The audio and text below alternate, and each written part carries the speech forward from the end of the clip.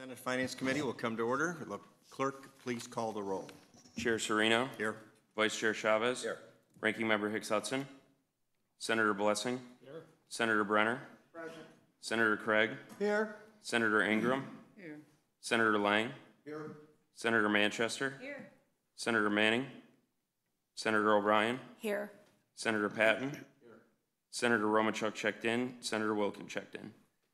We have a quorum, and we will proceed as a full committee. With the quorum present, we would ask that the committee to review the minutes from the April 9th meeting, which are on your iPads.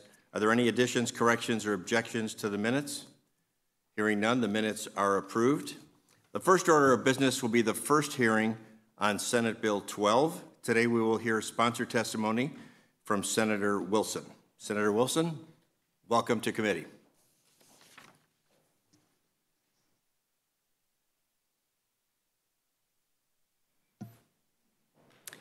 Chairman Serino, Vice Chair Chavez, Ranking Member Hicks Hudson, and esteemed members of the Senate Finance Committee.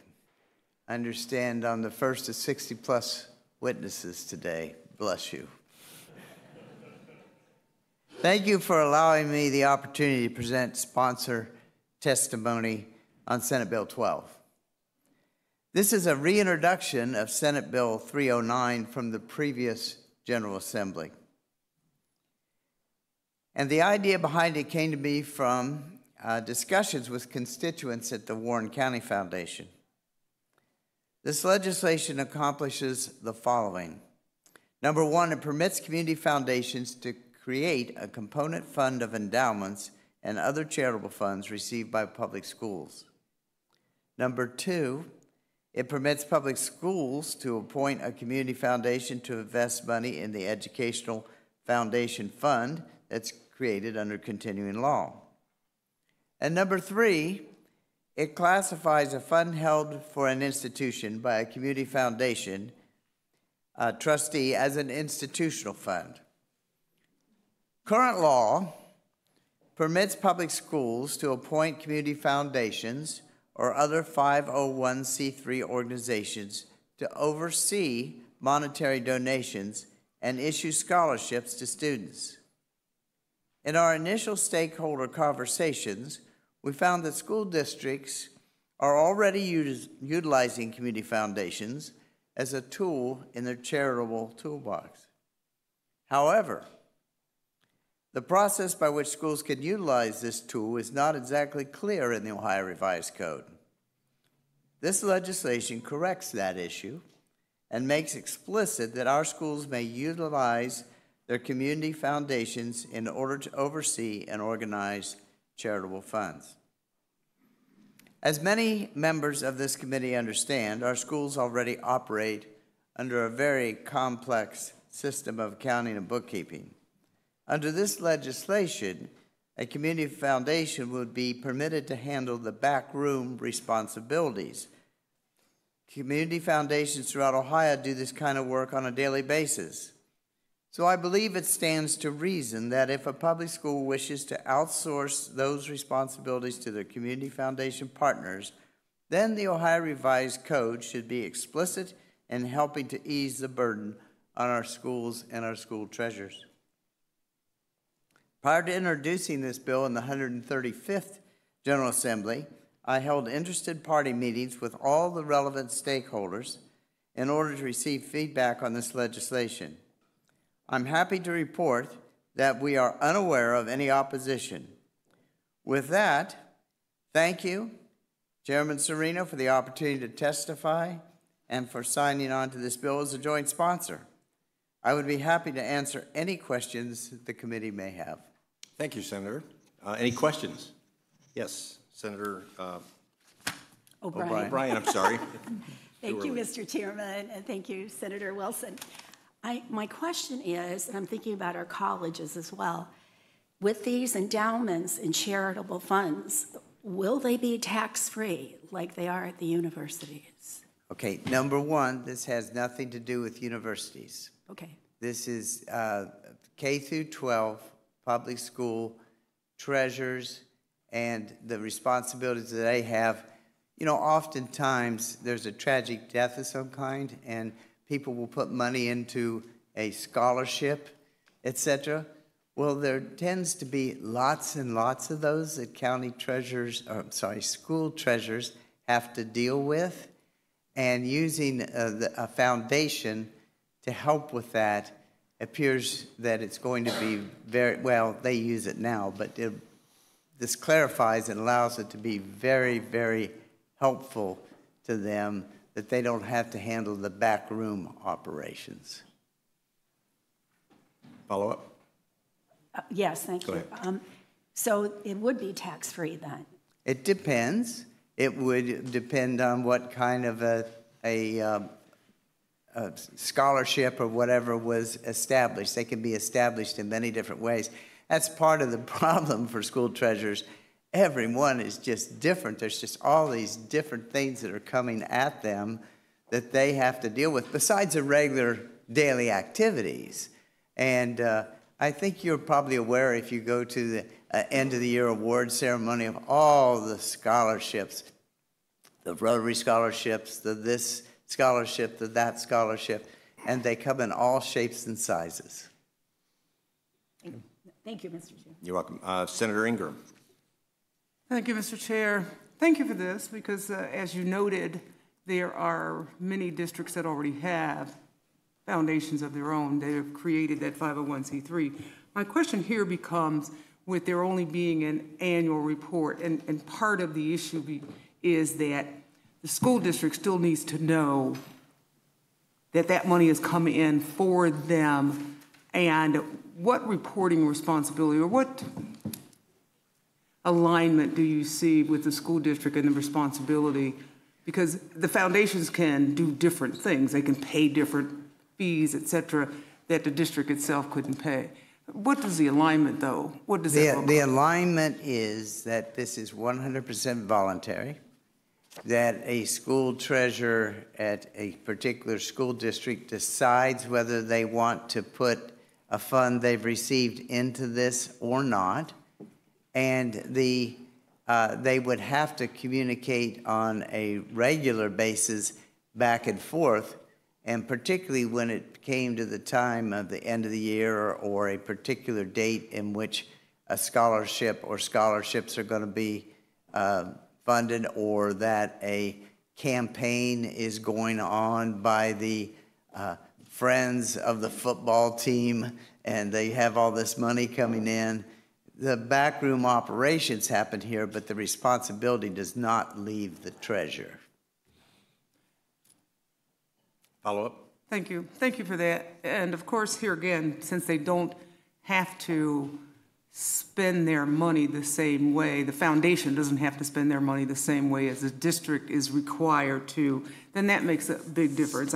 I don't oppose this. I think we need to be very careful about who is running that foundation to make sure that the purposes that it was set for, which is for the district's benefit, that it doesn't fall far from that. And unfortunately, sometimes they take on a life of their own with the district's money. It's not just scholarships. They do, and it is still public money, so the state auditor has a right at any time to go in and audit the funds and audit the operations. Any other questions? Hearing none, thank you, Senator, for your testimony today. Thank you very much. Okay. That'll conclude our first hearing on Senate Bill 12. The second order of business will be the fifth hearing on House Bill 96. Just a couple of notes here. Given the high volume of individuals here to testify, there'll be a 3-minute time limit. I ask both the members and individuals here to testify for your patience and cooperation as committee progresses throughout the day. We do have posted outside on the door the list of the order for testimony today. If anyone has an extraordinary issue with their placement, please step outside the door and into my office and ask for Kaylee, and we will do our best to make an accommodation for you if we need to. Okay. Welcome. Ranking Member. Thank you. Okay, with no further housekeeping in order, we will begin with the Ohio Pharmacists Association. Former Senator David Burke, welcome to committee.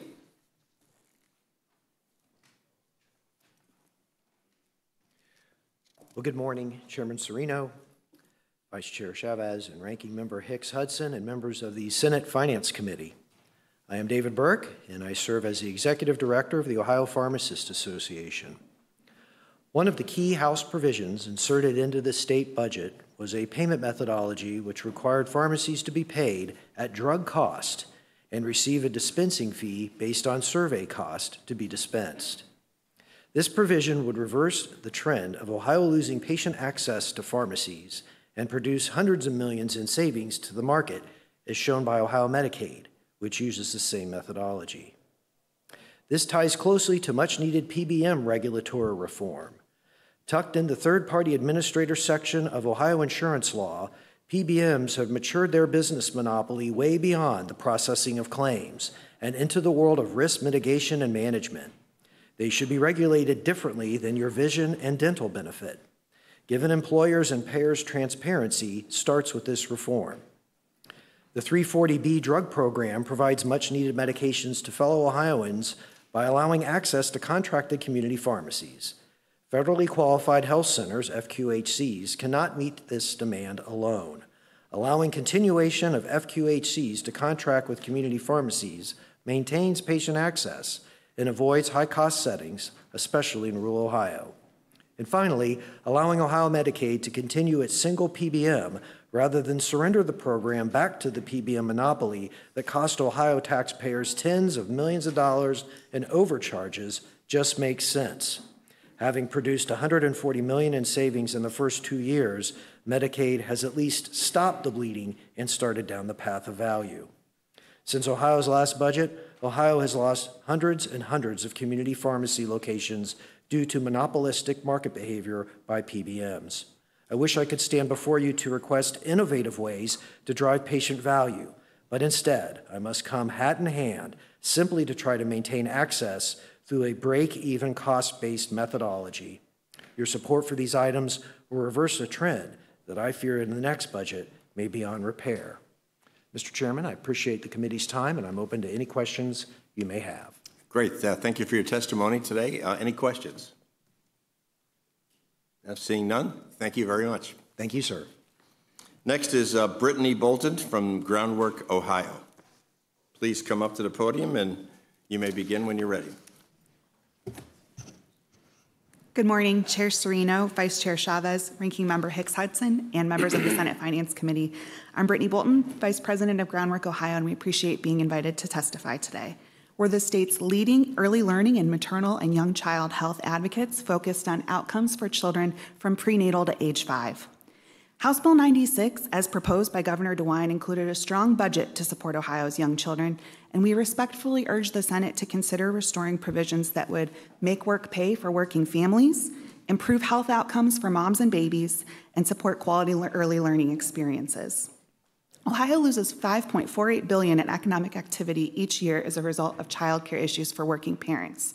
This current budget proposal does not expand eligibility to child care for working parents beyond 145% of the federal poverty level, keeping Ohio at the bottom of eligibility across the country. The current bill also currently restricts the Child Care Choice Voucher Program to $100 million each fiscal year, which is a reduction of $25 million over the biennium from the as-introduced version of the bill. Groundwork respectfully requests the Senate consider restoring publicly funded child care eligibility to 160% of the federal poverty level and the Child Care Choice Voucher to as-introduced levels.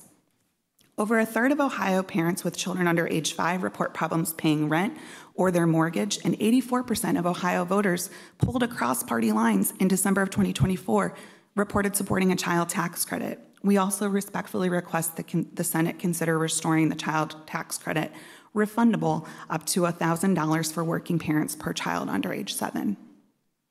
With regards to moms and babies, Ohio ranks among the bottom 10 states for infant mortality, and 11% of Ohio infants are born preterm.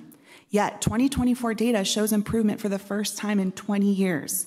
Now is not the time to make any reductions in the Help Me Grow line item or for the infant vitality investments that the state has been making.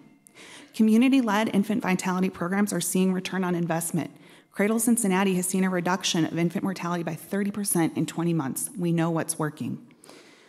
We also respectfully request the Senate maintain continuous eligibility for Medicaid from birth to age 3, as was passed in the last General Assembly's operating budget. Finally, only a third of Ohio kindergartners are ready to learn, yet the House eliminated the kindergarten readiness assessment in House Bill 96. The KRA is the only measure we have to understand the impact of experiences children are having in the first 5 years of life. Please consider restoring the KRA in the Senate. Groundwork partners with a vast network of caregivers, advocates, health and early childhood professionals, and families around the state, and our requests are a direct result of that engagement with those experts. Thank you for your attention to these issues, and I'd be happy to answer any questions at this time. Thank you. Thank you for your testimony. Are there any questions? Hearing none, thank you very much. Thank you. Next, we have from Westerville City Schools, Emily Whitehead. Good morning. Good morning, Mr. Chairman and members of the Senate Finance Committee. My name is Emily Whitehead, and I'm a senior at Westerville South High School. I appreciate the opportunity to testify today on school funding and in the state budget. Through public education, I was given the opportunity to be here today and talk to you. I was recently able to visit the Ohio State House, and through my American government class, I have learned about the process of both the American and Ohio governments. I have learned how important it is to advocate for what you believe and to use your voice, no matter your view or your opinion. I would like to provide you with information on why I believe public education is so important. Public schools are the backbone of our society, serving as foundational institutions that shape the lives of our children and the future of our communities. That is why it is so imperative that we maintain our funding. Many public schools, including Westerville City Schools, where I attend, are in underserved areas. Our school districts serve people from a wide range of backgrounds and incomes. Many districts face challenges due to insufficient resources and facilities. By maintaining funding, we can ensure that every student, regardless of their background, has access to high-quality education that empowers us to reach our full potential. Adequate financial resources enable schools to broaden their curricula to include essential programs such as art, music, physical education, and advanced placement courses. As a student who is in the International Baccalaureate program and is in AP classes, I believe it is so crucial to fund our schools so that I can continue those classes to further my education. A well-rounded education cultivates creativity and critical thinking and prepares students for the complexities of life. For students who cannot attend college or further their education beyond high school, those courses help to lead them down a path that can open the door for them to get higher education later in the future. Adequate financial funding can open doors to various extracurricular activities, including sports, clubs, after-school programs. These opportunities not only enrich students' educational experiences, but also instill vital skills such as teamwork, leadership, and resilience. As a captain of the Westerville South track and cross-country team, sports are a big part of my life. I have learned so many important values that I will be able to carry on into my life. Being a part of extracurricular activities is so crucial. Just as many of you know, the game of life is a balance of work and play. Being a student is not always easy, but having the opportunity to have an outlet that lets you participate and compete in sports that you are passionate about can be so life-changing for many. In conclusion, I am asking for appropriate funding for our schools, and I urge you to please use the current data to determine the actual cost to educate a child that reflects inflation today. Thank you for your time. Thank you very much for your testimony today. Are there any questions? Yes, Senator Wilkin. Thank you, Chairman. So not necessarily a lot of questions, but I do want to compliment you on being here. I think you did an outstanding job. It's good to see a young person here participating. And my one question is, did you have any assistance on your testimony from any high-powered lobbyists that roam around here in Columbus? I did not. I actually kind of surprised him with me testifying, so. I thought it was way too well written that you did. Thank you. Senator Hicks Hudson. I just wanted to say thank you for coming, because I do think it's important that we hear the future's voice as well as we go forward with this. So thank you. And I knew that it was your words, not someone else's. Thank you. Thank you. I do have to compliment my teacher because she really encouraged us we learned about advocacy, and so I do have to compliment her for this. So Great. Thank you. Thank you. Any other questions? Thank you very much for your testimony today. Okay, next we will hear from Adrienne Fernandez from the Lupus Foundation of America, the Greater Ohio Chapter. Welcome to committee. Thank you. Tough act to follow. Good morning, Chairman Serino, Vice Chair Chavez, Ranking Member Hicks Hudson, and members of the Senate Finance Committee. Thank you for the opportunity to provide testimony today. My name is Adrienne Fernandez, and I'm an employee of the Lupus Foundation of America, Greater Ohio Chapter. I also happen to be a lupus patient. Do I look sick? Well, depends on who you ask, but generally no. I assure you, though, that I live with the consequences of having lupus daily. I know most of you, we have spoken with most of you, and you know what lupus is. However, for those unfamiliar, I'll give you a brief description. Lupus is a chronic autoimmune disease that can cause inflammation and pain in any part of the body, including organs. It is heterogeneous, meaning each patient looks different. It can be mild or severe enough to cause death. Our job at the LFA is focused on improving the quality of life for all people impacted by lupus through programs of research, education, and advocacy. We are committed to reducing the personal and public burden of lupus, and the results of the first ever statewide lupus needs assessment conducted in 2016 revealed that much work still needs to be done. I'm sure in your role as legislators, you must ask difficult questions. Why is this issue important? Why should we provide funding for this? As I thought about my testimony, it led me to consider why lupus should be important to our Ohio legislators. After all, many diseases impact Ohioans. So why is it important to fund lupus here in the state of Ohio? First and foremost, lupus is not a season. We do not know the cause and there's no cure. Medications to treat lupus are getting better, but it is still chronic, meaning it will never go away. There is nothing I, as a patient, can do to change this. I will always have lupus.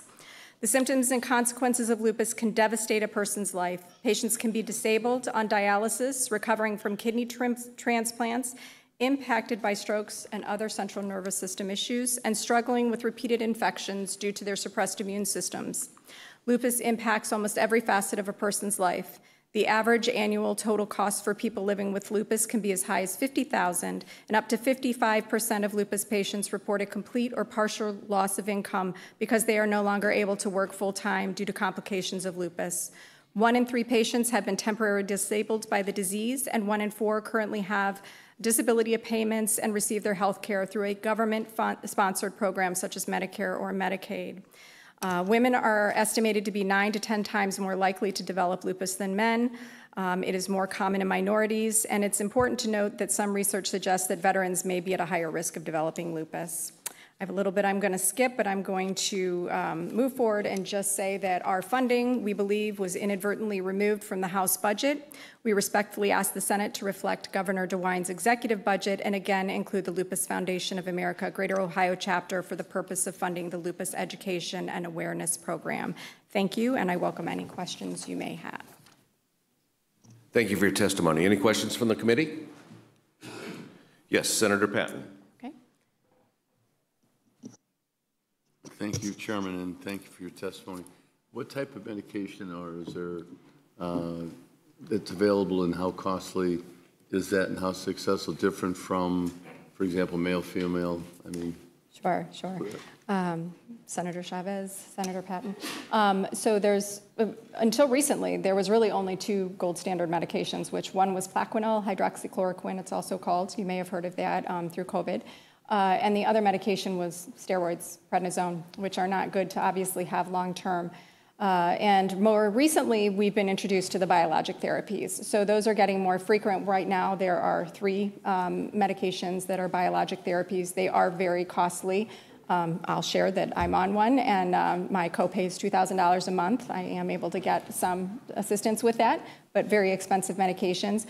There's not really a difference in terms of medications as far as treatment for male versus female, pretty standard across the board. But men do get lupus as well. Thank you, Chairman. Any further questions? Thank you for your testimony. Thank you, Chairman. Thank you. Next up, also from the Lupus Foundation, is Suzanne Tierney.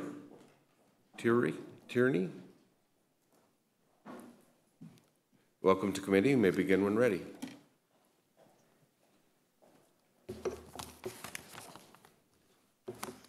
Good morning, Chairman Serino and members of the Senate Committee, Health Finance Committee. I'm sorry. I'm not feeling up well today, so bear with me, okay? My name is Suzanne Tierney, and it is my pleasure to submit testimony today as President and CEO of the Lupus Foundation of America, Great Ohio Chapter, one of only 5 in the country. We are part of a national organization that works in the bigger picture, finding the cause and the cure. We are the boots on the ground. We are building the lupus community here in the state of Ohio. It is a very cruel disease. It's unpredictable. It's devastating. We provide critical support to those affected by lupus. We even train medical professionals and community health workers to be on the lookout for it. Why we provide this early detection is at the key of what we want to do so that we can have better treatment and management so that people can have a better quality of life. We offer education, support, patient navigation, resources, and definitely self-management. Awareness, advocacy, and research are the key to what we do in the hope to find a cure.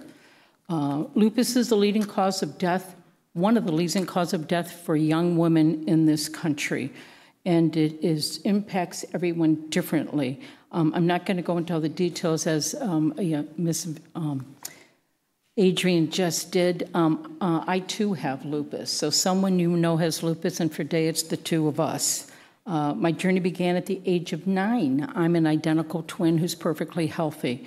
Through 19 years of misdiagnosis, after my first child was born, they told me to go home, get your affairs in order, because most likely you're going to die and it's going to be soon. Sat around for a couple years, and the dear Lord had another plan. Today, I am a stroke survivor. I do take over 23 pills a day. I'm not a candidate for the biologics that are out there. Not everybody is. When you have lupus, you just don't have lupus. There's multiple other chronic diseases that go with it, and I don't walk around and say I have 7 different chronic diseases. I do live a life of pain, exhaustion, fatigue, but with the help of physicians, a host of physicians, medications, a strong support system, and I am here today because my mother took me to the Lupus Foundation of America.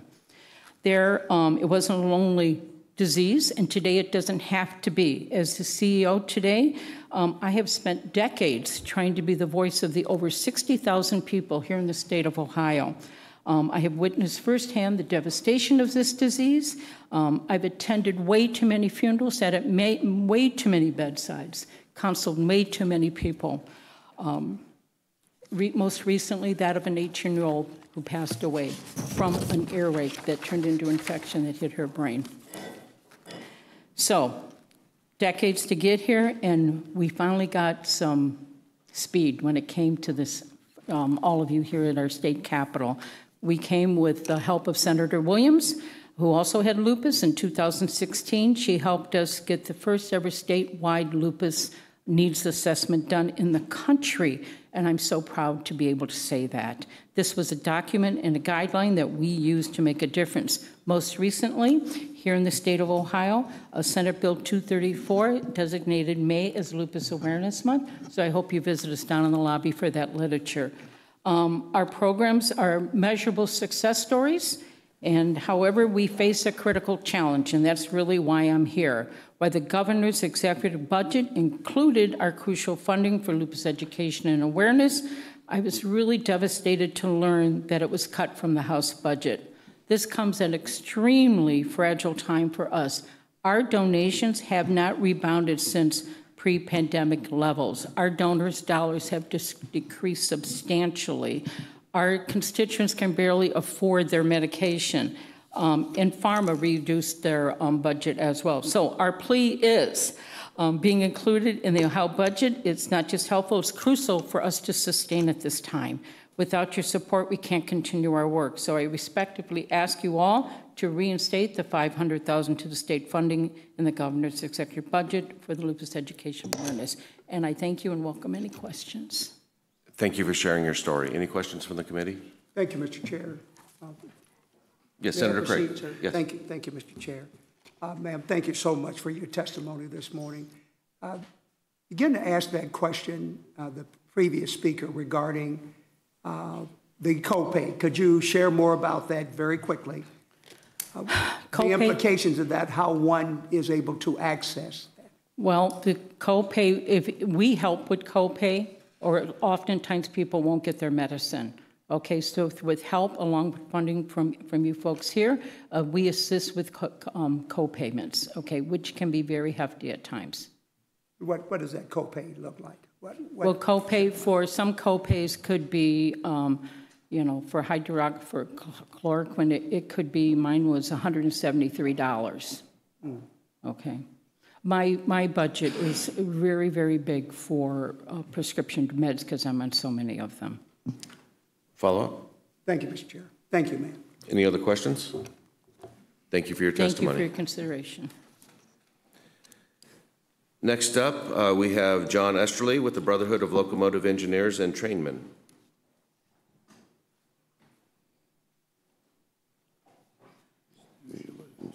Okay, moving on, we have Tony Rett representing himself.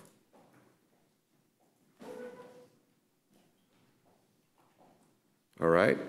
Eric Morse from the Centers.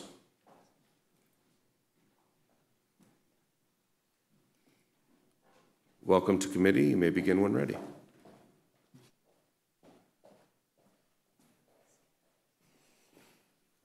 Chair Serino, Vice Chair Chavez, Ranking Member Hicks Hudson, and members of the committee. Thank you for the opportunity to testify on House Bill 96.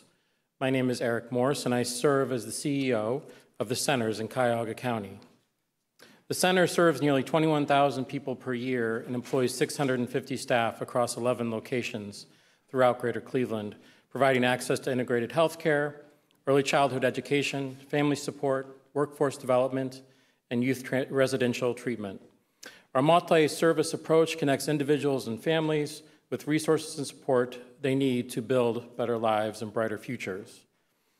I want to thank the General Assembly for your commitment in recent years to strengthen Ohio's behavioral health continuum of care, including funding in last state operating budget to grow the center's behavioral health urgent care services, and in last year's capital budget to jumpstart the center's Hope Campus. These one-time investments have made a lasting impact in building a strong behavioral health care continuum in Cuyahoga County.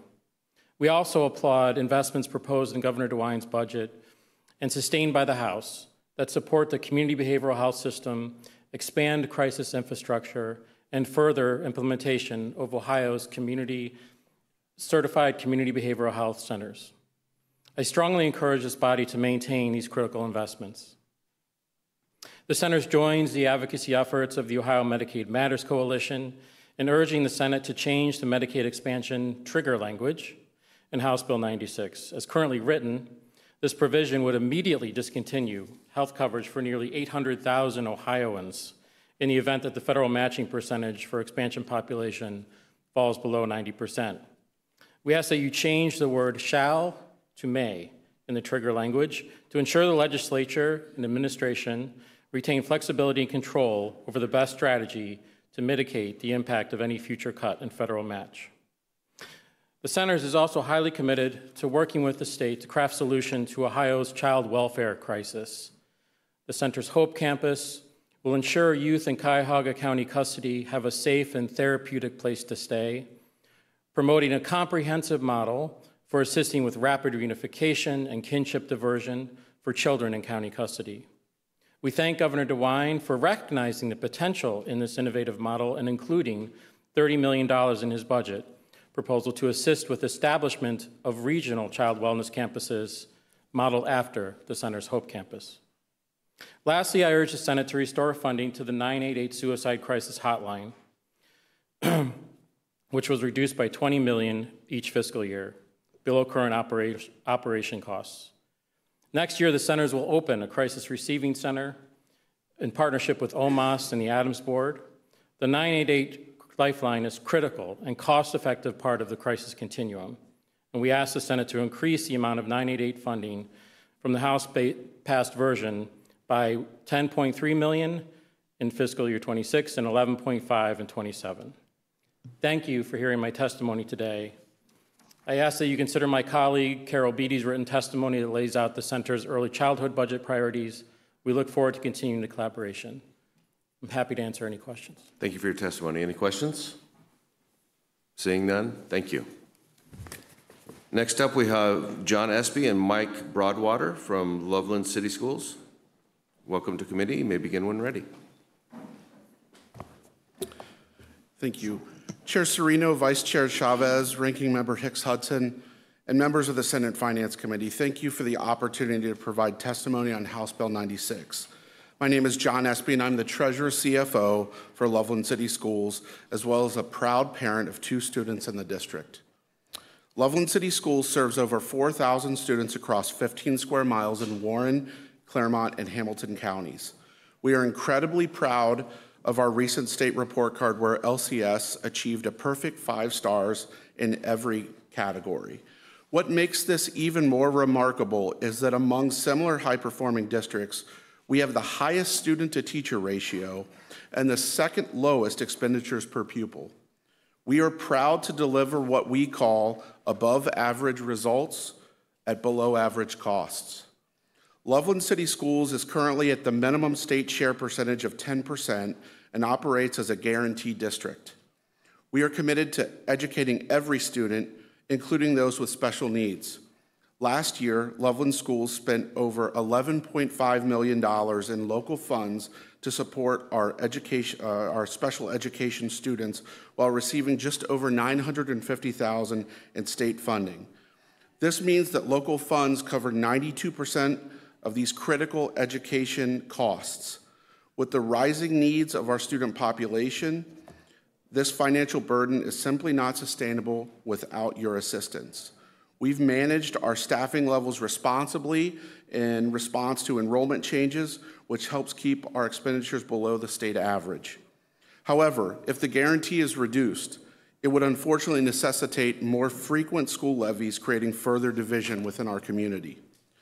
Like many of our colleagues, we remain committed to the Fair School Funding Plan. As such, Loveland City Schools respectfully request the Senate take the following actions. First, maintain the current guarantee. Losing it would be catastrophic for our district's future and our ability to meet student needs. Second, provide increases that are at or closer to the predicted inflationary levels of 2.3%. Third, remove the cash balance provision from House Bill 96. Capping cash balances would undermine responsible financial planning and could increase long-term costs for both school districts and taxpayers.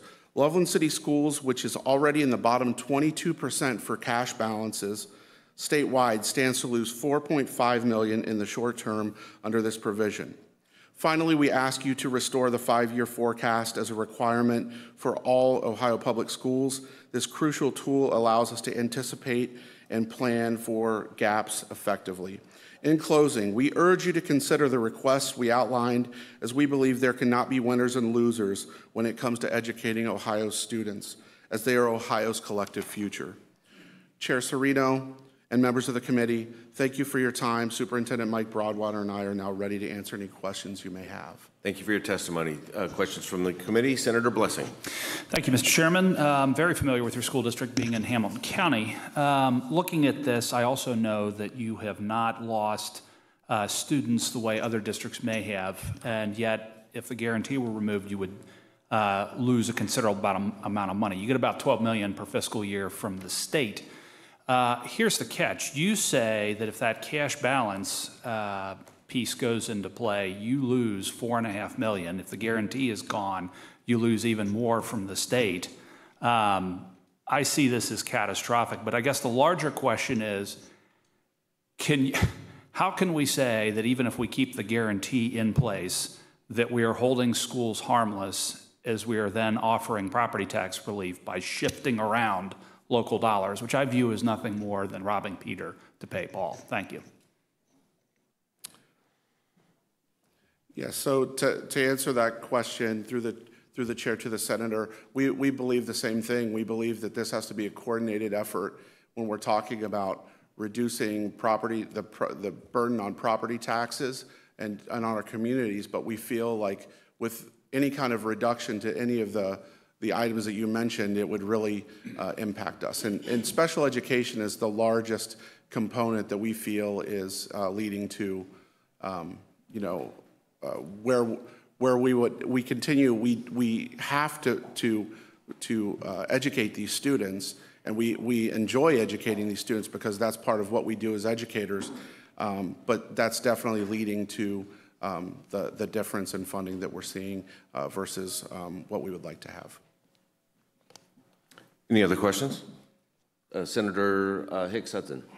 Ranking Member. Thank you, Vice Chair. Thank you for being here and for your comments. You heard the young lady speak about the need for having funding that actually would cover the cost for education. Could you just talk a little bit about that in terms of your overall comments that you made today? What is the actual cost for you in your school district to educate your children?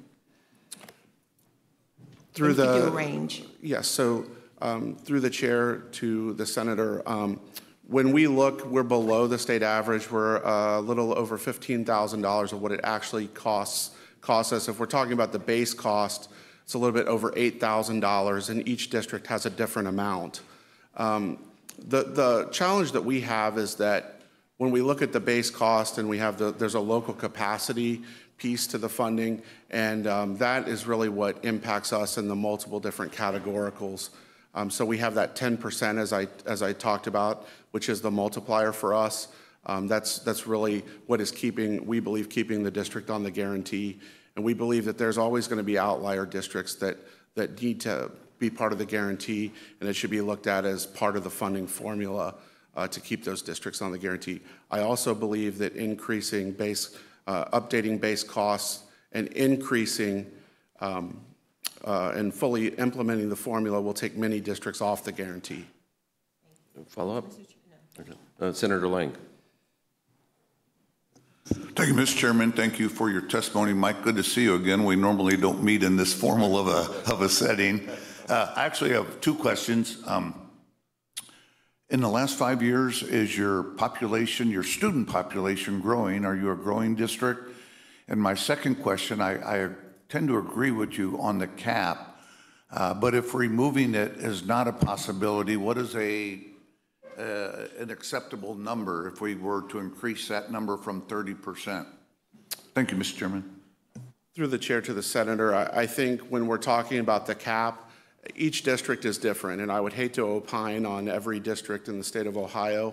I think that what would make the most sense from my lens is that if we could require districts to have a cash balance policy where there is a bottom and a top. And what I mean by that is a balance on the top end, that if a district is carrying large sums of cash, that there is a plan to either bolster the strategic plan of the district or also just complete paperwork similar to districts that might be going into financial distress. There are typically some things that happen at the state level from the auditor's office as well as the Ohio Department of Education and Workforce that could be similar processes. And then if you want to jump in. Through the chair to the senator, the enrollment piece we look at quite a bit. Loveland's a bedroom community, so you don't see enrollment going up and down too much. It has decreased. The way we have addressed it, it's decreased a little bit. We are in the bottom 3% of all school districts in the state of Ohio when it comes to student-to-teacher ratio. So there's only about 18 out of 600 districts that have less teachers than Loveland. And so we've adjusted the enrollment piece such that we feel that any reduction, we are so tight with staff, any reduction in staff is going to hurt kids. Any other questions? So even though this is the Finance Committee, I want to make sure that we do realize that it's going to be results per dollar spent is really at the end of the day what we want to make sure that we're focusing on. So thank you for your time and your testimony. Thank you. Next up, we have Evan Calicote and Jordan Hohweiser from the Ohio Farm Bureau Federation.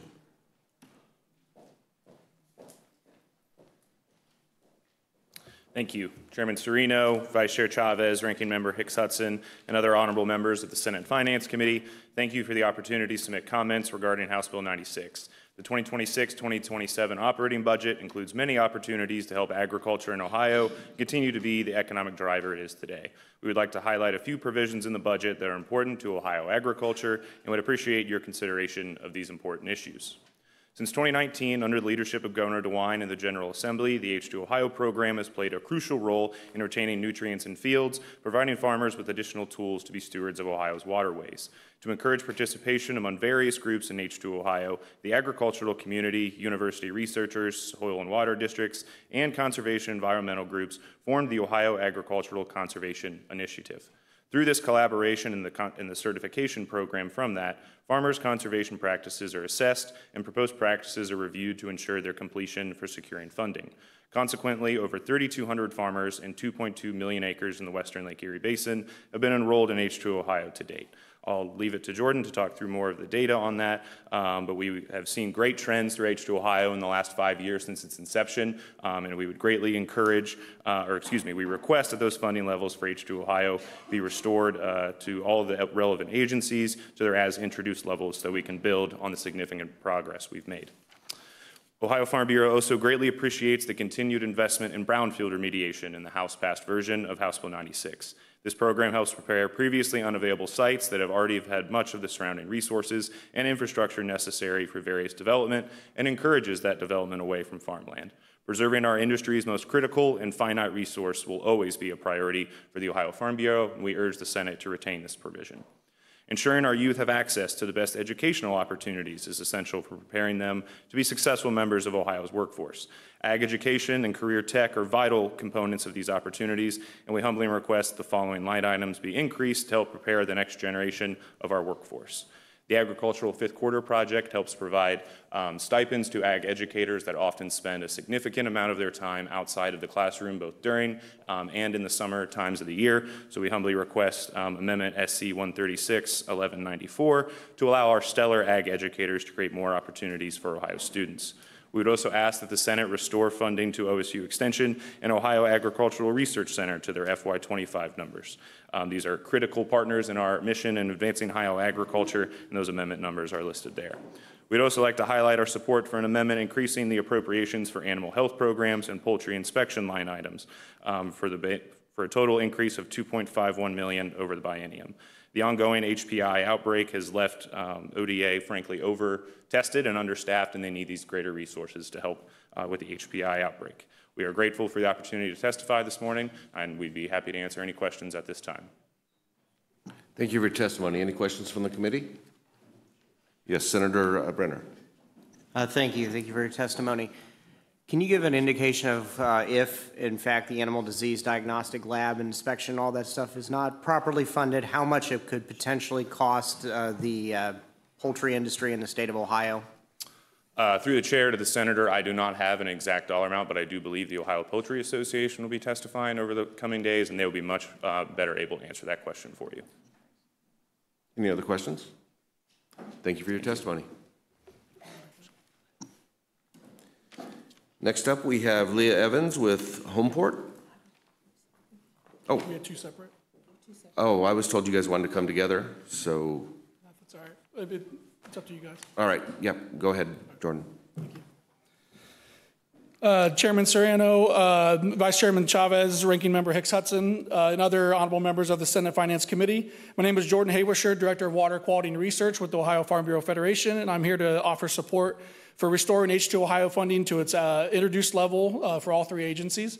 I was hired as our second dedicated water quality staff member 10 years ago as a direct result of the Toledo water crisis, and have been focused on helping our farmers identify solutions to water challenges in our state ever since. OFBF, along with the rest of the agricultural community, has gone above and beyond to help solve the water quality challenges of our state and has committed millions of dollars to water quality and nutrient management research, public outreach, and provided strong support for Governor DeWine's H2 Ohio program. In 2015, the agricultural industry also helped pass Senate Bill 1, which set guidelines on when farmers can apply nutrients to the Western Lake Erie Basin based on weather and soil conditions, creating possibly the most restrictive zone of nutrient application in the country. Even in the face of new regulations, nearly 1 in 2 farms in the Western Lake Erie Basin have enrolled in H2 Ohio, showcasing their desire to be proactive and continue to be great stewards of their lands that they have been for generations. In 2020, I spoke at every H2 Ohio rollout meeting alongside the administration to hundreds of farmers each meeting that showed up because there was broad support for the program. Since then, 3,200 farmers controlling 2.2 million acres have signed up for the conservation practices and emphatically demonstrated how farmers would participate in logical, effective programs. If H2 Ohio is cut to the proposed funding level, only 1,500 farmers and 1 million acres will be able to be enrolled, severely stunting the progress that we've made so far. H2 Ohio has been an extension and an accelerant of the enormous progress made by our farmers over the decades. According to the research summary by the Ohio State University, farmers have reduced their fertilizer applications by 33% in the last 30 years, while 65% of our Ohio counties have decreasing trends in mean soil test phosphorus. The combined factors of increasing yield, reducing fertilizer applications, and better manure utilization led to a net removal of 8 pounds of phosphorus across all Ohio agricultural lands between 2003 and 2022. In other words, more is being taken out as being put onto the ground, and that's over the last 19 years. So that's a huge point in this. Heidelberg University, which operates the National Center for the Water Quality Research, has an extensive tributary water testing program. They stated last fall that the dissolved reactive phosphorus has gone down slightly over the last 5 years, and that DRP is the phosphorus that is plant available, and that's what fuels the algal blooms. So that is a momentous a data point that demonstrates that our farmers have made tremendous progress towards reducing phosphorus going into Lake Erie. However, the issue has been decades in the making and will continue to be reduced bit by bit with programs like H2 Ohio. Hampering the momentum with a cut in funding will send even more uncertainty to our farmers. Amid one of the most volatile ag economies we have ever seen, Ohio farmers are affected by heavy rains, markets they can't control, drought, high inputs, unstable trade partners, and extreme pressure to reduce nutrients going into Lake Erie. The latter is slowly but surely being achieved with an extreme effort by our farmers, our partners at OACI that was previously mentioned, and the General Assembly supporting great programs like H2 Ohio. For multiple budget cycles, farmers have been able to hang their hat on stable conservation funding to help propel them to move up the conservation ladder and try new practices that may be difficult to afford. We would ask that you restore the proposed H2 Ohio funding amount to keep the momentum going. And then if there's any more questions that you guys have for Farm Bureau, I'll be happy to answer those. All right, thank you for your testimony. Ranking Member Hicks Hudson. Thank you, Vice Chair, and thank you for your testimony. I just wanted to ask a simple question. It's a yes or no. Do you believe that the restoration of H2 Ohio funding to the proposed by the governor's budget is going to be a really effective return on investment to reduce the pollution of Ohio waterways? Through the chair to the senator, yes. Thank you. Any other questions? Seeing none, thank you for your testimony. Thank you. Now we're at Leah Evans with Homeport.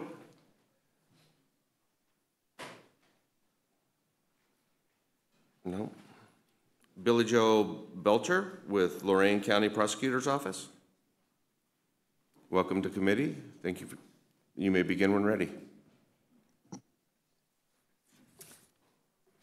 Chair Serino, Vice Chair Chavez, and Ranking Member Hicks Hudson, as well as esteemed members of the Senate Finance Committee.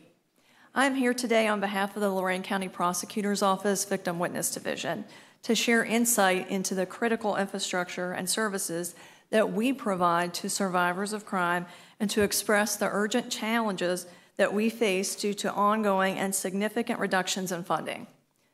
Our program has long served as a cornerstone of support for individuals navigating the aftermath of trauma. While our commitment remains steadfast, the resources that we depend upon to fulfill our mission have been severely diminished. Lorain County is one of the 10 most populous counties in the state of Ohio. It is home to several higher education institutions, correctional facilities, and rapidly growing suburban communities. In 2020, the county's population was 312,964 residents. By July of 2024, it had grown to an estimated 322,030 residents. Assuming steady growth, this puts us squarely within a range of population growth that should be able to be adequately supported by the surrounding infrastructure. However, with respect to crime, it sadly does not.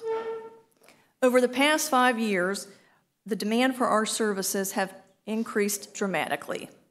In 2020 to 2021, our office served 11,237 victims. That number rose to 11,415 victims in 2021 through 2022, and then surged to 14,151 victims in 2022 to 2023, and reached 16,761 victims in 2023 through 2024. In just the first 2 quarters of 2024 to 2025, my office has served 5,027 victims. This represents a 49.2% increase in victims served since the year 2020, underscoring both the need in our community and the trust that our victims place in our services. Despite this rising demand, our staff has not increased. In 2023 through 2024, our 5 victim advocates supported an average of 3,352 individuals, or approximately 67 people a week. These advocates serve 6 General Division Common Pleas Court judges and 3 Juvenile Division courtrooms. They handle all incoming calls and walk-ins. They provide crisis intervention, safety planning, court accompaniment, and ensure compliance with Marcy's Law, as well as additional grant obligations. However, the workload is unsustainable. While the team continues to do more with less, it's not a viable long-term model.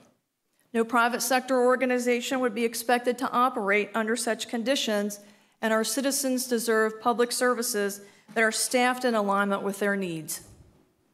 The funding landscape has deteriorated significantly. VOCA disbursements to Ohio have declined nearly 77% since 2019 due to reductions in the Federal Crime Victims Fund. Our program has experienced a 58.9% cut in VOCA funding from $263,000 in 2019 to just $108,000 annually since 2022. I'm here today to urge this committee to support the creation of a new line item of $5 million annually to support victim services agencies that support a general victim population. Thank you for your time, consideration, and commitment to supporting victims of crime. Thank you for your testimony. Any questions from the committee? Yes, Senator Manning. Thank you, Chair. Lorraine County Prosecutor's Office, I have to ask a question, of course. You guys do a great job. Appreciate it. And full disclosure, I did offer this amendment, so putting a plug in to hopefully get this funding because it's very, very much needed with Marcy's Law going into effect. I guess my question is, are you able to work with like the nonprofits? I know we have Genesis House in Lorraine County. I know when I was prosecuting at the community court level, they were very helpful. Are you able to partner with some of those nonprofits to fill some of those gaps? Through the chair to the senator's question, Senator, we are looking at different types of federal grant funding, state grant funding. However, since the need, or a criminal act is not linear, one criminal act does not equal one victim. And so with the increase in the number of victims, even the nonprofits in the area have strained funding as well. So it makes it difficult to rely on them to supplement those gaps. Any other questions? Thank you for your testimony. Thank you so much. Next up, we have Aaron Clapper with the Greater Ohio Policy Center. And just a word as folks are testifying, sometimes you put your notes over the timer and you can't see it flashing. So if you see me turn on my mic and lean forward, that's the first indication. If I'm doing this, that's the next indication. And if you suddenly hear your voice turn off, that's the last indication. Sure. I'll make it brief for you. Good morning, Vice Chair Chavez, Ranking Member Hicks Hudson, and members of the Senate Finance Committee. My name is Aaron Clapper. I'm Director of Outreach and Projects with the Greater Ohio Policy Center. GOPC advocates for policies that revitalize Ohio. Ohio has the 7th largest GDP in the nation. All communities across the state contribute to that strong position. If Ohio wishes to maintain its position as a strong GDP producer, Ohio must continue to invest in its legacy communities, those places that have lost population and industry and are reinvesting themselves. It's for this reason that GOPC strongly believes that Ohio must continue to prioritize an investment in the cleanup of brownfield sites throughout the state. Our first recommendation for the Senate Finance Committee is that the Senate retain the House-passed funding for the brownfields assessment and cleanup. Ohio has hundreds of blighted sites across the state with utility infrastructure, transportation access, nearby workers, and they are currently unusable.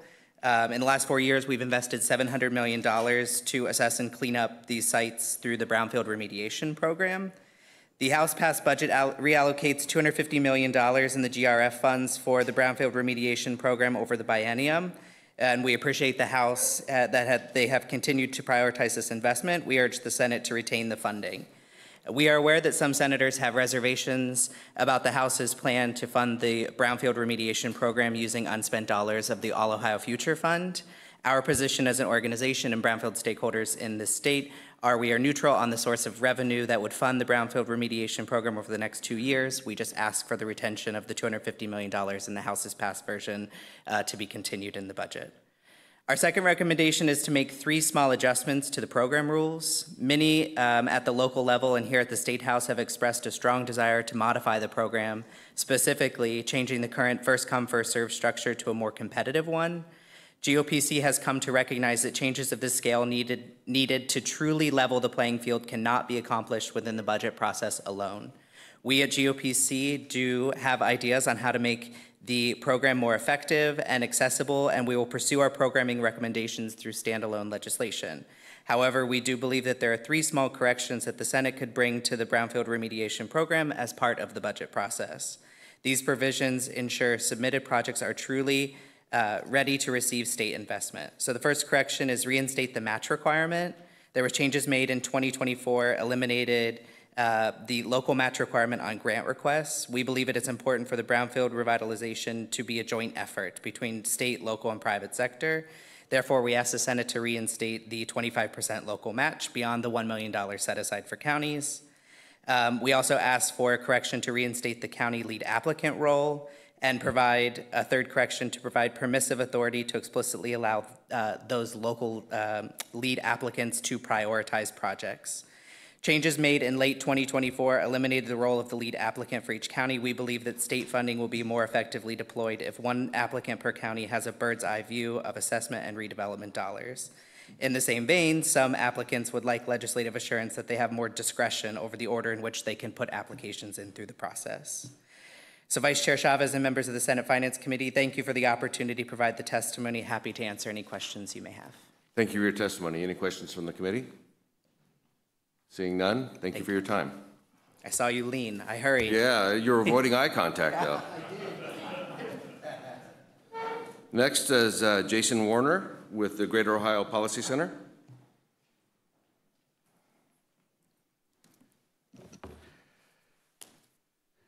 Thank you, Chair and members of the Senate Finance Committee. My name is Jason Warner. I am the Director of Strategic Engagement at the Greater Ohio Policy Center. You just heard from my colleague Aaron Clapper about GOPC's primary goal with this budget. As a statewide policy organization focused on revitalizing Ohio's communities, we believe transportation and housing policy are also important to Ohio's future. I will start with transportation. Over the past 6 years, the state of Ohio has maintained historically high levels of investment in public transportation funding. The as-introduced budget proposed to flat fund the state's investment in public transportation at $37 million per year. We strongly support this continued investment and encourage the Senate to maintain this funding. On passenger rail, GOPC believes that expanding passenger rail service in Ohio will increase connections between and within the state's regions and connect Ohio to the Midwest. Viable cross-state passenger rail service will reduce the assumed need for roadway expansion and allow existing rail infrastructure to better support increased demands for commercial and industrial freight logistics. As such, we support the adoption of the Midwest Interstate Rail Compact and the $50,000 appropriation in the House budget. Additionally, our partners at the Mid-Ohio Regional Planning Commission are leading an effort to advance the Midwest Connect line between Chicago and Pittsburgh, running through Columbus and Lima, and seeks $750,000 in the budget to fulfill Ohio's share of the Step 2 of the Federal Railroad Administration's Corridor ID program. As this request does not require any additional future commitments from the state, we strongly encourage its support from the Senate. GOPC has been a longtime advocate for increased development of active transportation infrastructure and makes our streets safer for cyclists, pedestrians, and other mode users. We also see the economic value of active transportation and the promise of community revitalization it offers. We are very concerned about language added to the House in the budget, which would prohibit the use of eminent domain for recreational trail projects. This language would hamper the development of active transportation infrastructure throughout Ohio and runs the risk of limiting access to these activities throughout the state. We are echoing calls and urging the Senate to remove this prohibition from House Bill 96. Regarding housing, the House made several changes to the Welcome Home Ohio program, including adding community development corporations to the list of qualified nonprofit developers eligible for grants, and we support this change. The House also creates the new Housing Accelerator Program. The new program would provide grants to municipalities and townships and adopt at least 3 pro-housing policies. GOPC has long supported many of the defined pro-housing policies and would qualify for a community grant under the program and urge the Senate to retain this program. The last thing I will add is our concerns with the changes to the Ohio Housing Trust Fund. We are strongly asking the Senate to remove this language, or at the very least, form a study committee to look at the long-term changes to the program in the future. With that, I appreciate the committee's time, and I'll be happy to answer any questions. Thank you for your testimony. Any questions? Seeing none, thank you again. Thank you. Next up, we have Melissa Virchel from Downtown Cleveland, Inc.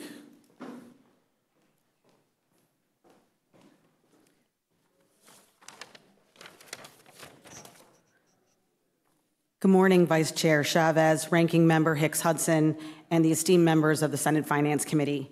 Thank you for the opportunity to provide testimony in support of expanding the Ohio Historic Tax Credit Program. My name is Melissa Virchel, and I'm testifying on behalf of Downtown Cleveland, Inc., where I serve as Vice Chair. We are a nonprofit organization that attracts talent, jobs, residents, and investment through market influence, community impact, and irresistible experiences.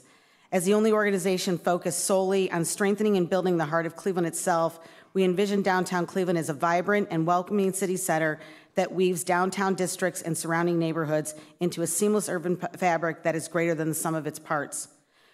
We work from sidewalk to skyline and everything in between, leading efforts to enhance downtown's environment, economy, and experience.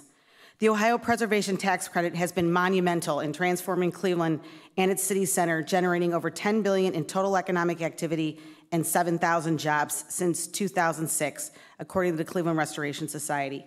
Additionally, Cleveland is now considered a national leader in office conversions and is looked at as the example from peer cities, largely thanks to this incentive.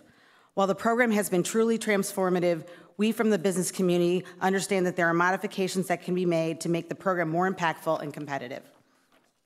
Firstly, we are asking for an increase in the annual cap to follow the governor's recommendations of $120 million with an additional project increase from $5 million to $10 million.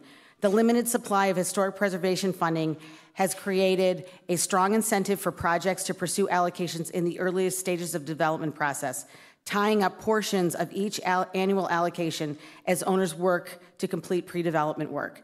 An increase in the per project cap is needed to follow the rise in construction and project costs. Increasing the per project cap would help push projects towards completion and help fully realize the potential of the incentive. Since all historic preservation projects generate a net return on investment to the state, as verified by the cost-benefit analysis that is a precondition for every award, the state's best interests are served by maximizing the volume of historic tax credit projects completed each year.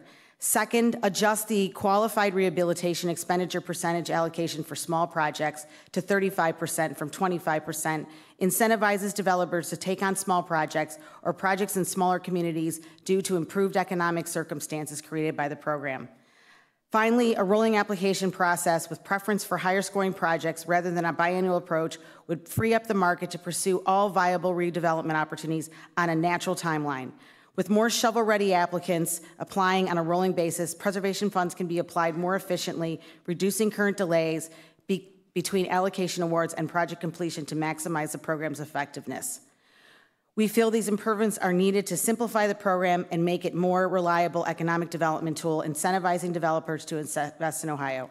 On behalf of Downtown Cleveland, Inc., thank you for the opportunity to testify on this very important matter. I'm happy to take any questions. Thank you for your testimony. Any questions? No questions. Senator Patton. Thank you, Chairman. Morning, Ms. Virchel. Good to see you. Morning. And you guys have done a remarkable job in the restoration of some of these buildings. The one building I wanted to question you about, though, is the Huntington building. It seems like that had been awarded, and that has some over 1 million square feet. I thought that had some real prospects. What is the current status on that? To Vice Chair Chavez, to Senator Patton, my understanding is that there are still some challenges to getting that project done. I think one of the methodologies that they were looking at was workforce housing in addition to the historic rehab. And I think some of the challenges with pairing different incentives together has created some of those issues. But I will say that because of its prominence on that corner, The city, including Downtown Cleveland Inc., is working very hard to find a solution for that project. Thank you very much. Thank you for asking. Any other questions? Seeing none, thank you for your testimony. Thank you. Next, we have Chad Aldis from Thomas B. Fordham Institute. Welcome to committee. You may begin when ready.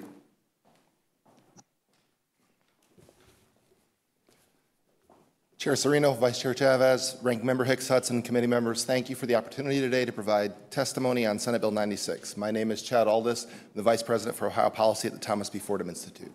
The K-12 provisions in the budget before you present a critical opportunity to address persistent structural issues in school funding, strengthen school choice, bolster literacy and numeracy, and improve career readiness across the state. This testimony highlights several key areas and offers recommendations for your consideration. Given the time constraints, I will be jumping around, but I'll be happy to answer any questions you have afterward. School funding, targeting resources where they matter most. Reforming the funding inputs. Ohio's school funding formula must be sustainable and student-centered. Right now, it's not. We support the governor's recommendations to fully phase in the Cup-Patterson formula while controlling the inflationary costs associated with updating its inputs, which are often impacted by local and federal dollars outside of the school funding formula. Secondly, we urge you to fix disadvantaged people impact aid. DPIA is broken due to the community eligibility provision, a federal meals program. It wildly overstates the number of economically disadvantaged students in the state. We urge the Senate to move to direct certification as a standard, which offers a more accurate identification of low-income students and will better target funds to where they are truly needed. And third, reducing reliance on guarantees. Guarantees, while well-intentioned, now operate as subsidies to districts that lost students or became wealthier. These provisions, while politically popular, distort funding equity. We recommend an accelerated phase-out, reducing guarantee basis to 90% in FY26 and 80% in FY27, and eliminate supplemental targeted assistance, which unfairly compensates districts losing students to choice programs. Moving to charter schools, we encourage you to, we commend the governor's proposed increase in facilities aid and urge the Senate to maintain this vital funding. Charter schools continue to face inequities due to a lack of access to local construction funding. We also strongly support restoring the governor's improvements to the unused facilities law, strengthening enforcement and pricing mechanisms, while adding guardrails to avoid unintended district burdens. We would encourage you to preserve the high-quality charter school funding model, which is the only program in Ohio that actually funds for performance. We think it should be preserved and the eligibility criteria not weakened. In the private school choice space, we do oppose the inclusion of an education savings account for non-chartered, non-tax schools. I'll be happy to go into more detail on that, but time is ticking. Career pathways and workforce readiness. Ohio's system is ripe for modernization. It presents a great opportunity to make some progress. We support the governor's move to redo the industry credential process. That's leading to issues related to graduation. And in general, funding things that aren't as significant and important to Ohio students. We would encourage the Senate to restore funding for career awareness, support high school internships, and establish a data insight board to link education and workforce outcomes. In literacy and numeracy, we encourage you to support Senate Bill 19. Chair Brenner has worked really hard on getting that bill right. And finally, we urge you to restore the governor's proposal to look more closely at teacher vacancy data. We can't solve a shortage if we don't know where it is. Thank you for the opportunity, and I'll take any questions you may have. Thank you for your testimony, and I appreciate everyone going into their terms and conditions of voice with the rapid reading as the time ticks out. Any questions from the committee? Seeing none, thank you for your testimony. Thank you. Okay, who's next? Yep.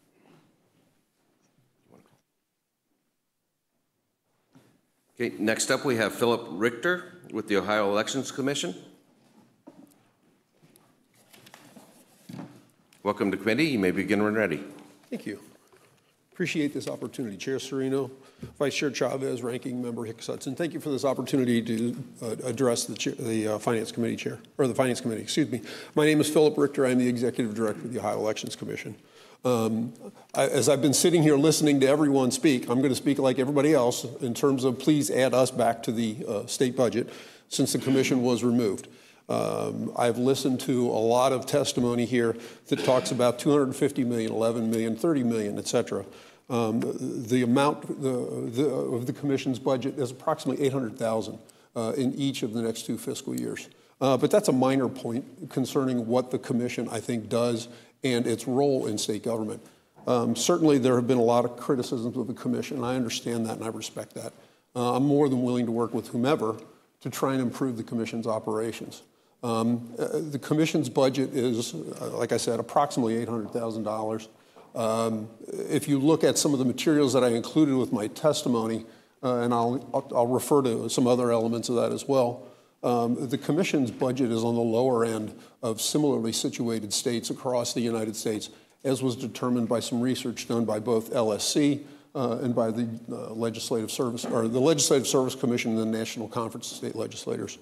One thing I'll point out, again, referring to numbers alone, is that the commission's budget is approximately 8 thousandths of the state budget. And so I believe that in putting that much back in is a minor aspect.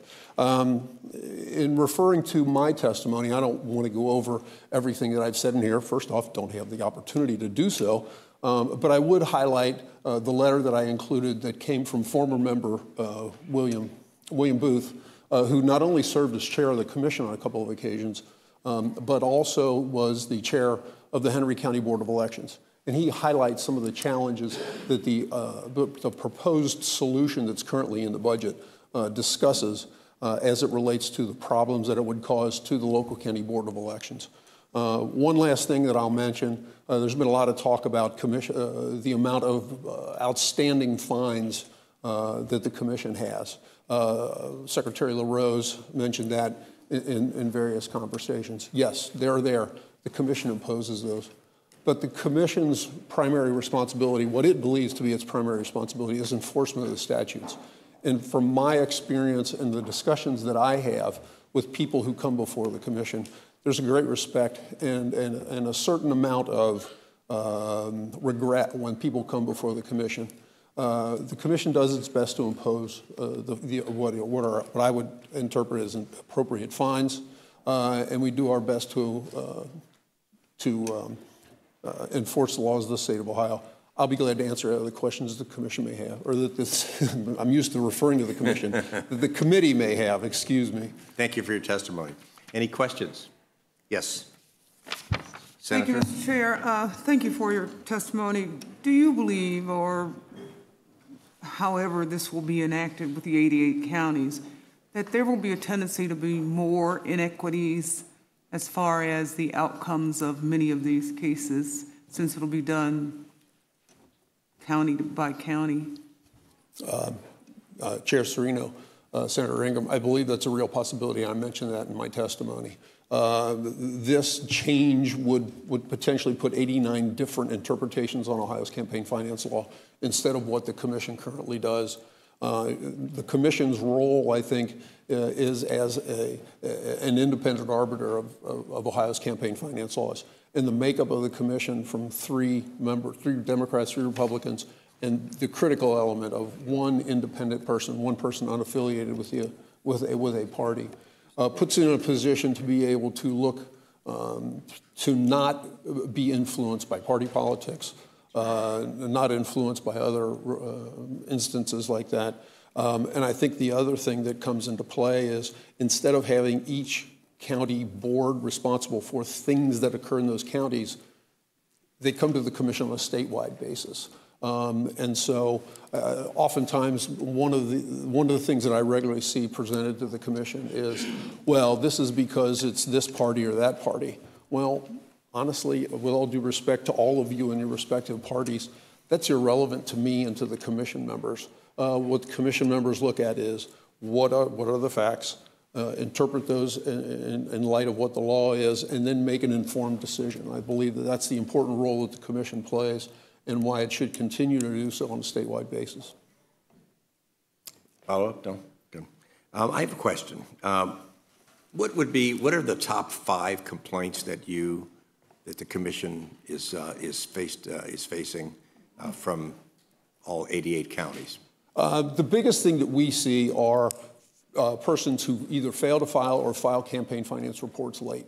You know, there are obviously, you're all aware, pre-election, post-election, annual, semi-annual reports that are due.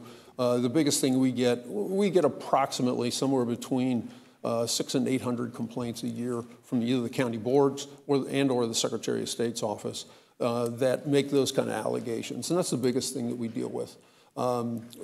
Certainly, we also deal with, whether there are violations of the disclaimer law, which honestly is something of a surprise to me, considering how simple it is to put a disclaimer on literature. But we still regularly get as many of those as we probably got 10 or 15 years ago when there was a much larger disclaimer law that everybody had to comply with. And are the consequences for any of those violations in those two or in the other areas that you get complaints on, are they black and white? I'd like to think so, yes. One of the things that I've striven during, obviously I've been in this position for a long time, as I was appointed by the first commission to be the executive director in 1996, to have a consistent application of the law regardless of the circumstances of whether you're coming from Cuyahoga County or Adams County or anywhere in between.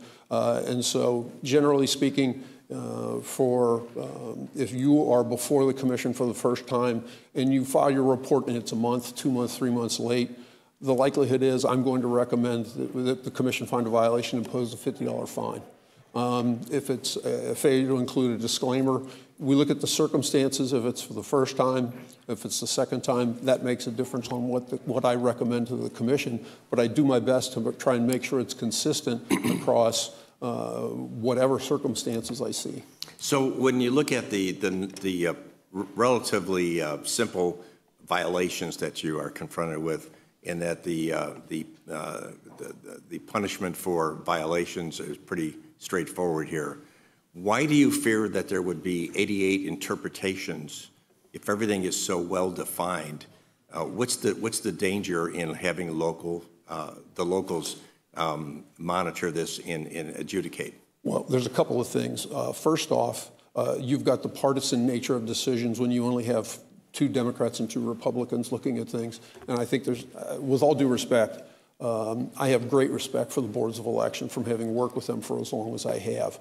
But there's always going to be that view of things, as there was when the commission was originally created back in '96, was the fact that there were partisan allegations levied at the Secretary of State and the Attorney General as it related to the commission's operations. And so the commission was created as an independent agency to make those decisions. And so I think you always have that there. There's the possibility that somebody looks at it and says, well, because he's with my party, I'm not going to vote for him. And I think that's a real possibility. And so while they seem relatively simple, and as I think Mr. Booth said in his, you're going to have, there's the possibility you could have one friend looking at another friend and having to make a decision, and the challenge that could bring to somebody. Okay, thank you. Yes, Senator Hicks Hudson. Thank you, Mr. Chair. Based on your question, Chair, do you also find that it's problematic because the way that a complaint is filed, that it's actually the boards of elections that they might have gotten a complaint from someone outside as it relates to a disclaimer, but when we're looking at whether or not a campaign finance report is filed timely and correctly, isn't it usually the boards of elections that are making those determinations and making the referral to your organization? That's definitely, the majority of cases that we get come that way, yes. And so what you're looking at is putting a situation where you've got, one part of the office making a referral and the other part having to make a determination of a case. And that's an inherent conflict of interest in those kind of circumstances. Any other questions?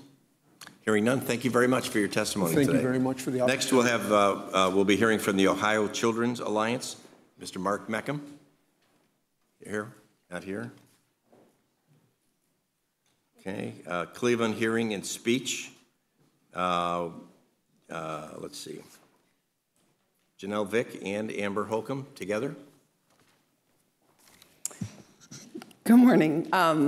Good morning, Chairman Serino, Vice Chair Chavez, Ranking Member Hicks Hudson, and all the members of the Senate Finance Committee. My name is Dr. Janelle Vick. I'm the President and CEO of Cleveland Hearing and Speech Center, and we are home to Community Center for the Deaf in Parma Heights, Ohio. And I am here representing all 7 community centers for the deaf across the state who represent constituents in every one of the 88 counties.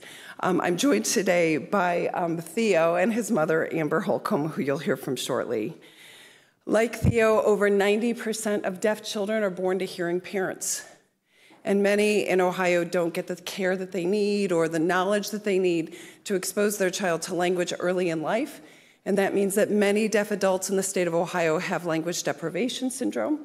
And this means that they're socially isolated, they don't get educated, and most adults who we serve in Cleveland have no more than a 2nd or 3rd grade reading level. It's a travesty because, like Theo, every Ohioan born without hearing has the potential to become really everything that they ever promised to be. So when you only have a 2nd grade reading level, it's challenging to get what you need. Our services include helping people get access to secure housing, food, substance use, and mental health care. And this is true across all of the 7 community centers for the deaf. So we do this with very meager resources, and we get limited funding from Opportunities for Ohioans with Disabilities. They administer $772,420, and that's provided to OOD through Social Security Vocational Rehabilitation Cost Reimbursement. We learned on March 5th that those claims have been denied in great proportion and that we will be not funded. This means that many community centers for the deaf, including the one in Cleveland, will not be able to operate. My board has made it clear that that will not be feasible for us. And that means that many, many, many, many thousands in Ohio will lose access to these services that are life-changing and supporting. So I, with Amber, am here today to respectfully request your support for an $800,000 appropriation each fiscal year for community centers for the deaf so that we can continue our work. The deaf individuals in the counties that you represent are counting on all of us to sustain these services. So I will introduce Amber to tell you a little bit more about Theo and her experience.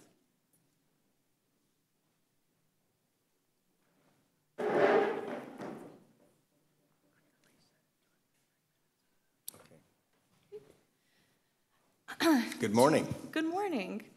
Sorry, we had like a small thing. To the chair and the committee, my name is Amber Holcomb. I'm the mother of a wonderful 3-year-old named Theo who was born profoundly deaf. When our son Theo was born, he was perfect. I didn't think twice when they came into the room for the newborn hearing screen. The setting was normal, just like when my daughter had done it 3 years prior in the hospital room, bassinet next to my bed. He was hooked up to the machine. The nurse was making idle small talk. Then that's the first time we heard that he failed. I would love to say I didn't panic, but I did. It's probably just fluid in his ears from my C-section is what they told me, and that they would reassess it later. And then a few weeks after discharge from the hospital, I took my newborn to his first audiology appointment. They hooked his head up to wires and shoved things in his ears, and I sat there with him in my arms, and I stared at him while he slept through all the beeps that I could clearly hear without assistance. And I stared at the unmoving face of his audiologist, trying to get a read on what she was seeing and thinking. And when it finished, she said, "We are going to be such good friends," and told me he was severe to profoundly deaf in both ears. And my first thought was, I don't want to be friends. I just wanted my son to be okay. And we would be, but I didn't know that yet. Deafness wasn't something that ever crossed our minds during pregnancy, especially not in a family like ours with no history of hearing loss. We were completely blindsided. There was grief, confusion, fear, questions we didn't know how to ask, let alone answer. At some point, I told his dad that he could actually leave if he didn't want this life, and I was very emotional, obviously. Theo was just 3 to 4 months when we entered an early intervention program throughout the state. It was the beginning of everything, and I couldn't imagine at the time how important this would be for our journey. They were our bridge, teaching us, encouraging us, and introducing us to something that we didn't know we needed, and that was the deaf community. Theo does have cochlear implants and uses both spoken English and American Sign Language. The bilingual approach isn't just a method of communication, it's a way for him to connect with both worlds, to have choices, to be fully himself.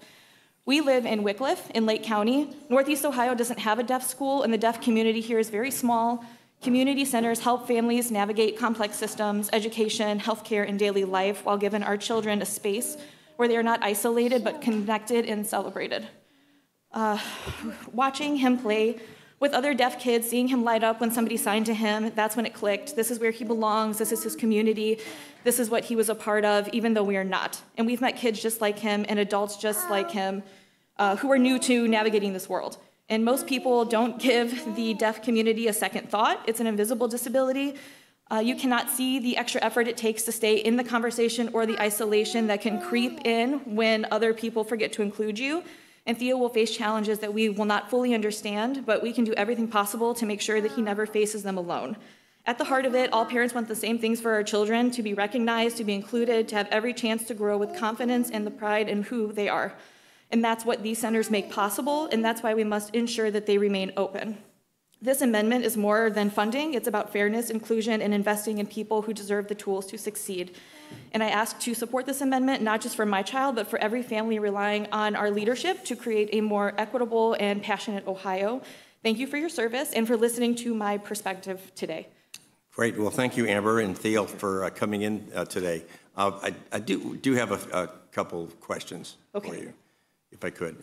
So you live in Wycliffe, and it's always great to see constituents of mine here. Tell us a little bit about the range of services that are available to you in both in the county as well as you go to Cleveland, obviously, in Cuyahoga County for some services. Just talk a little bit about the kinds of services you and Theo are able to access.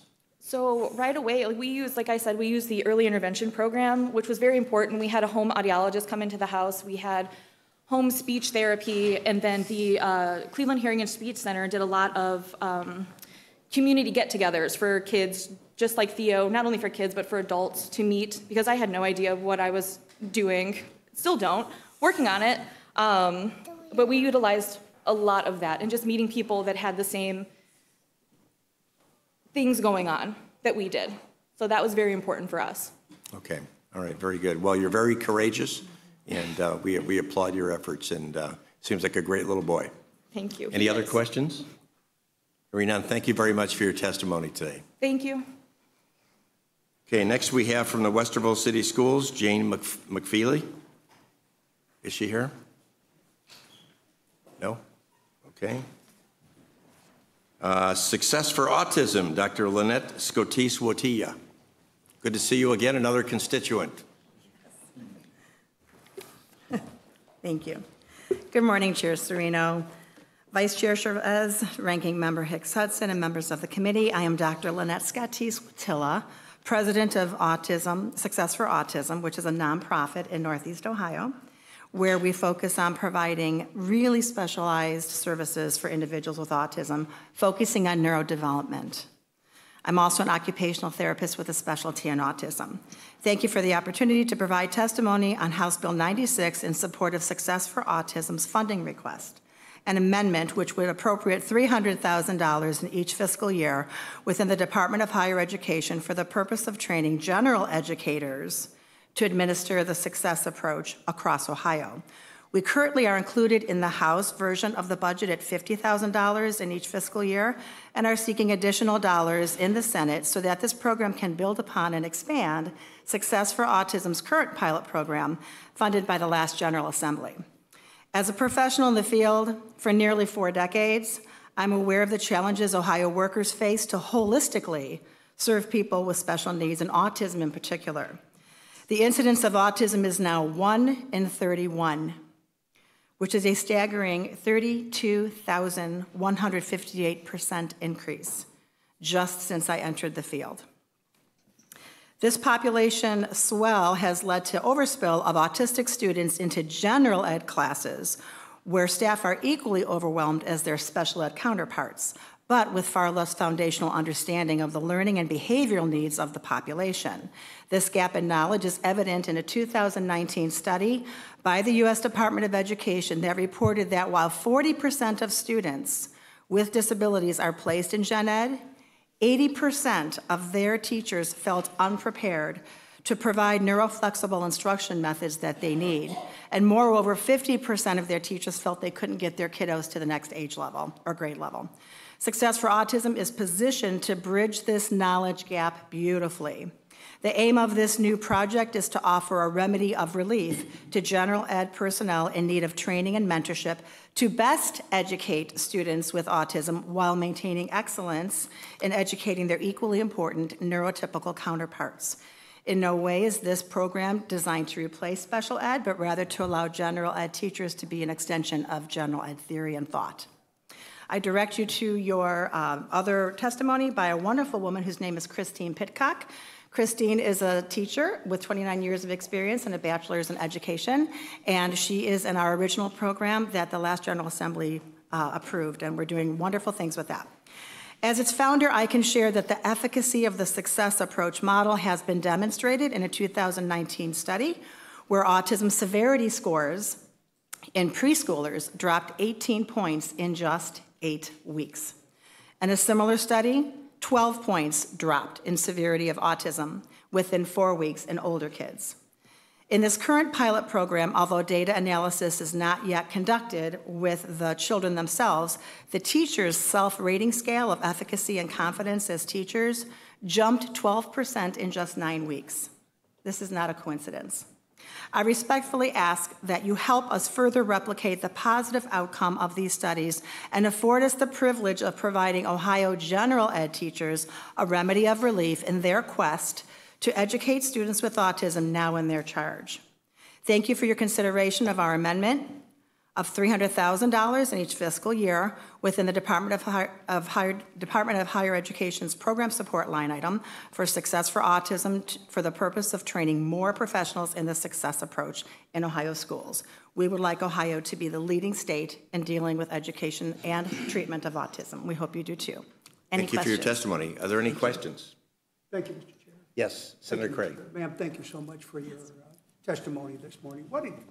What have you observed has contributed to the significant rise in autism? Through the chair to the senator. It's an excellent question. In my professional opinion, I think there's a combination, although it's more about what we do with the kids when we have them, not necessarily what's causing it. But I have seen an increase in children with autism relative to environmental issues relative to what we're eating, chemicals. There's all theories about how our nervous system turns on, or our physiology turns on and turns off certain genes against many autoimmune disorders, autism being one of them.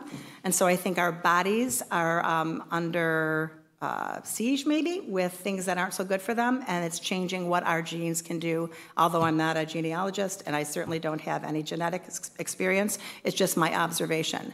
The incidence is staggering. What we do about it is everything. We've seen children who move away from the diagnosis very fast with this neurodevelopmental approach, because we all know autism is neurodevelopmental. So while we're waiting to the right answer of what is causing it, we need to treat the neurology of the children. It's an excellent question. I wish I had a better answer.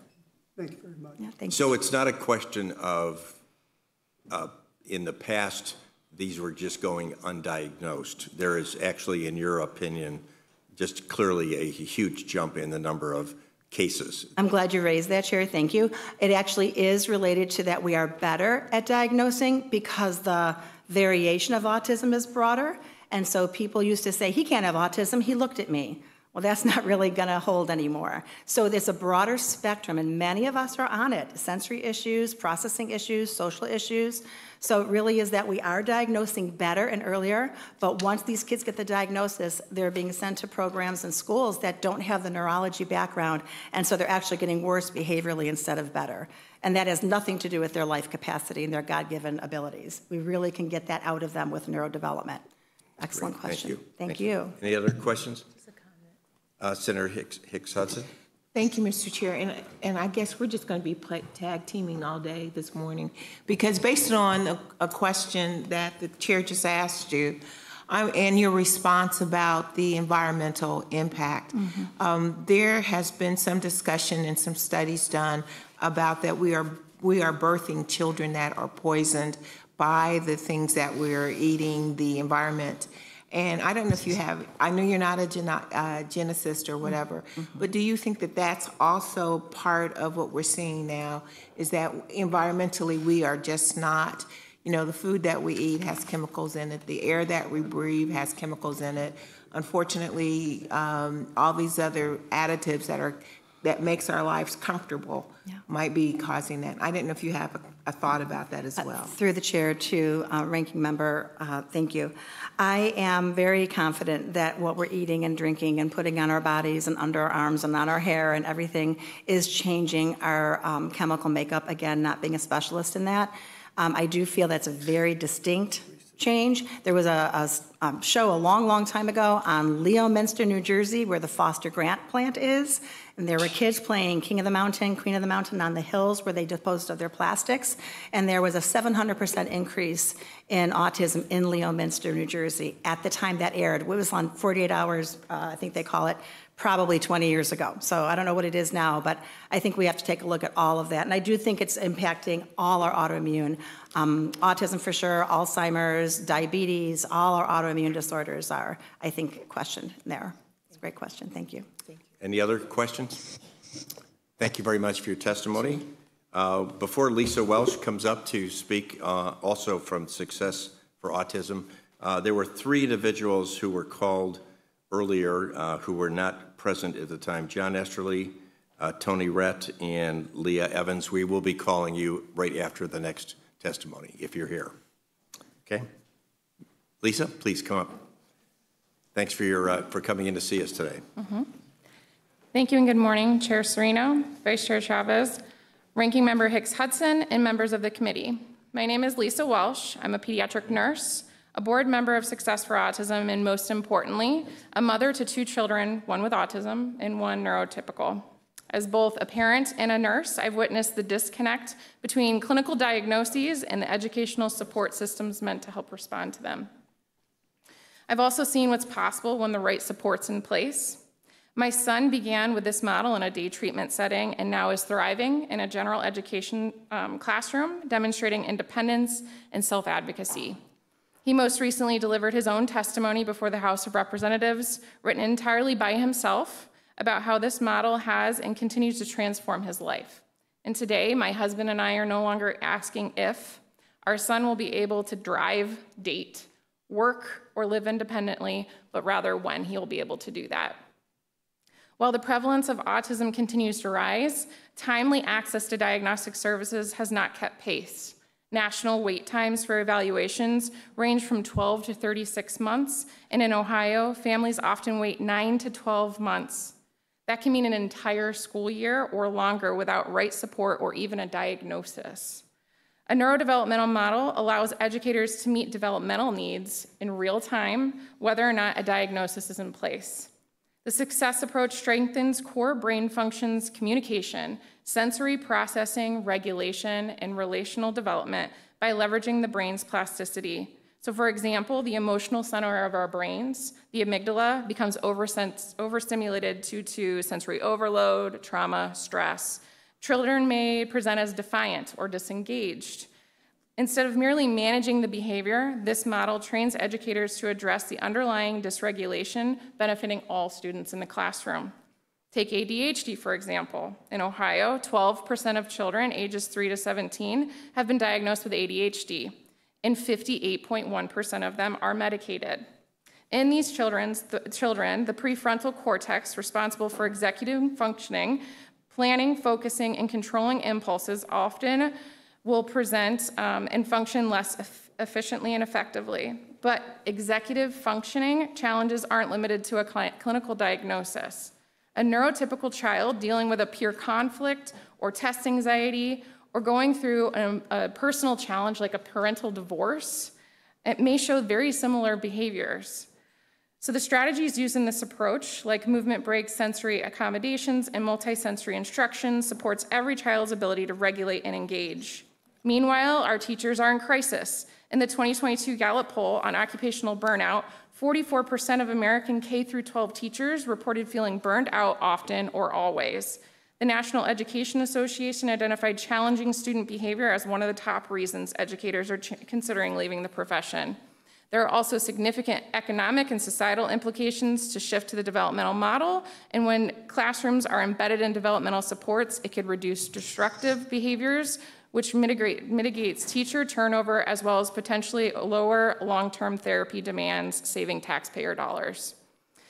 And then on a larger scale, intervention rooted in neurodevelopment could reduce reliance on pharmaceuticals for behavior management. This initiative goes beyond autism. It's also equipping all students, regardless of diagnosis, with the tools they need to thrive. Thank you for your time, consideration, and commitment to Ohio's children and their future. And thank you for your testimony today. Any questions? Yes, Senator Ingram, sorry. Ingram. Thank you very much for your testimony. So the intent, and I should have asked the doctor, the founder, is to catch the teacher, professional development. We'll do it at the prep institutions, and then, of course, we'll have professional development for the teachers who are already in the classrooms. Through the chair to the senator, the intention of this would be to using a pilot program to meet the current teachers in the classrooms to be able to give them the developmental education. So a lot of times what we're finding is that the teachers don't know the general development of a child, and then what does that look like for a child with autism or ADHD or going through a difficult period of time. So we're trying to manage a behavior or mitigate a behavior, but we're not understanding why these behaviors are happening. So it's just like breaking my bone and then casting it without knowing that it's broken or not. So giving the information and the knowledge to be able to support the education behind why is that neurodevelopmental, why is that autism and ADHD behavior actually happening? Follow-up. Thank you, Mr. Chair. So we do have a dual prep program with special education in some of our prep institutions already. And so it's not specifically just for the autism piece, it's to recognize that there is attention that needs to be done. And like was said before, maybe waiting for the IEP or the 504 may be lengthy, that if the teacher is already trained, then they may know how to do that. So the pilot was for just that, the pilot. Would the 300,000 get you to what? So the education would be coming into the classrooms and showing the efficacy of this model.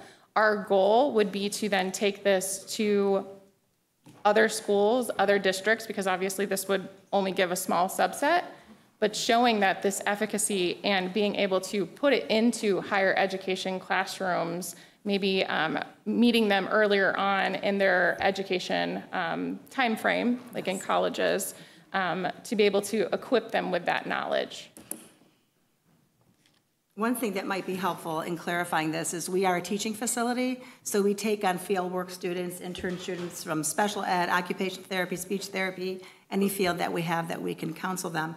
But we also aim to get a certification program so that right there at the college level, before these wonderful educators are graduating and entering the workforce, to help them know this approach and this neurodevelopmental model, because they're not getting it. Some of my best teacher friends in the world are teachers, and they don't understand the neurology and the readiness. You all have readiness right now to listen to my voice. Kids with autism don't. And I can read your readiness because you're looking at me, your bodies are upright, et cetera, but they're slithering down in their seat. People think that's behavioral. It's not. It's their neurology and how they're wired. So if we can support that by giving them sensory breaks, getting that amygdala alerted, organizing their brain, then guess what? The higher centers of the brain turn on and they can be actual learners and not behavioral management sort of entities, which they are now. Thank you. Any other questions? Hearing none, thank you very much, both of you. Appreciate it. Appreciate your work in this important area. Thank you. Second and final call for John Esterly. Please come to the podium from the Brotherhood of Locomotive Engineers and Trainmen. Did I get that right? You did. Okay. Thank you, Chair Serino, and thank you for your flexibility this morning. Chair Serino, Vice Chair Chavez, Ranking Member Hicks Hudson, and members of the Ohio Senate Finance Committee, my name is John Esterly. I am the State Legislative Board Chairman for the Brotherhood of Locomotive Engineers and Trainmen, a division of the Ohio Teamsters Rail Conference. Collectively, we represent over 5,000 active and retired rail employees, including freight, passenger, and yard operating crews, as well as tracks and facilities maintenance. Today, I ask for you to maintain the rail provisions in the House-passed version of the operating budget, specifically funding for ORDC, or the Ohio Rail Development Commission, and language to rejoin the Midwest Interstate Passenger Rail Commission, or MIPRC. In light of the time today, I just want to highlight some of the kind of important features here. We'll start with the Ohio Rail Development Commission. ORDC is, simply put, an economic engine for growth in the state of Ohio. Since 2019, ORDC-supported projects have created 1,900 jobs, retained 4,200 jobs, and supported an additional 16,300 jobs. For every dollar that the state legislature gives ORDC, they leverage 21 additional dollars, either from the private sector or from federal funding, and they use these to create projects such as the $500 million Louis Dreyfus facility in Northwest Ohio. In terms of the Midwest Interstate Passenger Rail Commission, or MIPRC, we do, again, ask that that language be retained there. In terms of the folks sitting on the dais today, Ohio-sponsored rail studies touch every one of your districts save one. Senator Wilkin, I'm sorry you've got to go across the border, but you do have passenger rail in Ashland and in Huntington, immediately adjacent to your district. So really an opportunity here to see what passenger rail expansion could look like in the state of Ohio. Other than that, I will certainly answer any questions that the committee would have for me today. Any questions? Thank you for your testimony. Appreciate it. Thank you. Seeing no questions, thank you very much. Next is second and final call is Tony Rett. Tony Rett, not here. Okay.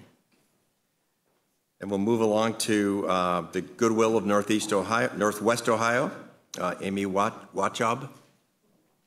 Welcome to committee.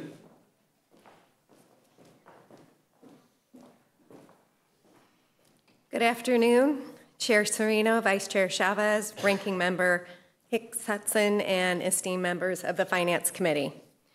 Thank you for the opportunity to testify today in support of House Bill 96. My name is Amy Watjob, President and CEO for Goodwill Industries of Northwest Ohio, which serves 13 counties. Today, I would like to express my strong support for a proposed budget amendment that would allow nonprofit retailers with donation operations and workforce development programs to apply for a state grant equal to 25% of the sales taxes they paid in the previous year. These funds would be reinvested directly into workforce development programs that help Ohioans gain the skills and support they need to succeed in the job market. The Ohio Association of Goodwill Industries is comprised of 14 autonomous Goodwill organizations across the state. We tailor our workforce programs to meet the unique needs of our communities and the employers that we serve. Since 1902, Goodwill's mission is to empower individuals with disabilities and other barriers to employment achieve financial independence and improve their quality of life through the power of work.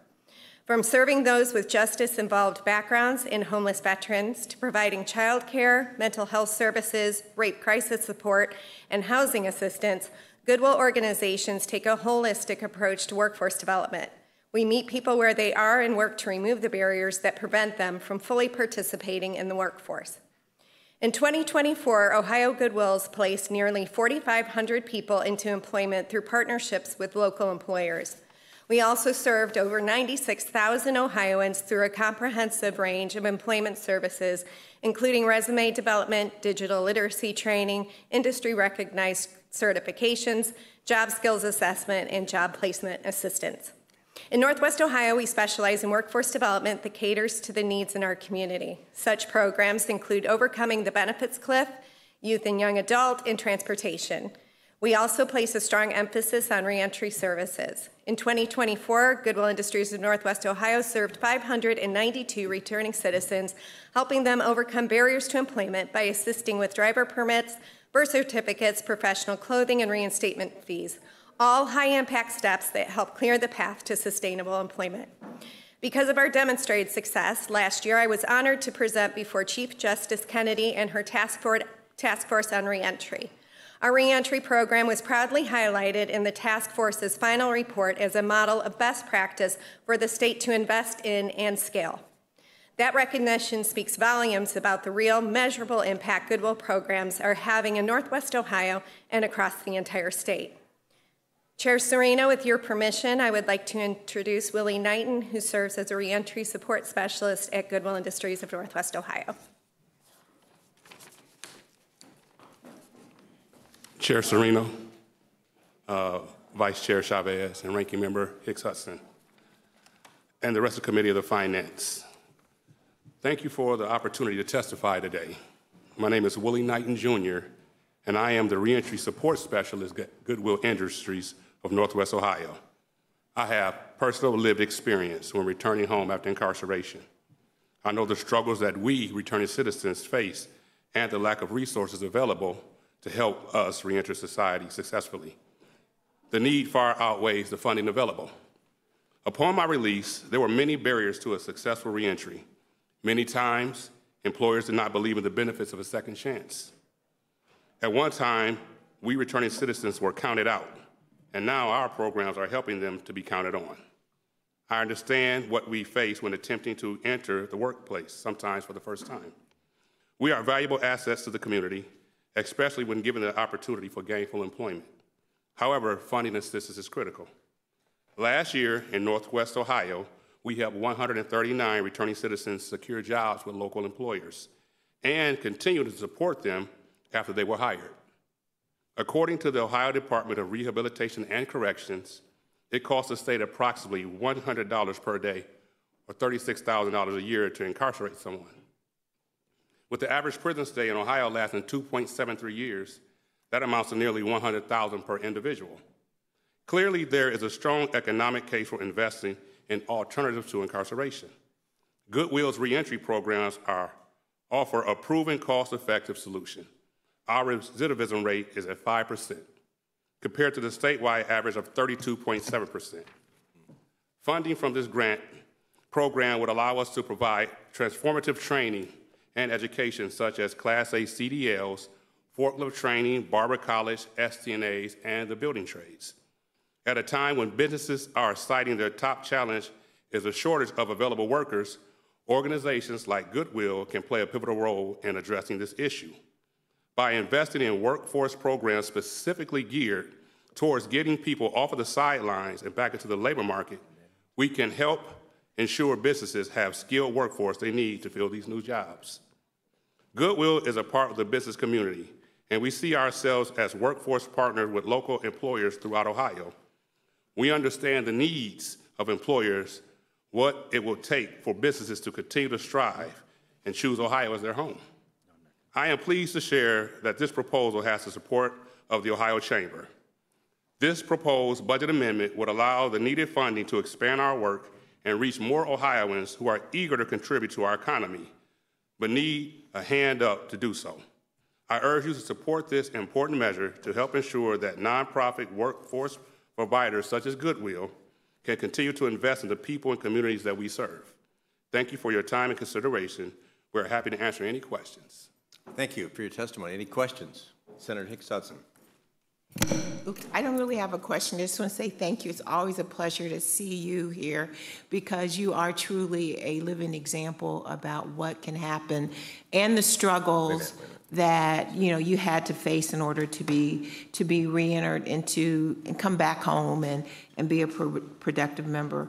And so I would urge our colleagues to think very hard about trying to restore the funding because he's a poster child for what's necessary. Senator Hicks Hudson. Thank you. Yes. I apologize. That's okay. Senator Thank you, Ingram. Mr. Chair. So this, of course, there was a standalone bill that was in the last GA that did not go through. Now, from my understanding, this would be simply for the retailers that do the job training to keep out of the 25% of the taxes that they would be turning into the state. Will create a funding mechanism or a pool in order for you to draw down grants for job training, period? Or is your expectation is for this to go to just your reentry? No. Ma'am, are you sure? Through the chair, thank you, Senator, for your question. This would be a grant program that is administered by the Department of Development for 25% sales tax reimbursement for nonprofit organizations who run retail to be reinvested in workforce development programs. An example from Northwest Ohio would be the reentry program. However, there's 14 autonomous Goodwills throughout the state, so it would be reinvested through whatever programs they felt necessary for their own individual Goodwills. And this, again, this would be a grant program. If we do not meet the challenges of the grant, or if for whatever reason the Department of Development does not feel that we met the spirit of the grant, we would owe the money back. Follow up. Thank you, Mr. Chair. Thank you for that. And of course, the note is that not all Goodwills are created equally. Correct. So therefore, that does make a difference. But the pool will still be created by that 25% of the taxes that would normally be collected by those that sell goods. Yes, it is my understanding up to $5 million total. Okay. Any other questions? Senator Chavez. Thank you, Mr. Chair. So you mentioned 14 autonomous Goodwills. Are they truly across the state? Through the chair to the senator, yes. Okay. And do they all have programs like this? We all have workforce development programs, yes. Okay. Thank you. Great. Seeing no other questions, thank you very much for your testimony. Thank you. Thank you both. Second and final call for Leah Evans. Is Leah Evans here? Okay. Next is Jay Smith and Michelle Francis from the Ohio Library Council.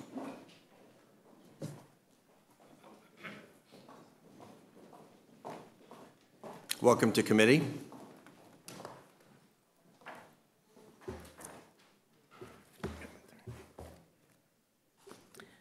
Thank you. Senator Serino, Vice Chair Serino, Vice Chair Chavez, Ranking Member Hicks Hudson. My name is Michelle Francis. I am the Executive Director of the Ohio Library Council. We are the statewide association representing Ohio's 251 public library systems, as well as their 7.4 million library cardholders. I am not going to read through my testimony. You have the written copy in front of you. I am going to hit a couple of highlights which are very important. While our testimony today is going to primarily focus on the Public Library Fund, I will tell you that we did testify, we had library directors come in and testify last week in various committees about the important work of library services, whether it's workforce development, even adaptive materials and toys and equipment that we have that we lend. I wanted to make sure we mentioned that based on some of the testimony you heard this morning. But also we are gearing up for summer reading and summer learning programs, which is really at the heart of what we do for that continuous learning throughout the year. So I want to begin by talking about the Public Library Fund quickly and thank Governor DeWine for his proposal to raise the PLF, which is a percentage of the state's general revenue fund, from 1.7% to 1.75% in his proposal. That would be about a $15 million change from what is originally estimated. Quickly about the Public Library Fund, it is a partnership we've had with the state for almost 100 years in delivering local services at the local level. Anytime the state agency has ever come and asked for anything, we have always agreed to it. We have never said no, whether it's Department of Developmental Disabilities, Department of Aging, Department of Health. We have always been there to do it. The House changed that. The House made it a line item appropriation and actually would provide $90 million less as compared to the governor's proposal. Libraries already experienced a $27 million loss in funding, less funding in 2024, put us at the same level we were at in 25 years ago. We're busier than ever with 44.6 million visits in 23, and in 2024, that went up to 48 million. So we are respectively asking the Ohio Senate to restore the governor's proposal to 1.75% of the GRF. It's incredibly important as 48 of our public library systems rely on nothing but state funding.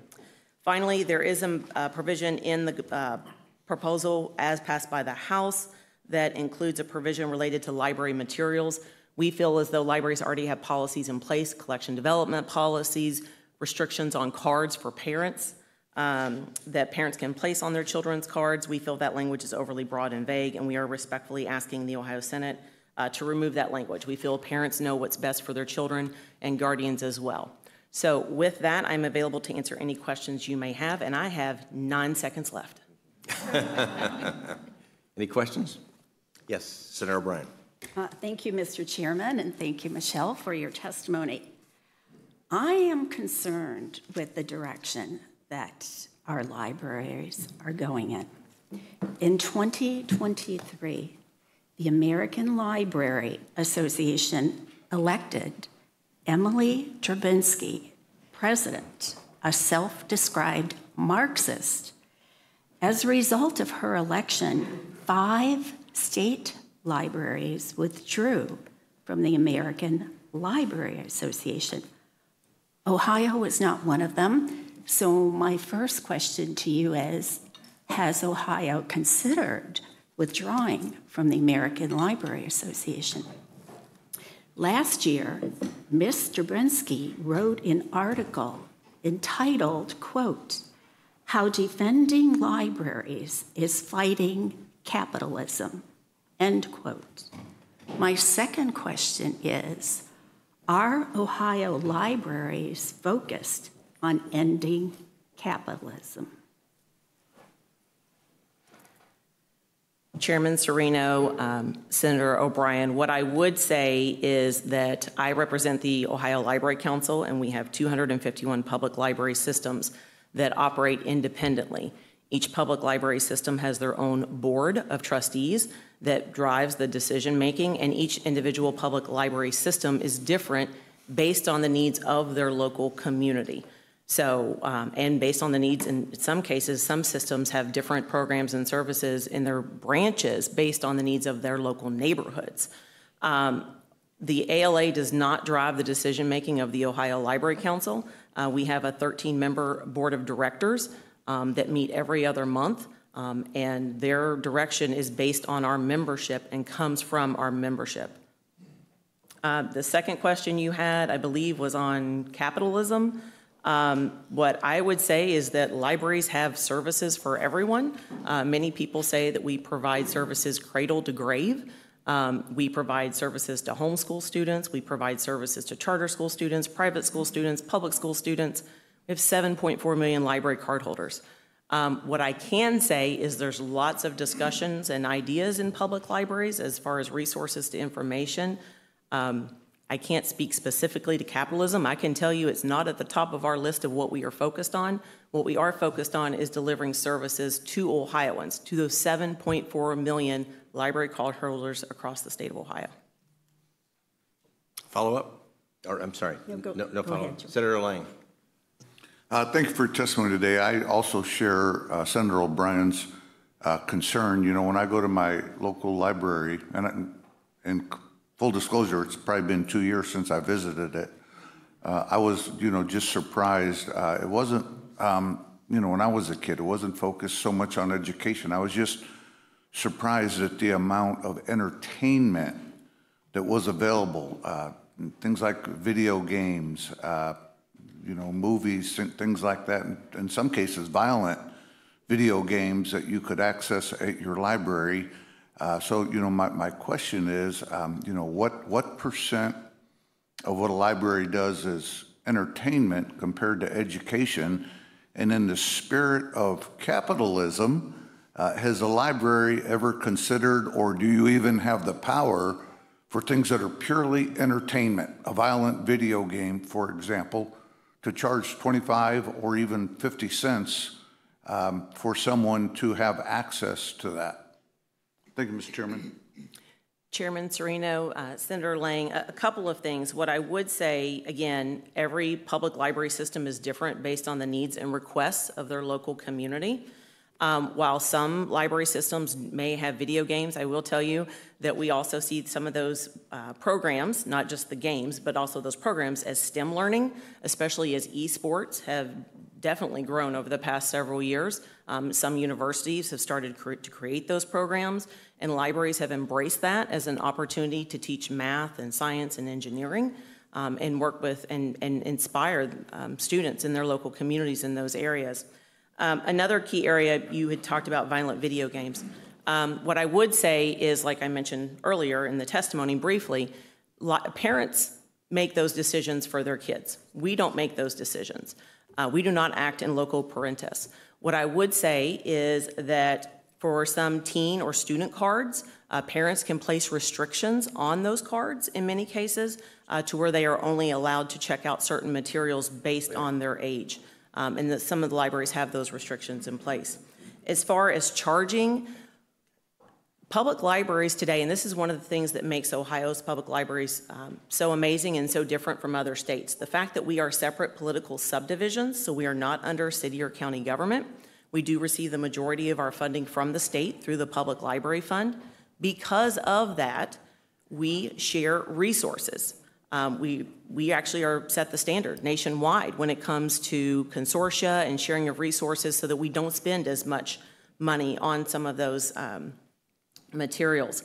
But also because of that state funding, you are not limited to the jurisdiction that you live in. So for example, you are not limited to your county or your city for receiving library services. I may live in Franklin County, but if I have to go to Ashtabula County or Warren County or Butler County, I can get services at those public libraries without paying an additional fee. If you go to another state, like Pennsylvania, Indiana, Illinois, or another state where they are funded at the local level, if you are not a local taxpayer, you will be charged a fee for that service. And in Ohio, we don't do it that way. You can go anywhere in the state because we provide state funding for public libraries. Yes, Senator Ingram. Thank you, Mr. Chair. Thank you for your testimony. And as someone who's been in 3 different libraries in the last 2 weeks, I assure you that there's a lot going on more than playing games. As a matter of fact, at one of our libraries, I watched a young student, because it was after school that they had come over for tutoring, and they tried to access a game. They won't let them in. So the library there are certain barriers for those students to be able to get to certain games also.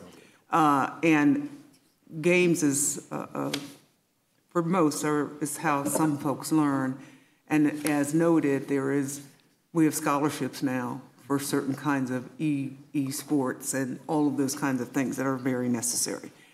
But I want to ask a question in regard to the capitalism piece. Some of our libraries, as I noticed, have maker spaces for folks to come in, their small businesses to be able to get material, et cetera. Is that, and help with resumes and things of that nature. Do you think that in itself in our libraries is against capitalism? Chairman Serino, Senator Ingram, not all of our public library systems have maker spaces. I will say that those that do, the communities thrive and love them and utilize them, and in many cases, actually. I was actually in a maker space here in Central Ohio recently, and the head of the local Chamber of Commerce was in there making a banner for a chamber event while I was there. So what I would say is that it provides opportunity for entrepreneurs and for those who are small businesses and others who are trying to get a leg up, who maybe need some assistance and some help, but it also helps our families. And, you know, I don't think that it necessarily, if someone is worried about the public library helping someone with a banner maker or a poster maker or an engraver, they may need to look at their business model, because in most cases that's not a large part of what we do. It's a very small fraction. And one other follow-up I would say, I was actually talking with the library director recently in Senator Chavez's district, and they were talking about library services in Harrison County. And in 1 week, she gave me 4 different examples of how a veteran had come in and needed assistance applying for VA benefits. And they were able to help that veteran one-on-one apply for those VA benefits. In addition, they were able to help a grandmother who had never used FaceTime talk with her grandkids in California, which meant the world to her. In addition to that, that public library system also hosts the Coal Museum and the coal heritage in Harrison County. And they have an annual reunion every year for coal miners. So that's just a wide variety. That's in Harrison County because that's what works for Harrison County, Ohio. What works in Hamilton County, Ohio may be very different. And so that's another great thing about our public libraries is they provide the services based on the needs of their local community. Okay. Thank you. I have a question. How many of the library systems in Ohio operate on levies? So we have, Senator Serino, out of our 251 systems, we have 48 that do not have levies. So that would be, 203 that do have levies. Okay. Any other questions? Yes, Senator Patton. Thank you, Chairman. And I just want to make a quick shout out. I know it's been a long morning. I just got, I was given information a few weeks back when I was at the local libraries Northeast Ohio. They provide lunches. After school is over for the year, for the summer, while these kids break for the summer, that the libraries are providing lunches. And I did not know that, and I just want to give a shout out. I think that's a very compassionate thing to do, and so please send my deep appreciation to those folks up in Northeastern Ohio for doing that. Senator Serino, Senator Patton, excuse me. I wish we had enough hours in the day to go through the laundry list of all of the services that our libraries provide. Food insecurity is one of those key areas that is of great concern. I will tell you, and I don't know, I haven't looked at the statistics for this summer yet, but in previous years, it's a good thing and a bad thing, right? But we had the most, out of all the public libraries in the nation, we had the most food service site locations during the summer of any other state. And so that tells you people in the community, obviously there's a need there, but people know where their public library is. And the library doesn't pay for all of this themselves. We don't do this in a vacuum. It's with our partners like the Children's Hunger Alliance and many other local food banks, all of these great partners. But because the library is there and because everyone knows where the library is, they know it's a safe place where they can go and where they can ask for help or they can find out where they can get help.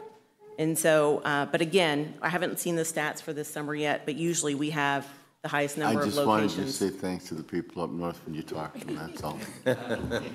They do an amazing job. Thank you, thank you. Any other questions? Seeing none, thank you for your testimony today. Okay. Before we call our next witness, we are going to take a break at 12:15 until 2 o'clock. We have a caucus, and so we will reconvene in this room at 2 o'clock. Okay, I'm going to give another second and final shout out to Mark Meckham. Is Mark here? Okay, Mark is done. And Jane McFeely. Okay. All right. Next will be Matt Fisher from the Lake Erie Foundation. Welcome to committee.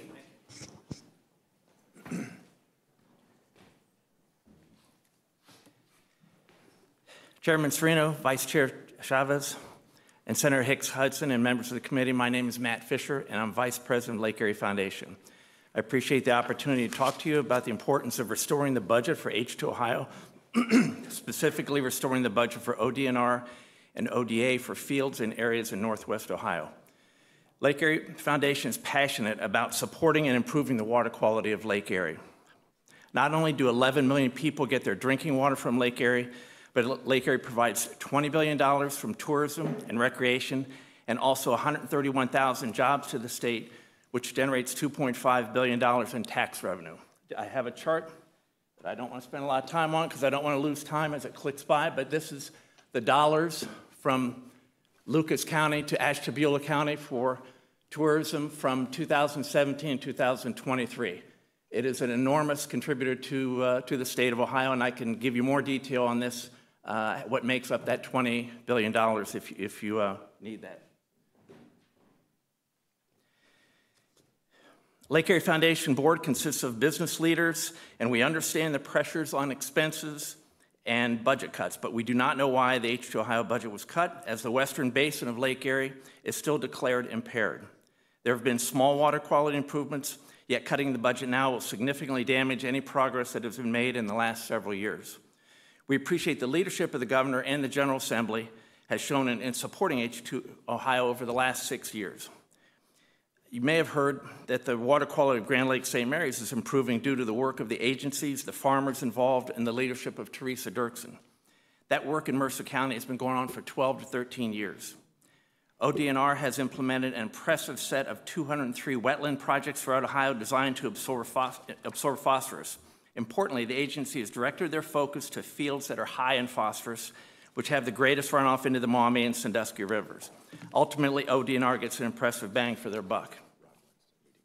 The agriculture H2 Ohio section is 100% voluntary and was initially rolled out to 14 counties in Northwest Ohio. Since then, 43% of the fields in Northwest Ohio have volunteered to participate in implementing one of the 10 practices in H2 Ohio. We really appreciate the farmers who have stepped up to implement these programs. I say this respectfully, but shifting H2 Ohio funds away from Northwest Ohio to other parts of the state is not the most prudent or logical step at this time. I cannot emphasize enough that our work in Northwest Ohio is not close to being finished. Once we know which practices work best, then perhaps we can look into how to implement these practices throughout projects throughout Ohio. I'm going to try to save time here. Scientists agree that 10 to 13% of the fields would be considered high phosphorus or legacy fields. And those result in 35 to 50% of the phosphorus that ends up at the mouth of the Maumee. And because the Department of Agriculture H2O program has been 100% volunteer, we believe that they have not attracted the fields that are high in phosphorus. ODA is constantly looking at which programs work and which ones do not, and we agree with them on where they shift some of their focus to the high phosphorus fields. In conclusion, we do believe that Ohio's EPA H2 Ohio budget has been effective and it should be held intact. And we and Lake Erie Foundation urgently request that both ODNR and ODA's H2 Ohio budget be restored. I'll entertain any questions. Thank you for your testimony. Any questions? Senator Ingram. Thank you, Mr. Chair. Thank you for your presentation. But since I live down on the Ohio, down in the bottom end of the state next to Kentucky, it concerns me that the focus of the H2 Ohio dollars have always been at Northwest and North. So how do you plan to get to the rest of the state with those dollars? That was the intent. The whole conversation when it was first created was about all of the state. I mean, granted, we had presentations about algae bloom and things of that nature on Lake Erie, but it was intended to get to the rest of the state. How can that happen? Through the Vice Chair, Senator Ingram, that's an outstanding question, and I think a couple things. The agriculture section for H2 Ohio actually didn't get started until 2021 or 22 due to COVID. The idea all along has been to perfect which practices are most effective and then spread those through other parts of the state. That actually is already happening. I think that there's a couple folks from ODA here. There are some practices that are moving to other parts of the state. But that once we figure out exactly how to improve Lake Erie, and it is getting better now, but it's too early to pull the funds from that part of the state right now. But the plan always is figure out what works and then move that to other parts of the state. Follow up? As someone that also lives on the Ohio River next to West Virginia, I share the same concern. How do we implement improvements across the state? Senator Patton. Someone who grew up on Lake Erie, so I appreciate that. Thank you, Vice Chairman, and thank you, Mr. Fish, for being here today. I had a question I was going to ask because I heard your testimony, and I appreciate the fact that under the time constraints of so many folks, you have to go kind of quickly. I just want to reiterate that I understood what I'm reading here, that, you know, Lake Erie is providing $20 billion in tourism, and we have 131 jobs, and which provides us $2.5 billion in tax reserves. I only mention that because I think you said it so fast, because of the fact we're asking you to talk fast. The clock is very bright on the. And I know that under the clock is important. I just want to thank you for making sure you brought that to our attention, because I think that's vital when we look at what's going on in Northwest Ohio with the lake. Thank you very much for being here today. Thank you. And through the Vice Chair, can I address that very quickly? Very quickly. I would say I'd look through Senator Manchester at Grand Lake St. Mary's, because the time is what we need. It's taken 12 or 13 years for a lot of collaboration in that area, but we are seeing improvement in Grand Lake St. Mary's. But I think 5 or 7 years ago, you would know better than I, there was a flattening in the use of the lake, whether it was dollars or people buying boats or just using the lake. And we don't want to see that on the $20 billion that Lake Erie provides. So thank you for your time. No, hold on. Another question, Senator Hicks Hudson. It's not so much a question as it is, I just wanted for my colleagues that are not on Lake Erie to understand that H2 Ohio is not, it started in Northwest Ohio because of the, and it's moving, and it is moving, if I may finish, it is moving to other parts of the state based upon I'll just call out the pollution that's in the water. It's not just Lake Erie, it's also the Ohio River. It's also Greater St. Mary's. So, I mean, I've been following this from the outset, and because I know that when we're talking about the waterways in the state of Ohio, we are bordered by Lake Erie as well as the Ohio River and all the way between. So, I do think we need to restore and continue the work as being done. Thank you. Thank you for that. There are three pieces to H2 Ohio: the Department of Agriculture, ODNR, and Ohio EPA. So yeah, they are all doing different things. So any other questions? Hearing none, thank you for your testimony. Next up, we have Aaron Ackerman from Children's Hunger Alliance. Welcome to committee. You may begin when ready. Good morning, Chairman Serino, Vice Chair Chavez, Ranking Member Hicks Hudson, and members of the Senate Finance Committee. Thank you for the opportunity to provide testimony on House Bill 96 today. My name is Aaron Ackerman. I know normally you're used to seeing me in my role as a contract lobbyist, but today I'm here as a volunteer, someone who cares very passionately and deeply about the work of Children's Hunger Alliance, and I actually have the privilege of serving as board chair this year. CHA is a nonprofit that currently serves children in 76 counties around the state. We connect children to food right where they're at child care centers, at home through weekend meals, after school, and in summer programs. Governor DeWine's budget provided flat funding for Children's Hunger Alliance at $3.75 million per year.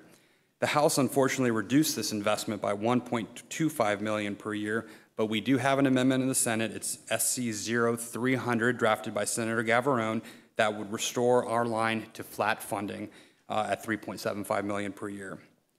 Your support, the legislature's support through the last operating budget, in addition to funding that we always draw from corporations, foundations, and individuals, meant that we could provide 10.8 million meals to kids last year through over 1,800 partners to 160,000 children in 2024 alone. And for that, we are grateful and we thank you. With the House cut to our current funding, we will unfortunately have to take a step back as an organization and deny thousands of children access to meals. Please note, again, we're not asking for additional funds above and beyond what we received in FY24 and FY25. We simply want to maintain our current funding while we continue to grow our private donations from the private sector to help us continue to expand our mission and our scope of work. I've attached to my testimony testimonials from our partners discussing our weekend meal program, which our state funding supports, and I would hope that you would take a moment to review those testimonials at your convenience. What they do tell us, what our partners do tell us, is that if there's any cut to our program, to the weekend meals program, children are going to go hungry. And quite frankly, that's a prospect that we find heartbreaking. Nutrition at home would decrease, and it makes my heart heavy. Providing weekend meals is improving kids' education, their sense of community, and their general well-being. We have a lot of kids who stress about where their next meal is coming from. If we lost this weekend meal program, it would be devastating to the students who rely on it. Our staff already sits around the table having to decide which kids we can provide food to and which will have to wait, perhaps indefinitely. The decrease in state funding will cut at least 1.5 million meals and double our wait list for our weekend meal program to over 160 schools. CHA is a good investment for the state. We have a proven track record for efficient and effective use of funds with a 90% direct program to expense rate. Our staff live and work around the state, supporting small businesses such as in-home child care providers and child care centers when they often have no one else who can help them. By supporting our work, the Ohio legislature supports a best-in-class example of how to operate programs at scale with attention to quality and details. This work is essential because, as you all know, we first need to eat before we can do anything else. Please make feeding children a non-negotiable in this budget by supporting Amendment SC 0300. Thank you, and I'm happy to answer any questions the committee might have. Thank you for your testimony. Any questions? Seeing none, thank you again. Thank you. Next up, we have Austin Hill from the Refuge.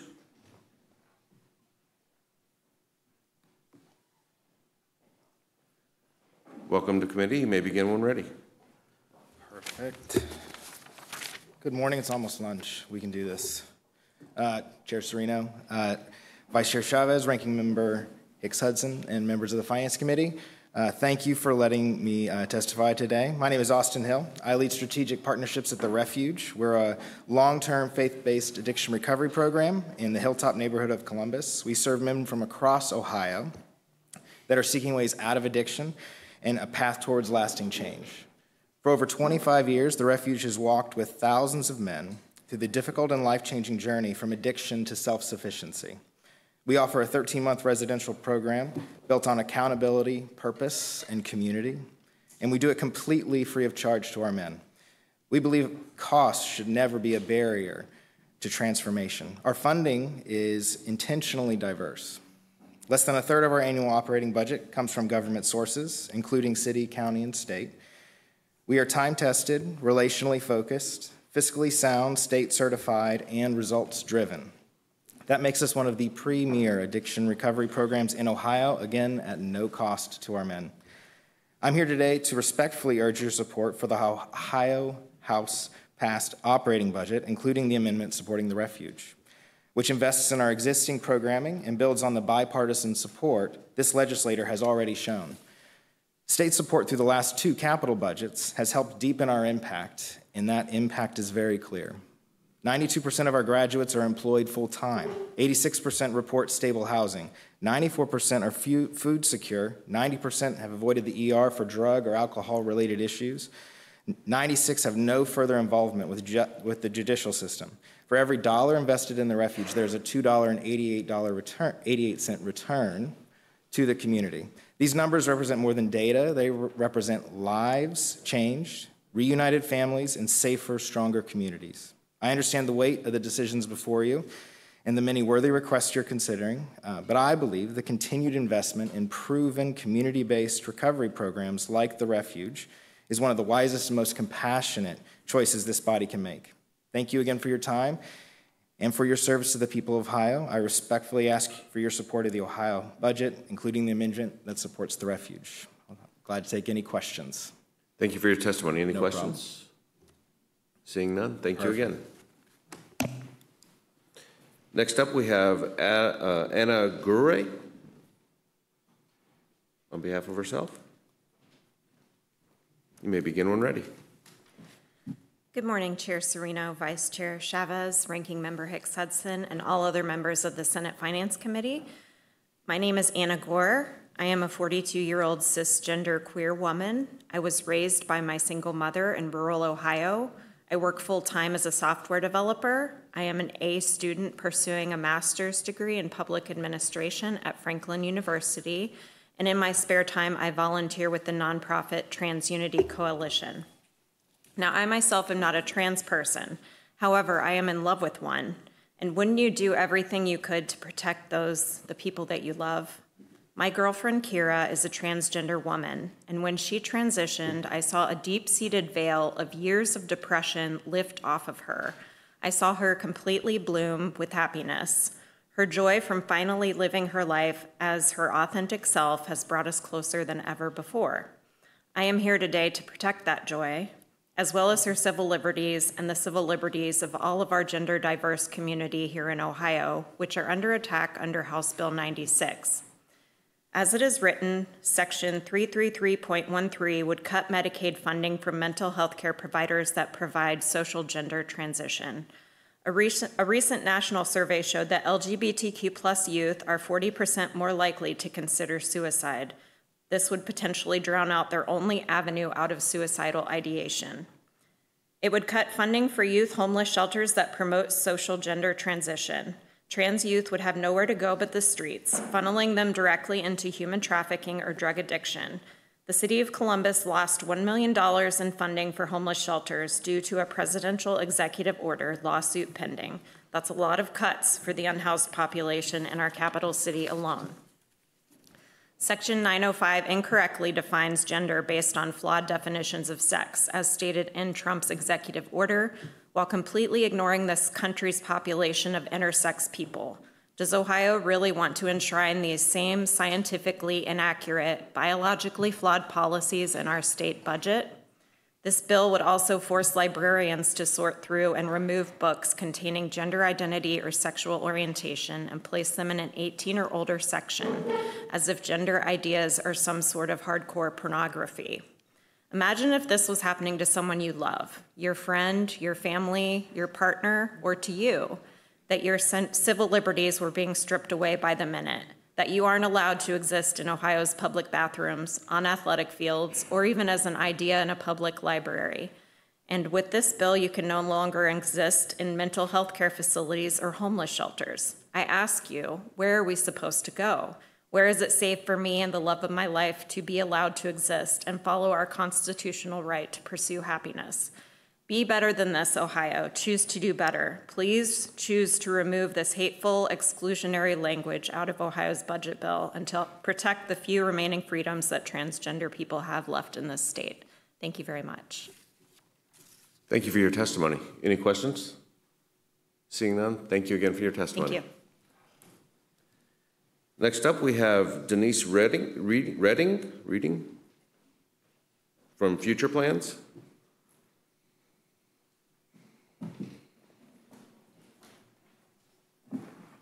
Welcome to committee. You may begin when ready. Thank you. Chairman Serino, Vice Chairman Chavez, Ranking Member Hicks Hudson, and members of the Senate Finance Committee.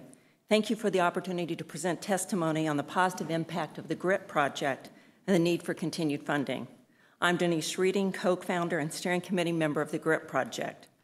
We thank the state of Ohio for its continued support from 2019 to today that started with the funding of 5 counties to create pathways for economic opportunity and spread to over 32 counties in Ohio and many like counties. Your support has resulted in the assessment and coaching of more than 26,000 youth and adults and the creation of the state's first pre-qualified database of workers. For example, in Appalachia, there are 8,300 pre-qualified health and human services candidates. There are 3,900 pre-qualified manufacturing and skilled trades candidates and 1,800 pre-qualified STEM candidates. GRIT has proven that there is no talent gap in Appalachia, but rather an exposure and an access gap to training. Additionally, GRIT has had a 14% better job placement rate for unemployed and underemployed adults and a 25% higher placement rate for displaced workers than the rest of the state. Our work has had a 522% return on investment based on cost savings of just moving one small subset of our participants to work, 3,000 adults with 1 child, moving from public assistance to just 2 years of work. Through a second subset, GRIT has supported 637 high school graduating seniors with no post-high school plan to earn a certified workforce credential, enter the workforce, and an in-demand job, and/or to enter into post-secondary education, resulting in a potential cost savings to the state of Ohio of over $152 million for the lifetime of those 637 students. Today, you will hear testimony on how GRIT is closing the exposure and access gap through collaboration and capacity building. You will also hear testimony on how GRIT is instilling hope and purpose through work as both a preventative effort and a cure related to the SUDS epidemic and generational poverty. SUDS alone costs the state of Ohio billions of dollars. The state has many competing needs in the budget cycle, including major cuts to Medicare, SNAP, etc. We propose that we cannot cut ourselves out of this deficit, but we can work our way out. Literally, work ourselves away from dependency on these services by helping people get good paying jobs through programs like GRIT. Based on these results, GRIT has received unsolicited support from the county commissioners, ESCs, workforce boards, and Ohio Excels. We are asking you to continue the investment you started by keeping the GRIT funding whole at $11.5 million in each biennium. Thank you, and I'll take your questions. Thank you for your testimony. Any questions? Seeing none, thank you again. Thank you. Next up, we have Terry Bennett from Future Plans. Welcome to committee. You may begin when ready. Thank you. Chairman Serino, Vice Chairman Chavez, Ranking Member Hicks Hudson, and members of the Senate Finance Committee. Thank you for this opportunity to provide testimony on the positive impact of the GRIP project and the need for continued funding as proposed. Filling in for Terry Bennett, I am Dan Leffingwell, Director of Workforce and Schools for Future Plans in the GRIP project. As an educator of over 36 plus years, 20 as a high school principal and another 10 as superintendent, I can truly think of no other work or program that has been more relevant and successful, helping students develop hope for their future by understanding their best fit career path aligned with the business and industry's greatest needs, demands, and gaps. Through our 5-step process and workforce playbook, we are seeing amazing results. I'm excited to share just a few examples with you today. Through each example, we help students, schools, and community create efficiencies through shared spaces and staffing, aligned curriculum, pathways, and instruction, and focused individual career counseling and navigation for each student assessed. Some unique examples are as follows. Flexible Fridays. Many schools and community throughout the region we serve are partnering with career tech centers or colleges to share staff expertise, which are often hard to find, and innovative labs creating a hub concept to deliver credential programs aligned to the area's greatest industry demand. This allows students to stay on their own campus for 4 days while only leaving for 1. Recently, in some cases, we've even created a surplus where we used to have our largest gaps. For example, RNs and welders in the Mid-Ohio Valley. More specifically, one example would be the recent success at Washington State College of Ohio, where we experienced a 98% success rate among students who had been previously disengaged. The Ohio Innovation Center Impact, we've partnered with several schools and communities who are awarded Appalachian grant dollars, and working with the playbook, we've actually helped them create efficiencies in their designs, creating pathways and spaces aligned to both student strengths and industry demand. Through the 5-step process and career coaching and navigation, we've used our playbook to navigate and guide through assessing, coaching, discovery, planning, and placement. After the assessment, approximately 18% of our students' interests align with their strengths, and after coaching, we see a 62% effect rate, making 80% of our assessed students, their interests aligned with their talents and strengths and demand. The GRIP project playbook is helping schools and communities recognize where their talents lie, aligned to our state's greatest needs and gaps, creating hope for the individuals, communities, and regions we serve. We hope that you will support our amendment so we can continue to bridge gaps aligned to our greatest needs, further increasing the return on investment we've already witnessed. Thank you. I'd be happy to take any questions. Thank you, Mr. Leffingwell. It's great to see you again. Good to see you. Any questions from the committee? Seeing none, please make sure that you fill out a witness slip before you leave. Okay. All right. Thank you. Next up is Crystal Keaton, Workforce Board, Area 1. Welcome to committee. You may begin when ready. Thank you. Good morning, Chair Serino, Vice Chair Chavez, and Ranking Member Hicks Hudson, and esteemed members of the Senate Finance Committee. I am Crystal Keaton, the Director of Workforce Development Board Area 1, which serves Adams, Brown, Pike, and Scioto counties in southern Ohio. I'm also the co-chair of the GRIP Project Steering Committee and currently the project sub-grantee through the Department of Development. I am honored to present this testimony regarding the funding provisions for House Bill 96 related to the GRIP project. Workforce Development Board Area 1 advocates for an increase in funding for the GRIP project from the proposed $12 million over the biennial budget to the $23 million over the biennial budget period. This increase will maintain the current funding levels of the project and ensure its continued impact and growth across rural Ohio. The project provides businesses with much needed services for skilled workforce and proven path to employee retention. Two such examples is Seal-Tight and General Mills in southern Ohio. Seal-Tight is a Southwest Ohio manufacturer of 125 years in business and became involved in the GRIP project through a local manufacturing sector partnership. This business identified two crucial issues: recruiting a skilled workforce and retaining their current and future workforce. Through this partnership, the GRIT project was able to assess, career coach, and upskill 17 recruits for Siltite and other Highland County manufacturers. Siltite ended up hiring 7 of those recruits and retained 100% of them to date. Before this partnership, Siltite retained less than 50% of their recruitments. The other 10 that was involved in that cohort have been successfully employed through either Corvac or Hood Packing in Highland County. General Mills, which is one of the nation's oldest and most trusted food companies, has a facility in Jackson County, Ohio. It became involved with the GRIT project through the Best Ohio referral. The local facility faced recruitment challenges of a skilled workforce. They needed to hire 120 employees over 90 days. Through our project and this being able to assess and upskill them, they were able to hire 127, all successfully maintained to date.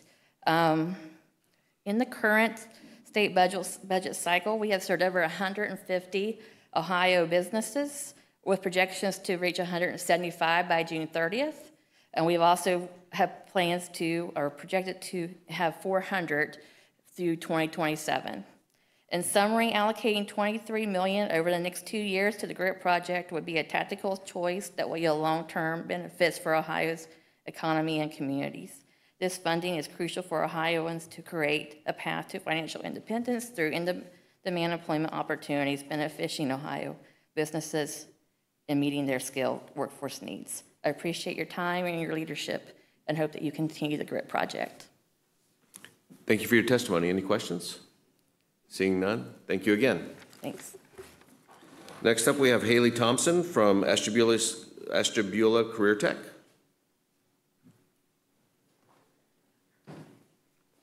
Welcome to committee, I assume.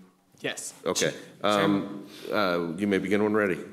Chairman Serino, Vice Chairman Chavez, Ranking Members Hicks Hudson, and members of the Senate Finance Committee. Thank you for the opportunity to present testimony on the positive impact of the GRIT project and the need for continued funding. Now, I will be reading Haley Thompson's testimony. She wanted to share how the GRIT organization has made a real difference in her life, but she is graduating this week and was unable to attend today's hearing. Haley has written, "Through GRIT, I was able to complete a summer CNA course at no cost, something I otherwise would have struggled to afford. That support helped me earn my CNA certification and led to my current job at Ashtabula Regional Medical Center. This role has not only opened up professional opportunities, but also given me a strong foundation for a healthcare career. Inspired by this opportunity, I'm now applying to the Nodler School of Practical Nursing, where I'll be studying to become a licensed practical nurse. GRIT supports continues to help make that possible, easing the financial burden on me and my family. This support means even more to me on a personal level. Now, I lost my mother to cancer at a young age, and my father has been raising me on his own ever since. He's done everything he can for me, and with the help of GRIT, I've been able to pursue my dreams without adding to his load. Thanks to GRIT, I'm building a better future for myself, for my family, and for the patients I'll care for one day. I'm truly grateful. I hope you'll continue supporting this organization. In Ashtabula County, over 250 students have been able to complete post-secondary training in the last year due to GRIT funding. I hope you'll continue supporting GRIT so that more students like me can turn hope into opportunity. Now, my name is Anthony Smith, and I'm also here to talk to you about something that changed the direction of my life, that being the GRIT program, Growing Rural Independence Together. I come from a rural area where opportunities can sometimes feel out of reach, but thanks to GRIT and tools like the Future Plans Assessment, I discovered a path I hadn't even known existed. As part of the program, I took the Future Plans Assessment. It was simple but powerful. It asked questions about my interests, strengths, and goals. It helped me think not just about what I liked, but what I could actually do with those interests. That assessment pointed me towards ATEC, the Ashtabula County Technical and Career Campus. Getting placed at ATEC has been one of the best things that's ever happened to me. I've gained hands-on experience, real-world skills, and confidence I didn't have before. It's not just about what I've learned in YO or GRIT, it's about what I've learned about myself. I now see a future that not only feels possible, but exciting. Before GRIT, I wasn't sure what direction I wanted to take. Now I have a vision, and more importantly, I have a plan, and I'm not alone. I've seen this program make a difference in my classmates' lives, too. It helps us believe in our potential and then gives us the resources to act on it. I'm grateful for the investment this state has made in GRIT, and I hope programs like this continue to grow. Thanks for listening. Thank you for providing yours and Haley's testimony. Good job. Any questions from the committee? Senator O'Brien. Thank you, Vice Chair, and thank you, Anthony. You did a fine job on both of those. Maybe you could have gone a little slower, but you'll get there. I'm just curious. ATEC does a wonderful job. What program are you involved in at ATEC? I'm a part of both workforce development and the special grants. So that would include Aspire, ESOL, our summer programs, all of that. So I play roles in all of them. I'm like the bridge between workforce development and special grants. Follow up? Follow up, thank you. Where do you see yourself 10 years from now? I see myself in a higher position in ATEC, hopefully as the outreach coordinator, which I'm shooting for, as we are in need of one currently. Thank you. Any other questions? Thank you very much. Please be sure to fill out a witness slip. They'll bring one to you. Okay, thank you.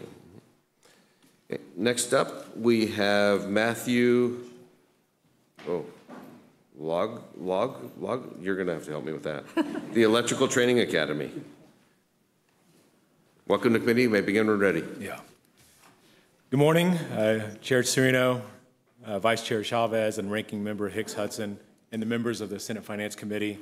I'd like to thank you for your time this morning. My name is Matt Luanglot, and I'm the director of the Electrical Training Academy. We run 2 registered apprenticeship programs, along with a multi-craft exploratory pre-apprenticeship program that's really geared to work towards those that are underrepresented in apprenticeship and those that are coming from different walks of life looking for a change. Today, I'm here to share how the GRIT funding creates substantial financial returns for Ohio's budget. Well, they also, what I want to share is how they create returns, but also how they build the economy, the workforce that the economy needs right now. Just a few years ago, we were just overwhelmed with the amount of work that's going on right now in my area. I work in 10 counties in Ohio, and the amount of work that came through the energy sectors and the amount of work that came through normal customers such as the gaseous diffusion plant, Kenworth Truck, and other customers like that made a really big difference, and we had to find a way to build up the workforce to serve the customers and the contractors in our area. With GRIT's support, we generated impressive economic outcomes. We cover 6 different trades, as I shared with the foundations for the trades. We've trained 160 program graduates. 93% of those are now employed in the construction trades. This is life-changing for them, what we like to call a ticket to the middle class for them. They're earning $40,000 to $70,000 annually. Many of these graduates have transitioned from benefit recipients to taxpayers with a long career ahead of them. 65 participants have advanced to registered apprenticeship, while they'll earn higher progressive wages over the next 4 years, making a big impact. And then eventually reaching journeyman status, where they'll earn $75,000 to $95,000 annually. Let me share briefly how we think what that means financially. When someone moves from requiring $20,000 to $30,000 in government support to contributing $5,000 to $10,000 in taxes a year, that's a fiscal improvement of $25,000 to $40,000 per participant annually.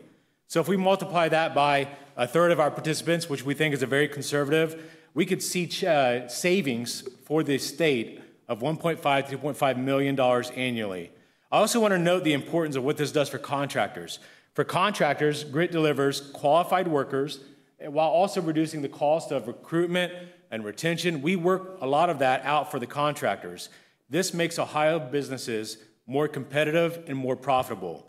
For economic development, our GRIT-supported workforce has been essential for major projects such as the Honda LG battery plant and some of the other projects I listed earlier. These projects, they represent billions of dollars in capital investment that might otherwise have gone to states with more robust workforces.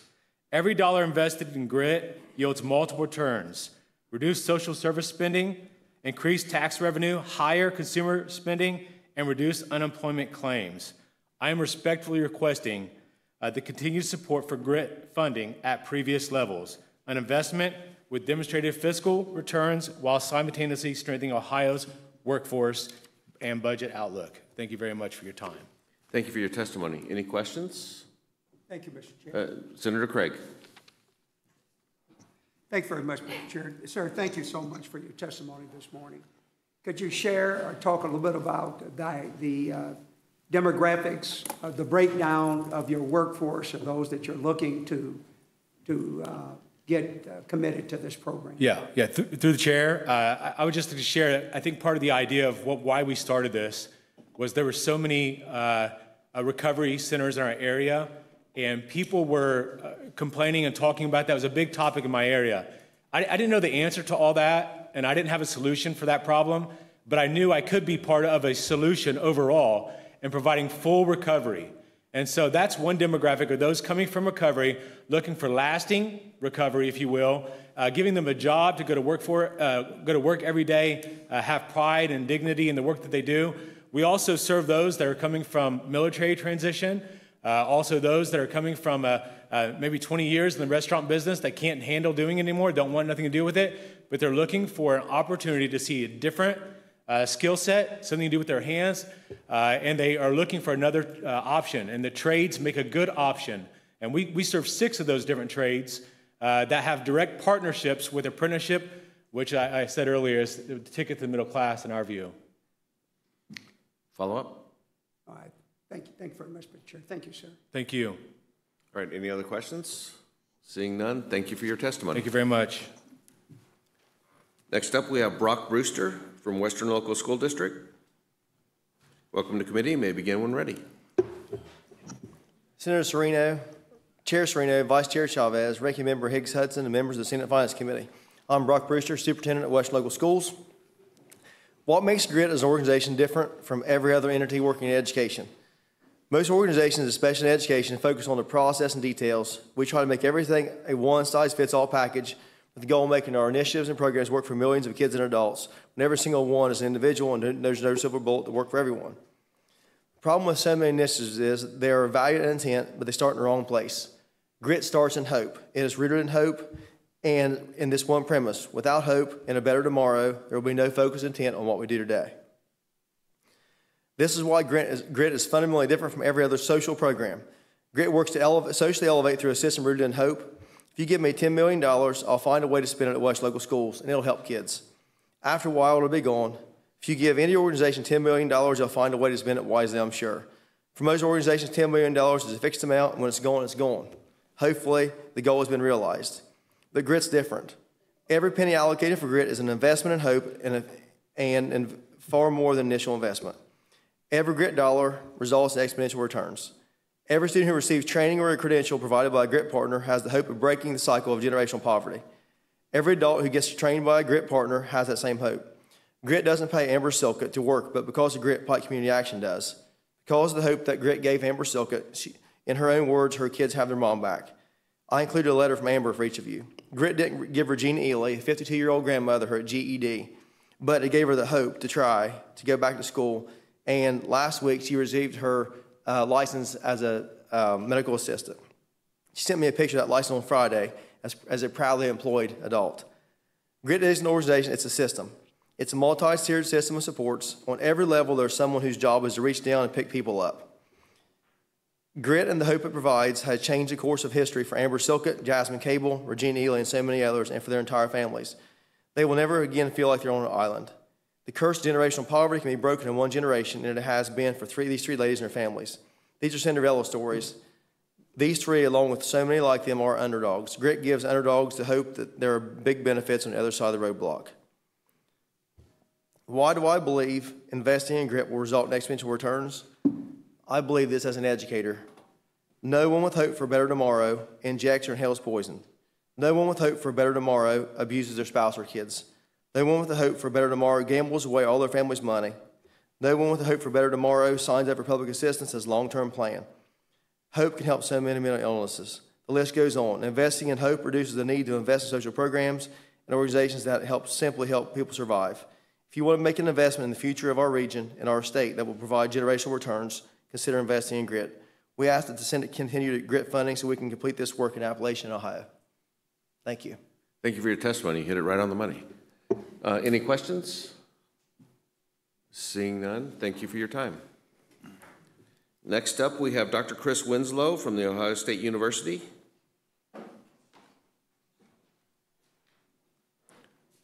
Welcome to committee. You may begin when ready. Great, thank you very much. Good afternoon, 1 minute into afternoon. Chairman Serino, Vice Chair Chavez, and Ranking Member Paula Hicks Hudson, and members of the committee. My name is Dr. Chris Winslow. I'm Director of Ohio State University Stone Laboratory, the island campus up on the western basin of Lake Erie, and also the federally NOAA-funded Sea Grant program. And our goal is to conduct research on Lake Erie around the issues that are critical to the residents around that lake. You have my testimony, but given the time, I thought I would just hit some high points and maybe save us some time here. And so I'm here to speak on behalf of the H2 Ohio program and all the impacts that that program's had. Quickly just turning to specifically the agricultural efforts, the practices that we're incentivizing farmers to do are working. We know this, we've seen it from the data that's out there. I do want to highlight when we think of these things that some of these practices we're asking farmers to do are expensive. And also there's a learning curve associated with that. And so without this investment through H2 Ohio, many of those practices may not happen. I'll also add that some of those practices take a bit to show the results of reducing those nutrients. And so this program and the stuff that our farmers are doing, our amazing producers are going, is going to take some time.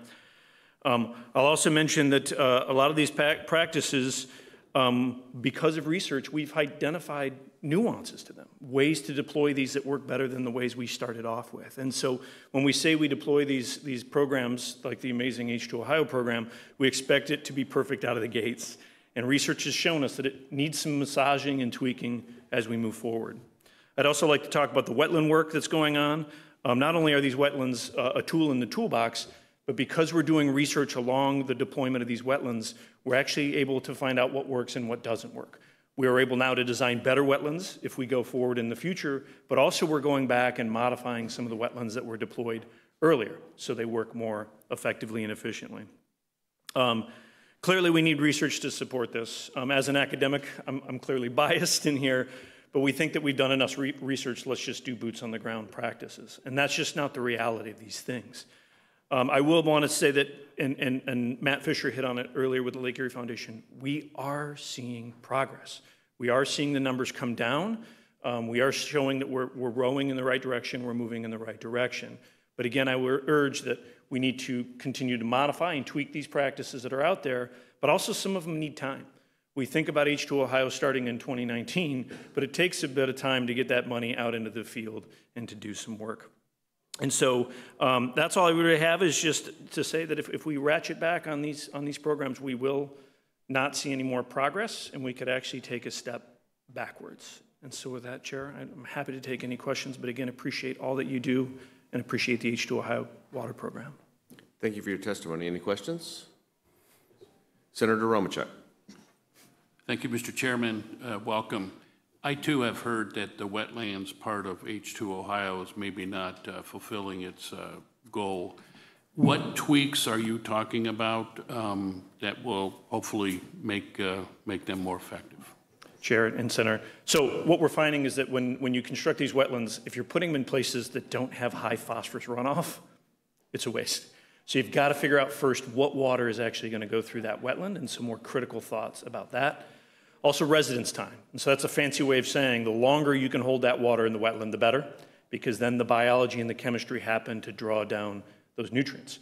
We also have found which plants we need to have in those wetlands. Before we would just build these depressions, think a little bit about the plants, but we now know that some plants do a much better job than other jobs. And what happens is many of these wetlands fill when it's flooding, and so you have to go back. You can't just build it and leave it. You have to go back and do some maintenance, and we've been able to help the DNR with that. I want to applaud Director Mertz and her team. Now when they get proposals for wetlands, the research community that has been monitoring us are sitting at the table saying, if this is one you want to build, you need to tweak it this way or you need to modify it in this fashion. Follow up?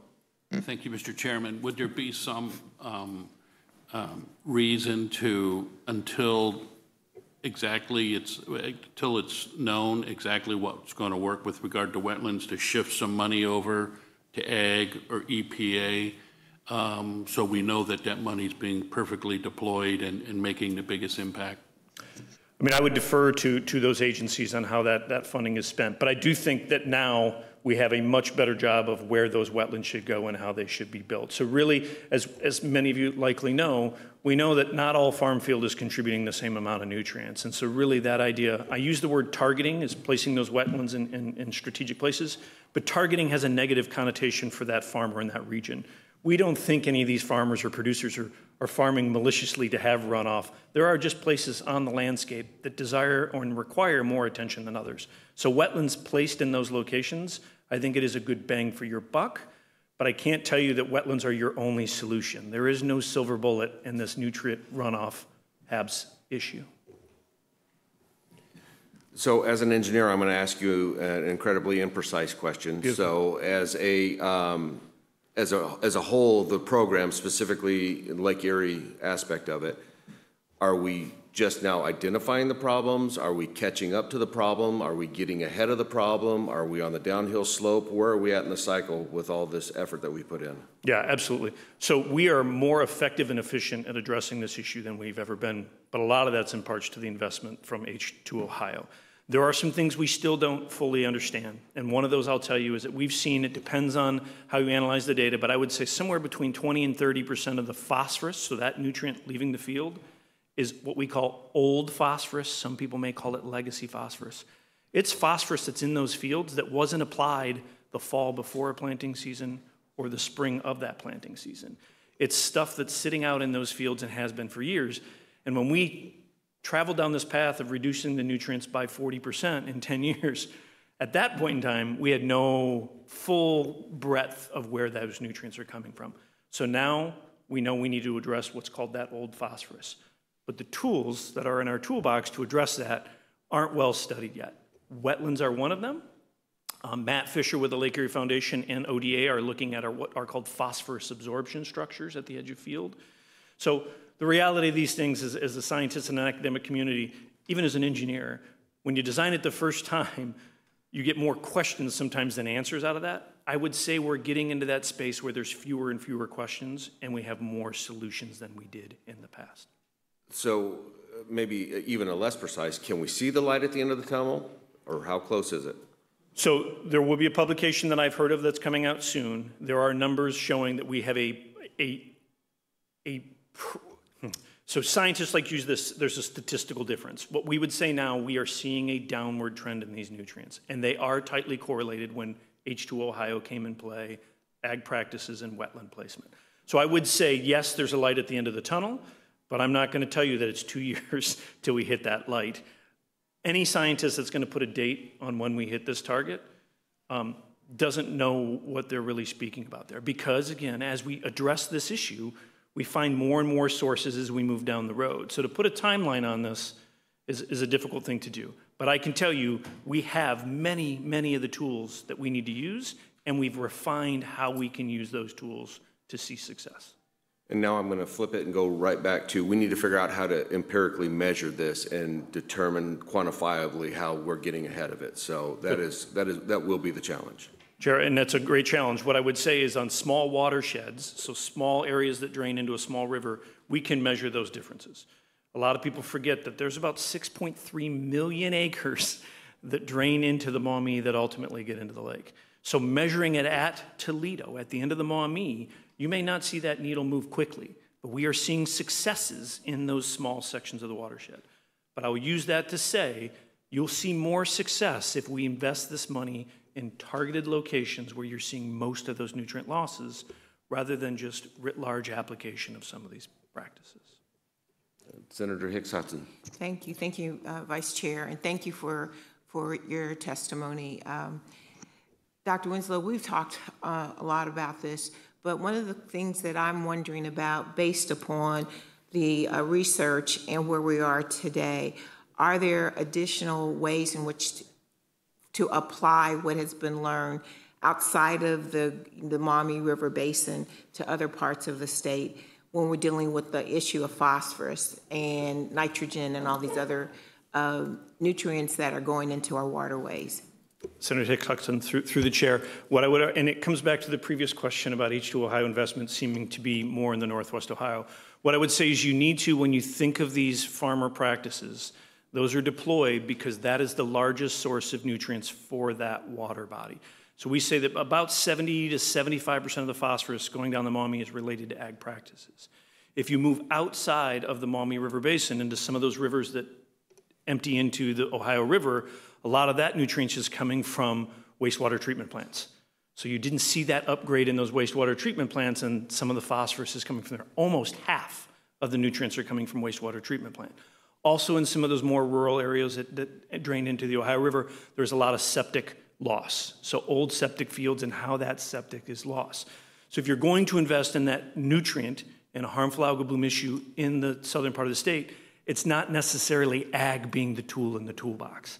If we remember back to when the Lake Erie was declared dead in the late 60s, early 70s, much of that phosphorus was coming from wastewater treatment plants. And so there was a roughly $3 billion investment to upgrade all of those wastewater treatment plants in Lake Erie. So the problem that remains in Lake Erie is an ag one. The problem that remains for nutrient loss outside of the Maumee River are other issues and other things to attack. And I would also argue that a lot of the investment for H2 Ohio that's in the southern part of the state is more through Ohio EPA with access to drinking water and lead lines. So it's not that H2 Ohio ignores Ohio, it just targets different practices relative to the issues in those regions, is what I would argue. All right, thank you. Any other questions? Senator Romachek. Sorry, Mr. Chairman. So just was thinking, is Ohio carrying all the load here? Sorry for the pun. And the state up north is not doing their part? Are we doing a lot of work when we know that maybe the state up north is adding to the problem? Chair and Senator, so they know what portion is theirs. So we were very strategic in Ohio where we measure, it's the St. Joe's River and St. Mary's that leave Ohio or leave Michigan and Ohio and go into Indiana. We know how much phosphorus we're giving them. When those two rivers meet in Fort Wayne to create the Maumee, we measure the Maumee as soon as it comes over Ohio. So we know how much phosphorus was in those rivers before we gave it to them, and we know how much is coming back in. And I can tell you both Indiana and Michigan are doing tremendous things. So southeastern Michigan, they're monitoring a lot of their wetlands and their rivers and working with ag. Indiana's doing the same. The thing that I hear about when I get to give talks in Indiana is there's a lot of Mennonite and Amish communities that are in that part of the state. And for their Department of Ag, it's a difficult discussion to have, not an impossible discussion. And it's not that those communities are resistant to change. It's just the tools that we have in our toolbox in Ohio that our producers are using are not tools that are palatable and usable by those Amish and Mennonite communities. All right, any further questions? All right, thank you for your testimony. Appreciate your time. Thank you very much. So looks like Dr. Winslow ran out the clock on us. So the committee, this committee will be in recess until 2 p.m. Thank you. Senate Finance Committee will come back to order. We'll pick up where we left off with Jory Novanti. I apologize, with the Association of Food Banks. Welcome to the committee. You may begin when ready. Thank you, Senator. Vice Chair Chavez and members of the Senate Finance Committee, thank you for your previous support and for the opportunity to provide testimony today. I'm here representing Ohio's food banks and their 3,600 local feeding partners across every county in Ohio. Because of persistently high inflation and increasing costs for food and other household expenses, more Ohioans are experiencing budget shortfalls and turning to us for help. Unfortunately, higher food prices also impact our purchasing power. We have less food than we need and are concerned about what that will mean for families and seniors counting on us when they can't afford high prices. The good news is that we have a proven model that we've operated in public-private partnership for nearly 3 decades. Our network is designed to efficiently capture food that might otherwise be wasted and instead make sure it is put to good use for households facing hunger. We rescue food from grocers and retailers, partner with USDA to support markets, and we use our state funding to source surplus, unmarketable, and bulk products. Those food bank programs are called the Ohio Food Program and Agricultural Clearance Program. We're proud to partner with Ohio agribusinesses, from muck farmers in northern Ohio to egg producers in western Ohio to dairy and livestock producers and many more. My testimony includes statements from 2 of those agribusinesses, Keystone Meats, a family-owned and operated meat packing plant in Lima, and the Fruit Growers Marketing Association, which is a cooperative of Ohio specialty crop farms. Amended Substitute House Bill 96 provides funding for these programs at $24.55 million per year. We are grateful for this investment that helps us keep fruits, vegetables, protein, dairy, and staple products on our shelves. This is the level of core operating funding we received beginning in July 2019. We respectfully request your support of Amendment 0628, which directs additional funding of $4.93 million per year for these programs. From 2020 to 2024, the All Food Consumer Price Index rose 24%, and so that pressure has impacted working families and seniors and has similarly impacted our food purchasing power. Each month, we are providing take-home groceries to 450,000 families. Each month, we're serving 1.5 million prepared meals through shelters and hot meal sites.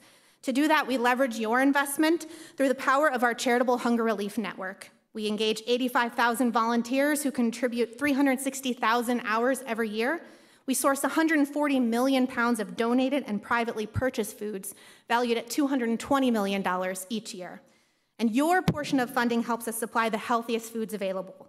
I urge the committee to support Amendment 0628 in its substitute bill. And at this time, I would be happy to answer any questions that you might have. Thank you for your testimony. And can you correct me on your name? Jory Novotny. Okay, Thank you, Senator. Any questions from the committee? Yes, Senator Ingram. Thank you, Mr. Chair. So tell me again, what's in the budget? And then what do you want? Thank you, Senator. Through the chair to the senator, currently we are funded in amendment substitute House Bill 96 at $24.55 million per year. We're seeking an amendment for $4.93 million per year in additional funding to help us maintain somewhat close to the food purchasing power that we currently have. Thanks. Any other questions? Seeing none, thank you for your testimony. Really appreciate it. Thank you. Next, we have Brandon Meyer from the Ohio Clerk of Courts Association. Welcome to committee. You may begin when ready. Good afternoon, Chairman Serino, Vice Chair Chavez, Ranking Member Hicks Hudson, and members of the Senate Finance Committee. My name is Brandon Meyer, and I'm the Fairfield County Clerk of Courts and Legislative Co-Chair for the Ohio Clerk of Courts Association. Thank you for the opportunity to testify as an interested party on House Bill 96. We would first like to thank the Ohio House of Representatives for including a provision that allows an elected clerk or appointed common pleas clerk to apply for grant funding under the Ohio Courts Technology Initiative at the Ohio Supreme Court. Due to recent law changes requiring the clerk of courts to publish civil case filings and docketed images online, many of our offices need to upgrade our technology to comply with these new mandates. For example, the House added a provision to House Bill 96 requiring clerks to provide online criminal dockets. While we are supportive of these law changes, these changes require us to upgrade our technology. Currently, under the Supreme Court's Technology Grant Program, clerks are not eligible applicants for the grants and must apply through a court. The House added provision streamlines the process and allows the clerk to directly apply for the grant rather than through a court. Clerks use these grant funds to purchase technology needed to comply with the recent mandates to put our document images online and accept e-filings. Between 2019 and 2023, the Supreme Court awarded over $20 million in technology grants. During that time, over $14 million was awarded for case management system-related upgrades. Of that $14 million, nearly $8.6 million was awarded to clerks of common pleas for their clerks' case management systems. Also, the Supreme Court has specifically identified e-filing technology upgrades as a priority project for this current grant cycle, and case management system upgrades has been identified as a priority in past grant cycles. As the status shows, clerks utilize a significant portion of the Supreme Court's technology grant program to upgrade the technology in our offices. Therefore, we respectfully request the Ohio Senate maintain the provision in the House-passed version of the budget allowing clerks to directly apply for grant funding. We also respectfully request the inclusion of Amendment SC 0099 into House Bill 96, which makes changes regarding the certificate of title fee outlined in Ohio Revised Code Section 4505.09. The cost of operating the title side of the clerk's office is supported by title and other BMV-related fees. The current title fee dispersed to the clerk has not kept pace with rising costs of operations and the financial realities faced by our offices are becoming increasingly unsustainable. The last time the title fee increased was in the transportation budget in 2009. The fee increased from $5 to $15. Out of the $15, the clerk's office only retains $11.50. Over the past 16 years, our operational costs have steadily increased, largely due to inflation and rising costs of wages, rent, utilities, and other essential needs. During this time, this has been an average increase of 76%. Also, you will see attached to our testimony a chart with how operational costs have increased in the other clerk offices around the state. Given these challenges, we respectfully request that the legislature increase the amount of the title fee retained by the clerk's office from $11.50 to $16.50 per title, as reflected in Amendment SC 0099. It is also important to note that an increase to $20 in Ohio's title fee is in line with the neighboring states, many of which charge significantly more. In closing, an increase in the title fee is not only necessary for financial stability of our office, but also for maintaining the high quality of service our residents expect. Thank you for your time and consideration. I'm happy to answer any questions. Thank you for your testimony. Any questions? Seeing none. Ranking Member Hicks Hudson. Thank you, Mr. Vice Chair. Thank you for your testimony. Can you tell us just briefly, you said that there was an increase in cost. Will this increase cover the additional costs for the operations? I think so, yes. I mean, it's a starting place. For example, in my office, back in 2009, a starting employee made $11 per hour, and that was about $38,000 with salary and benefits. And now an employee makes about $18.50 an hour, and that's roughly $67,000 in salary and benefits. So it's a place to start. Okay, thank you. Thank you, Vice Chair. Any other questions? Senator Ingram. Thank you, Mr. Chair. I just had a question regarding, okay, so you get $16.50, the clerks get $16.50, everybody else stays the same? Yes. We're asking for a $5 increase that would go to the certificate title fund, yes. Okay, so you get it. And correct. Everybody else keeps whatever they're getting correct, now. yes. And the breakdown is included in with the testimony. Right, yes, okay, I see that. So nobody else needs anything? Highway Operating Fund, the Motor Vehicle Sales Audit Fund, the Public Safety Highway Purposes Fund, the Automated Title, they could just stay where they are, right? Yeah, we're good. Through the chair to the senator, yes, that would be a question for the BMV. Any other questions? Seeing none, thank you for your time. Thank you. Next up, we have Brian Stubbs from Cleveland Water Alliance. Welcome to committee. You may begin when ready. Chair Serino, Vice Chair Chavez, Ranking Member Hicks Hudson, and the members of the Senate Finance Committee. Thank you for the opportunity to testify before you today. My name is Brian Stubbs. I serve as the Executive Director and President of the Cleveland Water Alliance. While Cleveland is in our name, our work reaches well beyond Northeast Ohio.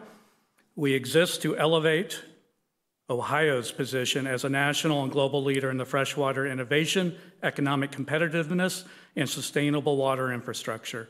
I'm here today to respectfully request your continued support for our work, which directly advances public health, environmental resilience, and Ohio's economic future. CWA unites businesses, utilities, research institutions, entrepreneurs, and government leaders around a shared mission to accelerate innovation in the blue economy. Water is not only a basic human necessity, it's one of our state's most under-leveraged economic assets. Through state-supported initiatives, we've developed a first-of-its-kind testbed infrastructure that enables companies and researchers to develop, test, and deploy real-world water technologies that solve urgent problems. Thanks to the support of this legislator and Governor DeWine's administration in previous budget cycles, Ohio has made remarkable strides. With past state funding, CWA built the largest digitally connected freshwater monitoring system in the world, offering real-time insights across the Lake Erie watershed. This infrastructure has already allowed us to detect harmful algal blooms before they contaminate drinking water, monitor recreational safety, and support local and regional decision-making with reliable data. We've also expanded in cutting-edge infrastructure testing. Our pipe farm, for example, in Parma, Ohio, enables utilities and manufacturers to elevate next-generation non-invasive technologies for identifying and replacing lead service lines. As cities nationwide race to comply with lead replacement mandates, Ohio is positioned to lead the way with solutions that are faster, safer, and cost-effective. The results of this work are clear. In the last 2 years, nearly 50 new technologies have been tested, validated through our network. We've welcomed international companies seeking to invest right here in Ohio, and our infrastructure has enabled entrepreneurs, large manufacturers, and public utilities alike to collaborate in solving 21st century water challenges. This kind of momentum doesn't happen by accident. It requires vision, infrastructure, and consistent investment. To build on that momentum, we are respectfully requesting $750,000 per year in the upcoming biennium to support continued expansion of our testbed infrastructure. This funding will allow us to scale our real-time monitoring systems, broaden the reach of our sensor networks across the state, and enhance our industrial water efficiency and innovation capabilities. As companies relocate from water-stressed regions, Ohio's water abundance combined with its leadership in technology validation gives us a clear competitive advantage. But this opportunity is not just regional, it's global. As the climate changes, population growth increases, and industrial demand place unprecedented pressure on freshwater systems, states that prioritize innovation and sustainability in water management will be the ones leading future economic growth. Ohio has already taken that step.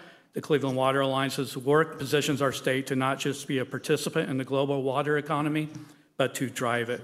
Continued state investment in our testbed infrastructure is more than just research. It's also workforce development, business attraction, protection, and long-term resilience.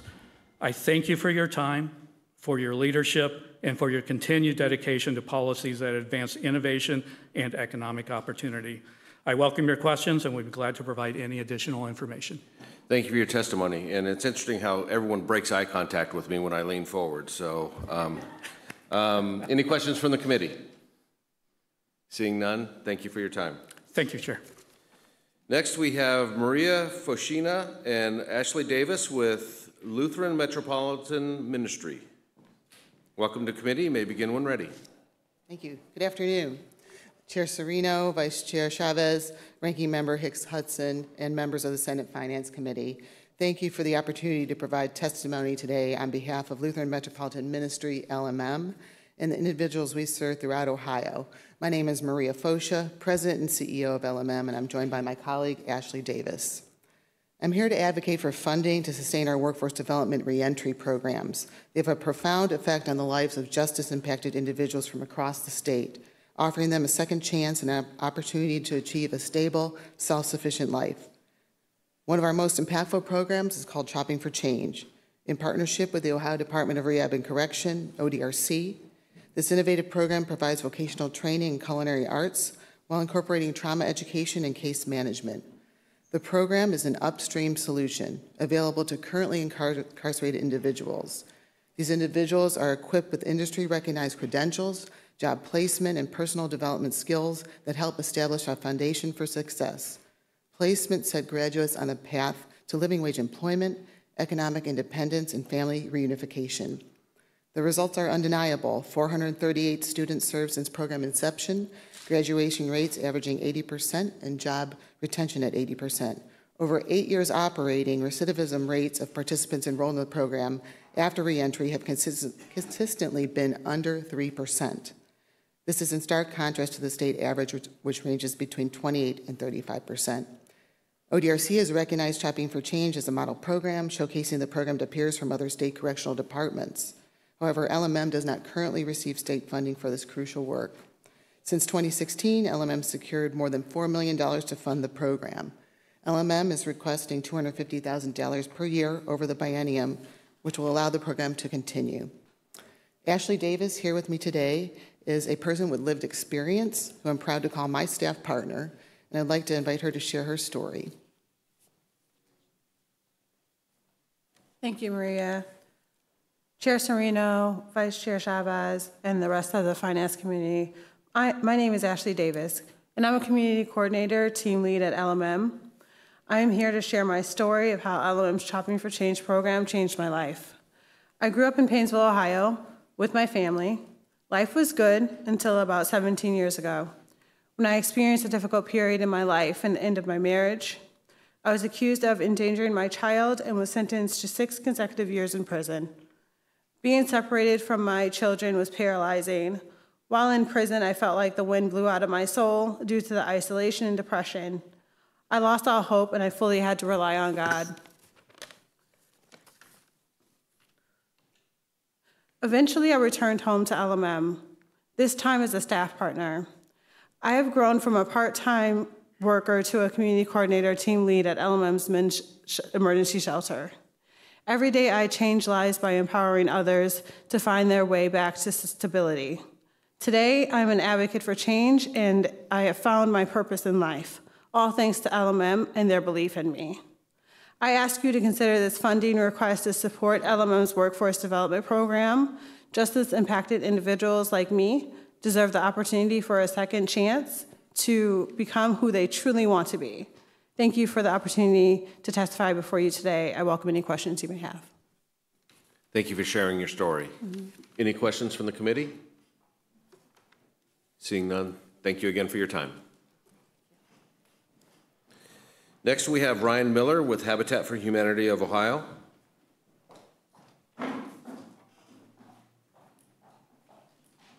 No. All right, moving on, we have Dave Hofer with Springfield Local Schools Summit.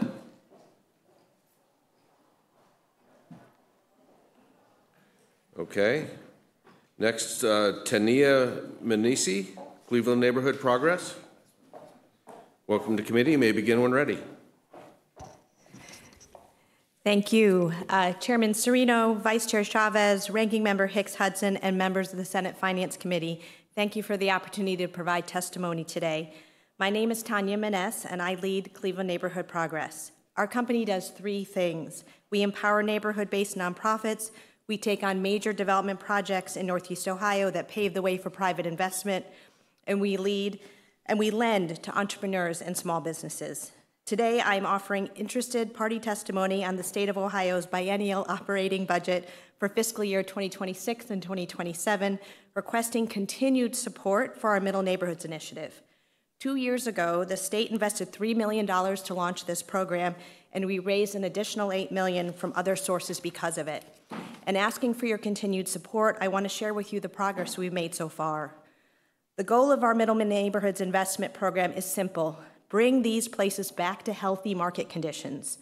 Middle neighborhoods do not get the positive attention of hot real estate markets, nor do they get the large government investments like disinvested neighborhoods do. Many middle neighborhoods are in slow decline. We work in these places for many reasons, but near the top is that strategic investments now will prevent decline and save money long term. Once our strategic investments take hold, the private market can take over. We make these investments by focusing on two things: main streets and side streets.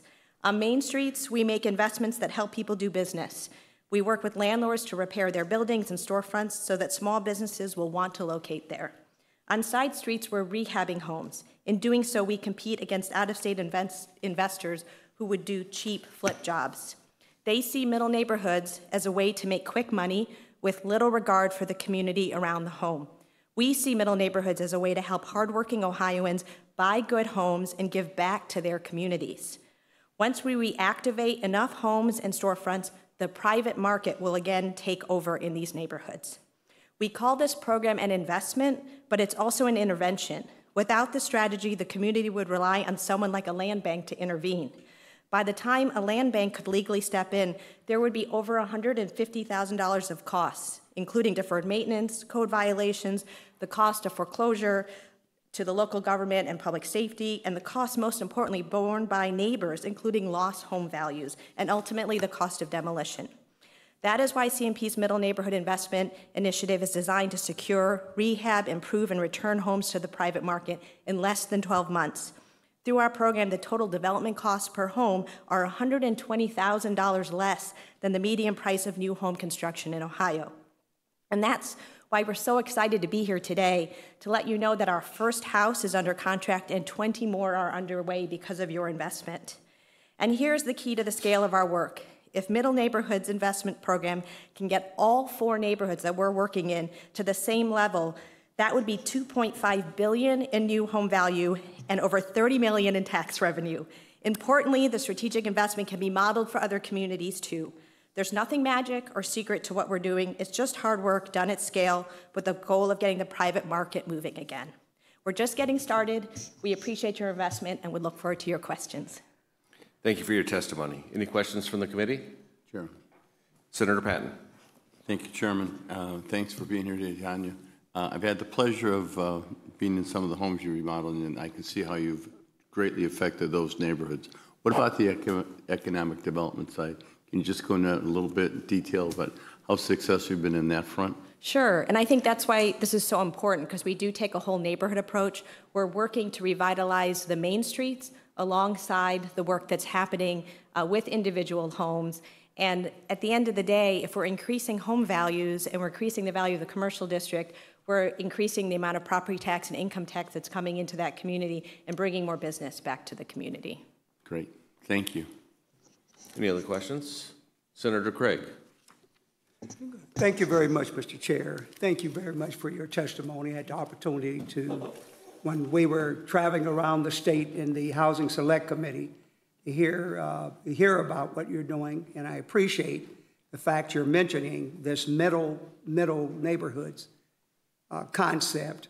My question very quickly is, what is your expectation for sharing that around the state in the work that you're doing?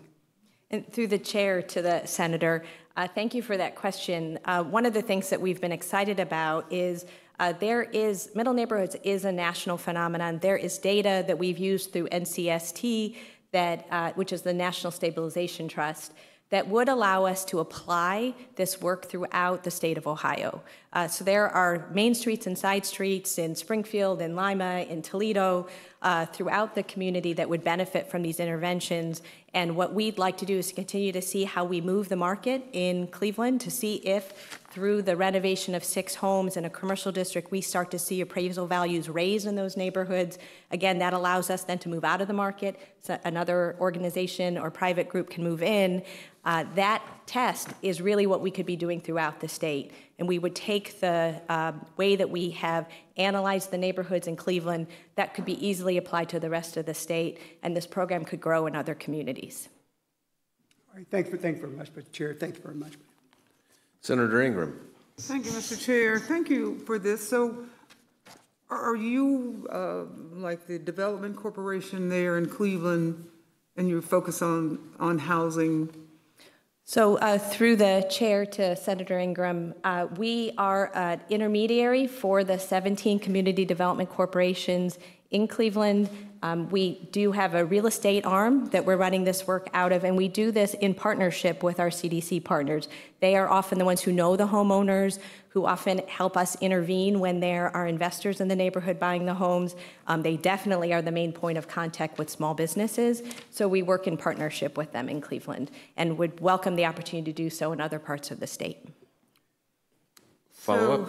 Yes, thank you, Mr. Chair. So you're more, not actually the land bank, but more of the port, or so how does that fit? I'm sorry, through the chair to Senator Ingram, we are a nonprofit real estate development organization. We work closely in Cleveland with our land bank and with our community development partners to fill that gap where many of our partners in Cleveland are exclusively focused on housing or affordable housing. We look at the whole neighborhood and try to help fill those gaps where a community development corporation or a land bank or a purely housing associated organization is not working more broadly in the neighborhood. Thank you. All right, seeing no further questions, thank you for your testimony. Thank you. Next up, we have Seth Bauer, Groveport-Madison Local School Board. Welcome to committee. You may begin when ready.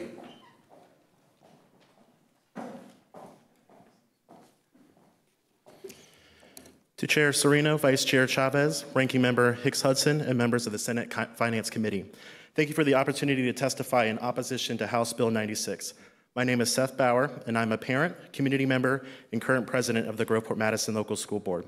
I care deeply about the future of public education in Ohio. House Bill 96 doesn't just reduce funding by $103 million over the next 2 years. It dismantles the bipartisan Fair School Funding Plan, which was designed to make school funding more equitable, more transparent, and more responsive to the actual costs of educating students. The plan was adopted in 2021 with a 6-year phase-in, and this budget veers off course just halfway through. For example, in my district, under the House's plan, we would receive $500,000 less in fiscal year 27 than in fiscal year 25. That means larger class sizes, fewer support staff, and fewer opportunities for students, all while communities are asked to do more with less. Meanwhile, this budget increases funding for unaccountable and unconstitutional private voucher programs and allows public dollars to be funneled through scholarship granting organizations which offer tax credits for donations to private schools. In the last year alone, over $12 million in tax credits were awarded through SGOs, quietly draining resources from public schools. Much of this agenda is being shaped by well-funded groups like the Center for Christian Virtue, whose revenues and influence have grown dramatically and who are now receiving state-funded grants to expand private religious schools. This is not what public education funding was intended for. And now, while public investment is being pulled back, a petition to eliminate local property taxes, the primary remaining source of school funding, has been approved for signature collection. And if both efforts succeed, many schools will be left with no viable funding source at all.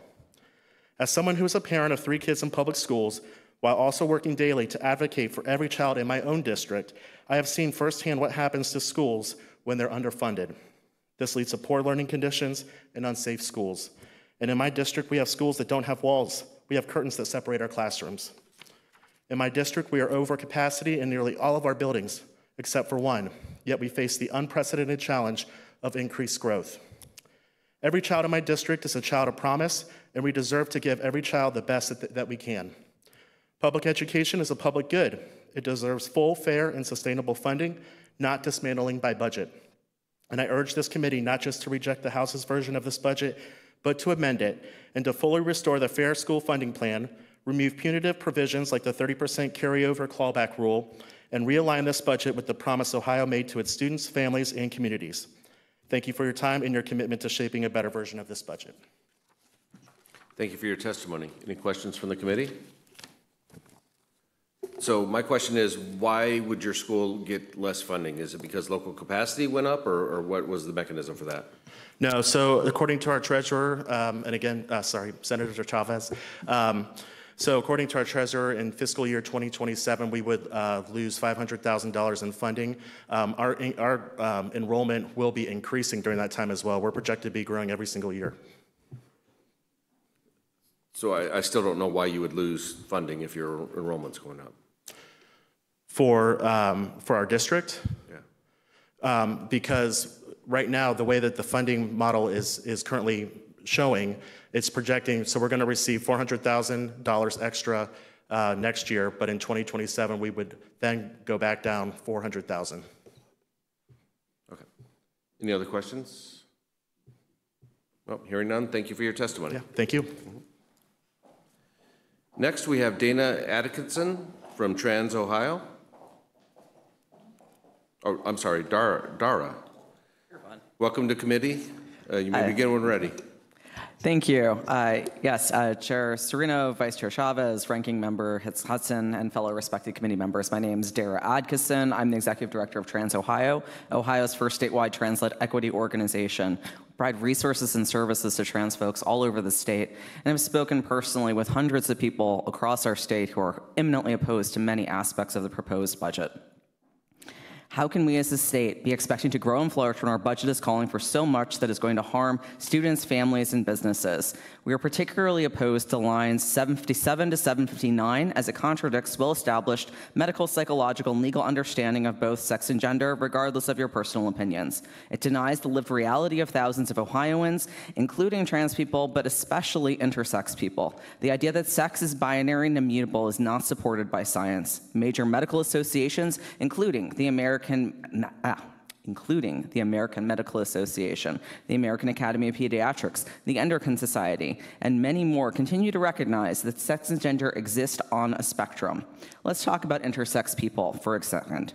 For example, many are born with biological traits that do not fit within the definitions of male and female as outlined in this proposed piece of fiscal policy.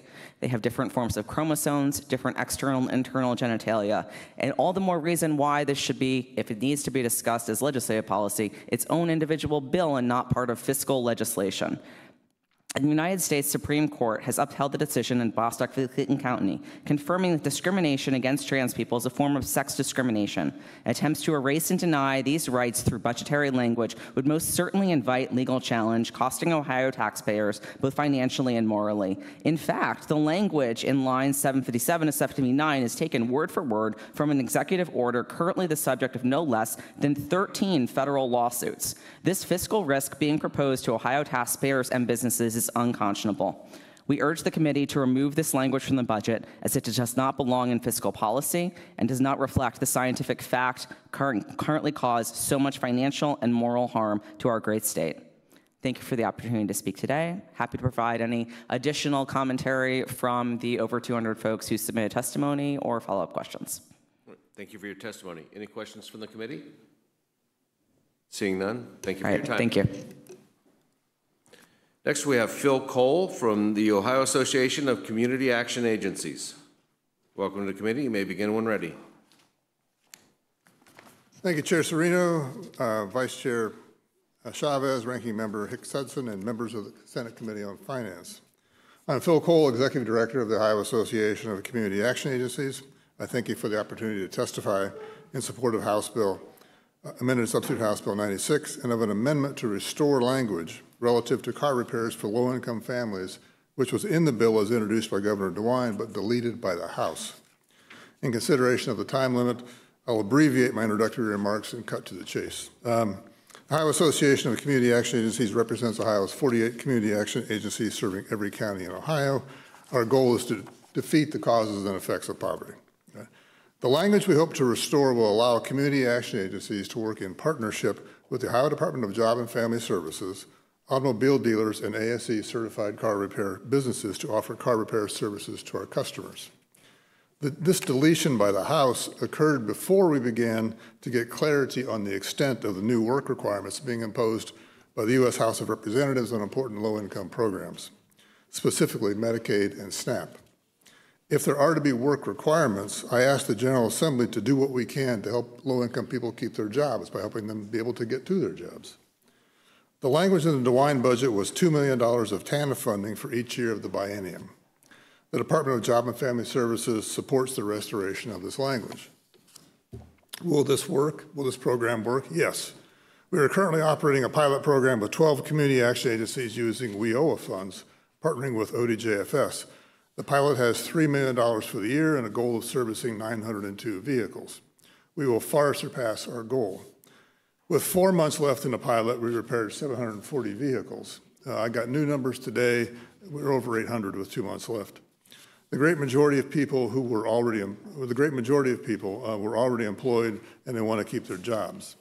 The pilot is run through Workforce Area 1, and they are tracking all of our participants, and they will for 1 year. The program works, and we're proving it works.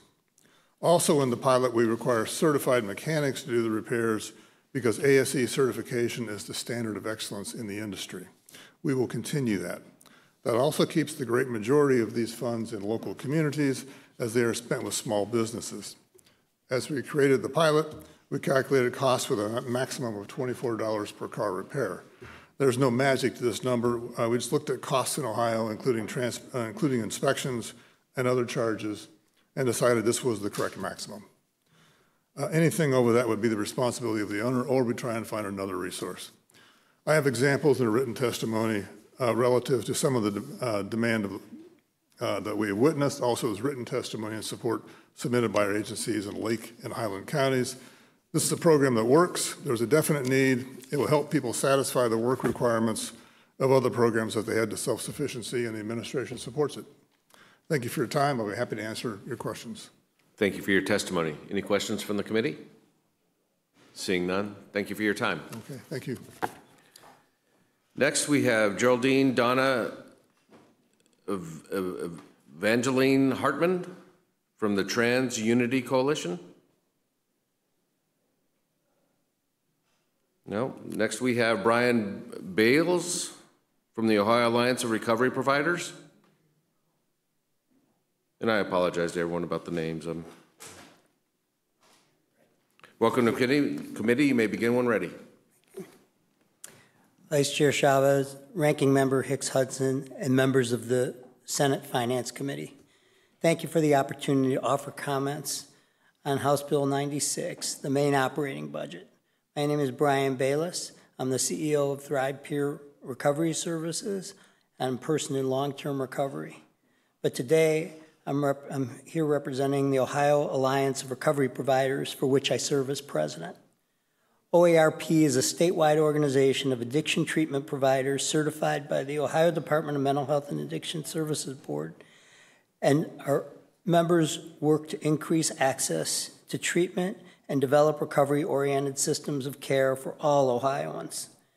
In the as-introduced version of the budget, Governor DeWine, Director Corcoran, and the Department of Medicaid continued the reimbursement investments that were included in the previous budget, House Bill 33, for many providers across the state, including those behavioral health, and those investments were maintained and held harmless. However, the House cut line item 651525 by $21 million in fiscal 2026 and nearly $50 million in fiscal 2027.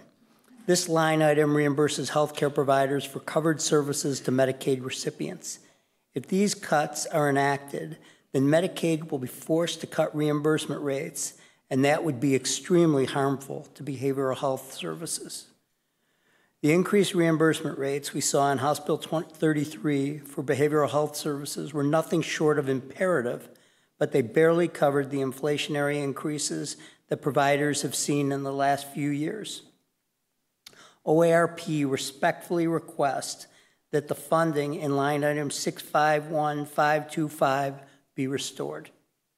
Maintaining these funds will help providers offer vital services at a greater capacity, incentivize more workers to pursue careers in community behavioral health system, retain and invest in staff we currently have, and most importantly, it will allow providers to care for all those who need our services. I know you have likely heard much of the discourse around the trigger language included in House Bill 96, requiring Medicaid to immediately terminate health care for members of the expansion eligibility group, Group 8, if the federal government sets federal Medicaid assistance percentage below 90%. People with serious mental illness, substance use disorders, co-occurring conditions rely heavily on Medicaid, and Ohio could be forced to limit what behavioral health services are covered. Rural communities and underserved areas would likely be the hardest hit due to fewer alternative options. With fewer resources across the state, wait lists for services will grow, and we know this because providers already have wait lists. Cuts could lead to lower reimbursement rates, discouraging providers from accepting Medicaid patients. With lower reimbursement rates, providers will be unable to retain and hire staff necessary to meet the service demands. Those in the expansion population who are no longer able to receive services might be forced to turn to emergency rooms, or they may find themselves incarcerated in jails and prisons, all of which are very costly alternatives for taxpayers. OARP respectfully requests your support of Amendment SC 1883, which is attached to this testimony, which would make the Medicaid trigger language optional as opposed to required. On behalf of the Ohio Alliance of Recovery Providers, thank you for your time and consideration of these important matters. I'm happy to answer any questions you may have for me. Thank you for your testimony. Any questions from the committee? Yes. Senator Romachek. Thank you, Mr. Chairman. Thank you, sir, for testifying. The 525 line item that you reference in your testimony apparently was cut by the House. What makes you believe that because that line item pays out many, many types of providers that the cuts would come right to mental health providers? It's our concern. We don't know definitively, but that's our concern. And we are not in a position to be able to afford any of those cuts. If I could follow up. So if it would make you feel a little bit better, it doesn't necessarily mean that your type of provider would be cut. that would be up to the department. Yes, that makes me feel better. Any other questions? Seeing none, thank you for your time. Next, we have Michael Hanlon from the FSFP work group. Welcome to committee. You may begin when ready. Chair Serino, Vice Chair Chavez, Ranking Member Hicks Hudson, and members of the committee, thank you for the opportunity to testify today. I am Michael Hanlon, Superintendent of the Chardon Local Schools. I've also been working on the Fair School Funding Plan work group for the past 8 years. Fair School Funding Plan work group is a coalition of over 25 Ohio educators that developed the state's only K-12 funding model grounded in actual costs for educating students. Our mission remains clear: to ensure the formula continues to function as intended, transparent, equitable, and based on real student needs. We understand the fiscal challenges that Ohio faces, but the House-passed version of House Bill 96 threatens to undo the steady progress we've made. It replaces the formula structure with a temporary bridge funding model that destabilizes school district operations and shifts more fiscal responsibility to local taxpayers. One of our greatest concerns is the formula's growing imbalance caused by failing to update the base cost inputs, while local capacity measures like income and property valuation continue to be refreshed. The core cost assumptions in the formula remain outdated, and this mismatch misrepresents a district's ability to contribute to local funding, increasing the number of school districts that we see falling to the 10% state share, as shown in Figure 1. A second concern is the level of state support for local school districts. As you can see in Figure 2, the level of state support will decline from 42.35% in fiscal 24 to just over 32% in fiscal 27. The Fair School Funding Plan, established in law through House Bill 110 and reaffirmed in House Bill 33, provides Ohio with a stable research-based roadmap. As you can see in Figure 3, over 210 school districts in Ohio transitioned onto formula-based funding under the implementation of the model. Again, we recognize the fiscal constraints that the state is under, and we have several recommendations that we believe will allow us to sustain the Fair School Funding Plan. First, update the base costs using fiscal 23 data in fiscal 26 and fiscal 24 data in fiscal 27. Extend the phase-in period as indicated, 75% in fiscal 26 and 83% in fiscal 27. Third, restructure or transition to direct certification to accurately identify economically disadvantaged students and increase the per pupil funding amount for correctly identified DPIA students. These adjustments would redirect up to $450 million over the biennium to the students that need it the most. Protect a minimum level of state support. Raise the minimum state floor to reflect average auxiliary administrative service funding provided to non-public schools. And finally, stabilize ESC funding through a tiered funding structure. I'd like to thank you for the opportunity to speak on behalf of the Fair School Funding Plan, and I am available to answer questions that you may have.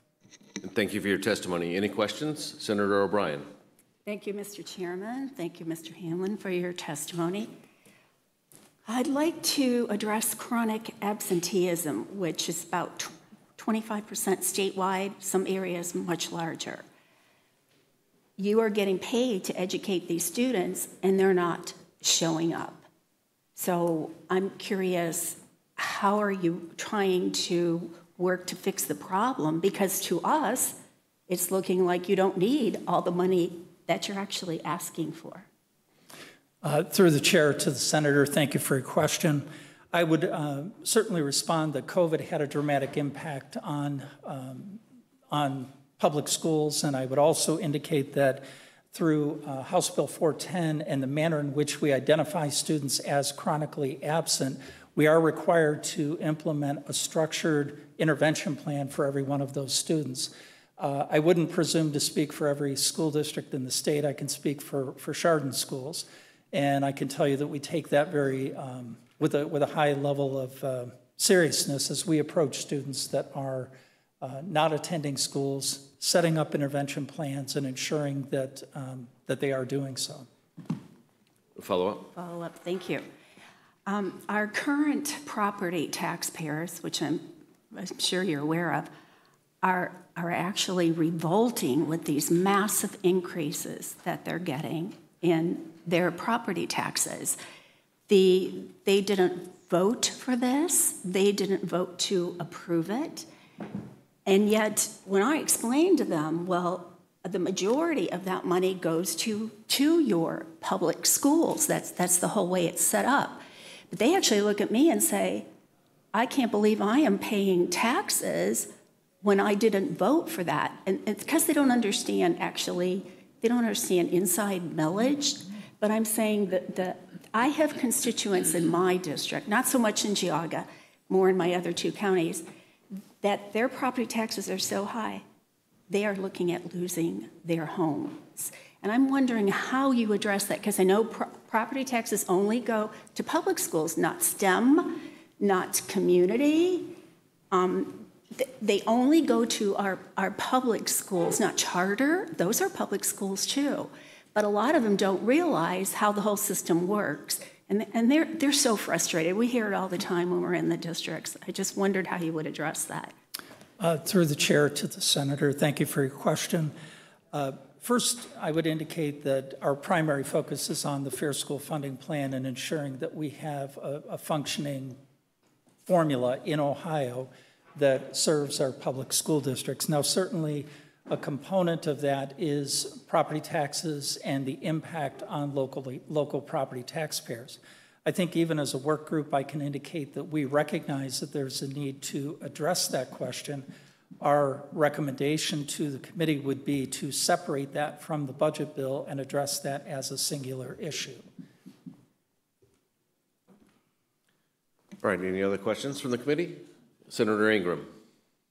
Thank you, Mr. Chair. Thank you for your testimony. I just have one question, and that is regarding your concern with the ESC funding formula. Tell me why.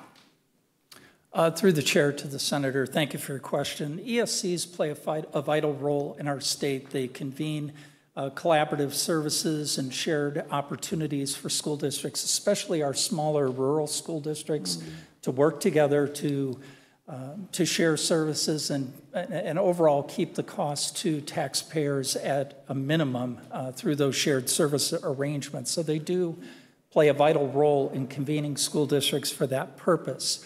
What we've seen over the past several years is that ESC funding has been somewhat erratic and declining, and what we're proposing and recommending to the committee is a stabilized based funding model and then a 3-tiered approach that has a decline in funding for larger ESCs, if that makes sense. As the enrollment that ESC represents increases, there's a step down, and there are 3 tiers to address that. Taken together, we believe that those provide the base support for ESCs to continue to do their important work. Follow up? Yes, thank you. So would you say that all ESCs are not created equal? Through the chair to the senator, that's correct. Certainly we see some ESCs that represent districts in urban centers or in largely suburban areas with different needs and interests in those particular districts, and yet another ESC may be representing school districts in primarily rural conditions, and the needs of those types of school districts are very different, and those ESCs play different roles. Also, in response to the question, certain ESCs have much higher ADMs, the number of students that they represent, in the number of districts that are affiliated with that ESC, while others may be smaller. So again, they come in different shapes and sizes, and they serve different functions depending on the predominant types of school districts that they are serving. One last one, please. Follow. Thank you, Mr. Chair. So the school districts, they also pay for those services to the ESCs, correct? Through the chair to the senator, again, thank you for your question. The base funding for the ESC provides the same base service considerations that base cost does for school districts. So you have those operational square footage concerns, costs of administration, all the other factors that play into operating that educational service center. Then layered on is per student funding as well, which is a second component to that funding. But school districts will, that provides the base level funding for that ESC. And then yes, you're correct. School districts will also contribute to certain collaborative or shared services that, or programs that they want to create. Taken together, that allows that ESC to deliver services to its member districts. Okay.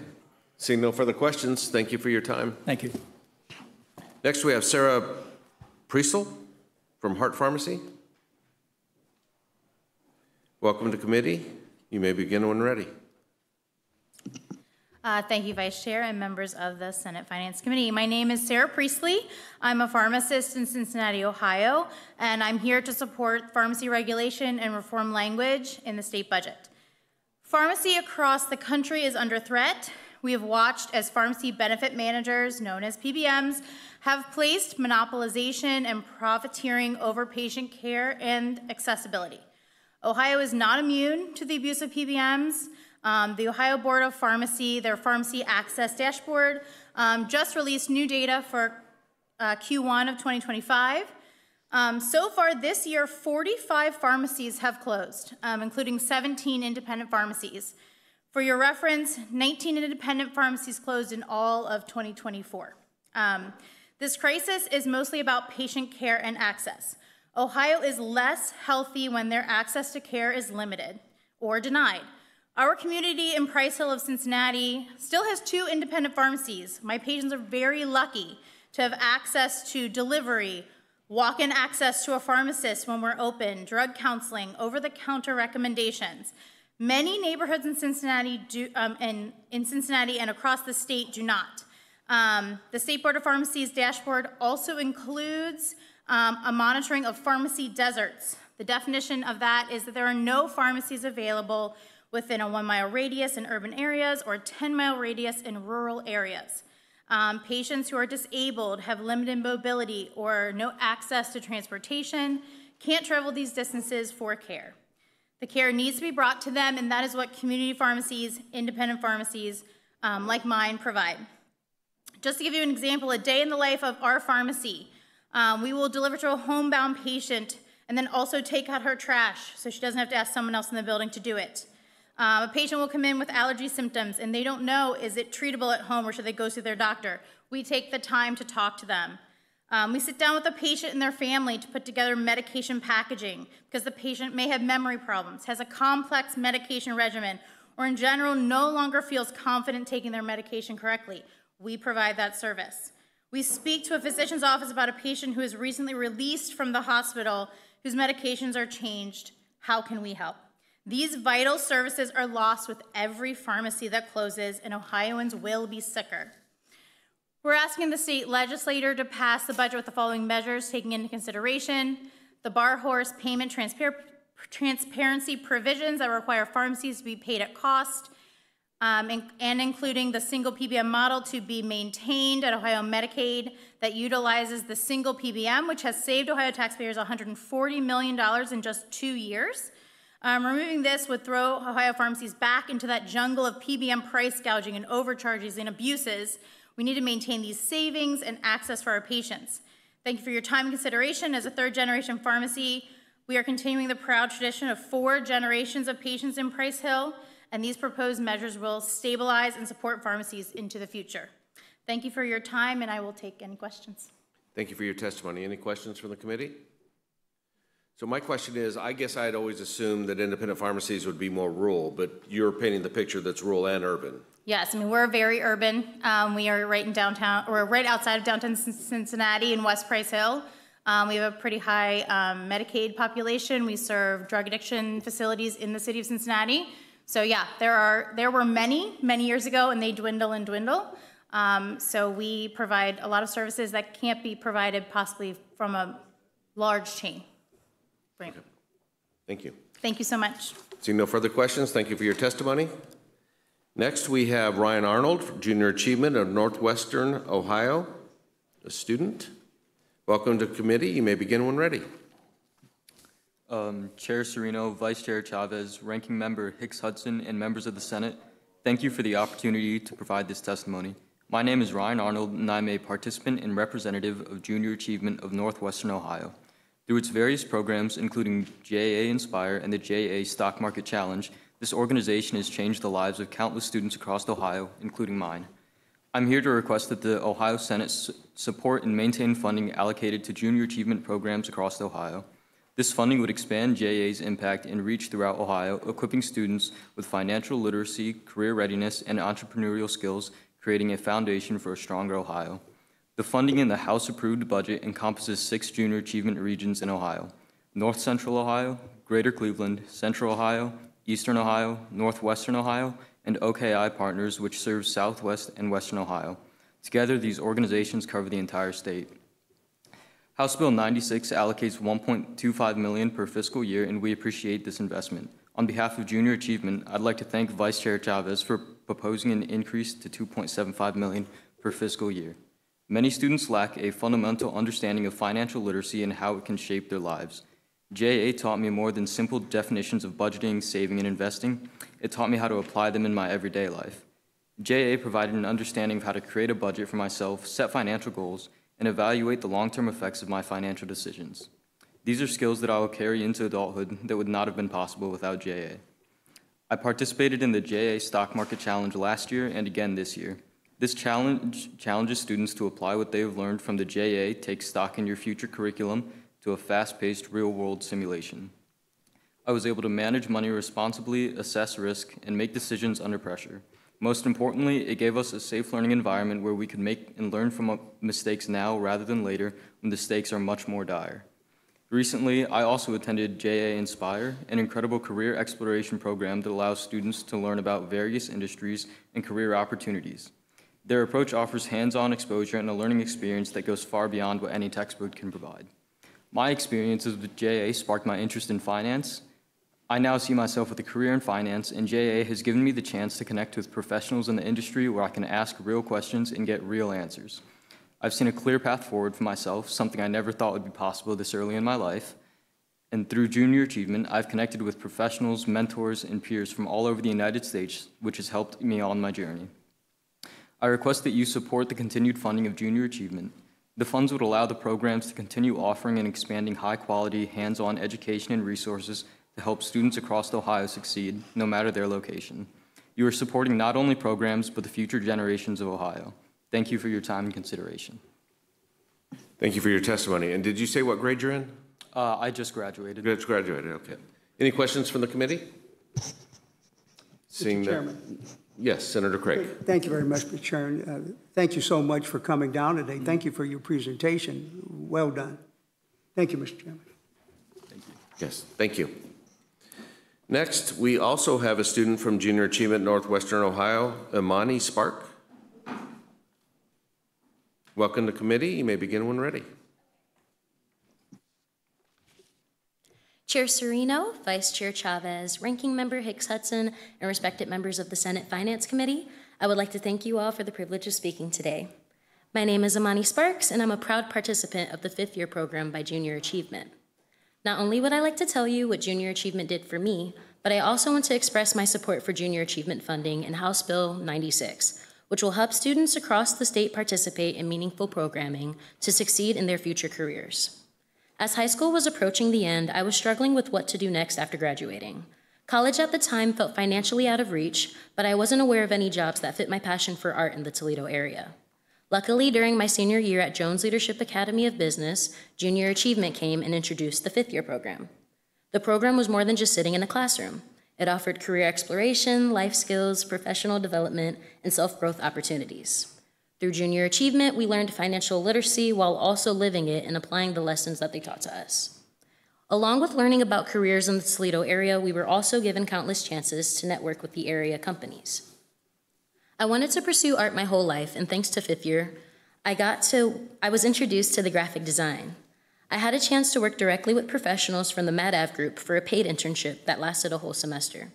There, I created my first graphic design piece. With this experience, I was taught what I needed to work on when it came to the work that I did. I gained discipline, confidence, and a clear sense of my own values as an artist.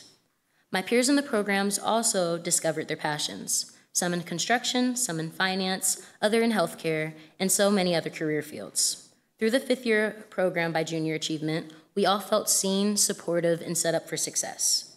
This program is more than a mere stepping stone. It's a crucial program that the youth should consider taking after graduating high school. In order for the following generations to experience the beauty of this hands-on opportunity, Junior Achievement needs your support. Today, we're asking for $1.25 million per fiscal year, not just to fund Junior Achievement across all counties in the state, but to invest in the futures of the youth, to give more young adults like me a path that empowers them at such an uncertain time in their lives. Your support would directly provide young adults with access to dedicated mentors, hands-on learning experiences, real-world career exposure, and the kind of personal guidance that makes this program truly one of a kind. With your help, we can ensure that this becomes a consistent, transformative resource that continues to inspire our community. Thank you for believing in our potential and for investing the next generation of Junior Achievement trailblazers. I'm open to take any questions. Thank you. Thank you for your testimony. Any questions? Yes, Senator Hicks Hudson. Thank you for coming. And through the chair, I just have one question. Why do you think that this program is so vital? I mean, you gave your experience about what it did for you, but what about someone else? And then having this replicated throughout the state of Ohio, why is this such an important project that we should be funding? Through the chair to Senator Hicks Hudson, this program is very important because it gives the students a free space and an open environment to discover career fields. They offer a lot of job shadows where we go to different companies within the Toledo area and a little bit further, and we actually get to see what they're doing inside of these companies. Like, as an artist, I didn't know that I could do graphic design for a steel company. I wouldn't have thought about that, but thanks to their exposure and then their open arms too, like if you have any questions, they'll find somebody to help you get in touch with and network. Thank you. Thank you. Any other questions?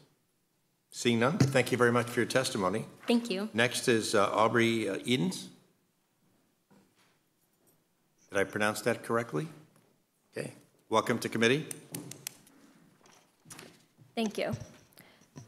Chair Serrano, Vice Chair Chavez, Ranking Member Hicks Hudson, and members of the Senate Finance Committee. My name is Aubrey Edens, and I would like to share my junior achievement journey and explain how state funding can help other students achieve their career goals, just like I did.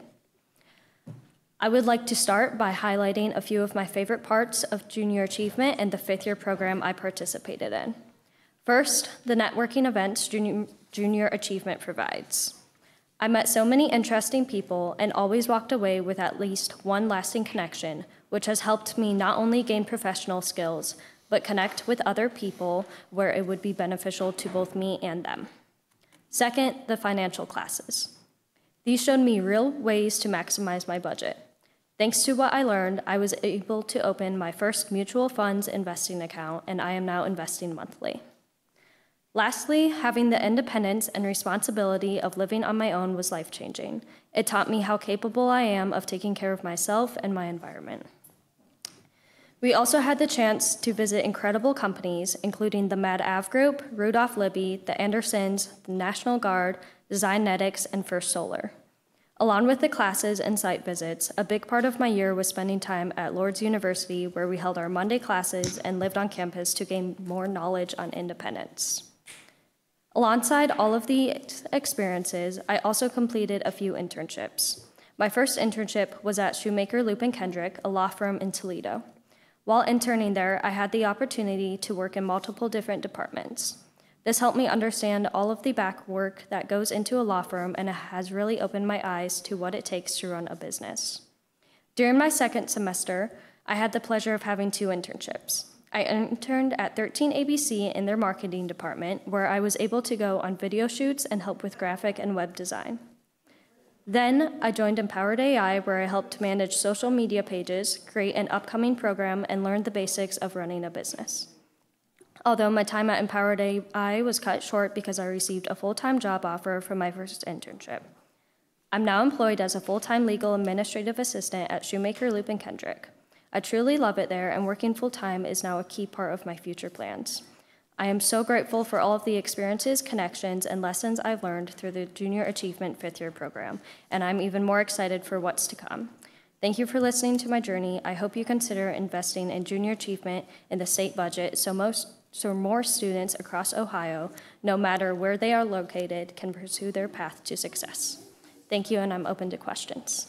Thank you very much for your testimony. Any questions? Seeing none, thank you very much. Before we go to our next one, we're going to do a second and final call for Geraldine Donna Evangeline Hartman. Are you here? Okay. And Ryan Miller and Dave Hofer. Okay. We'll take their testimony as written. Okay, next we have Scott Lomas from Re-Up Education.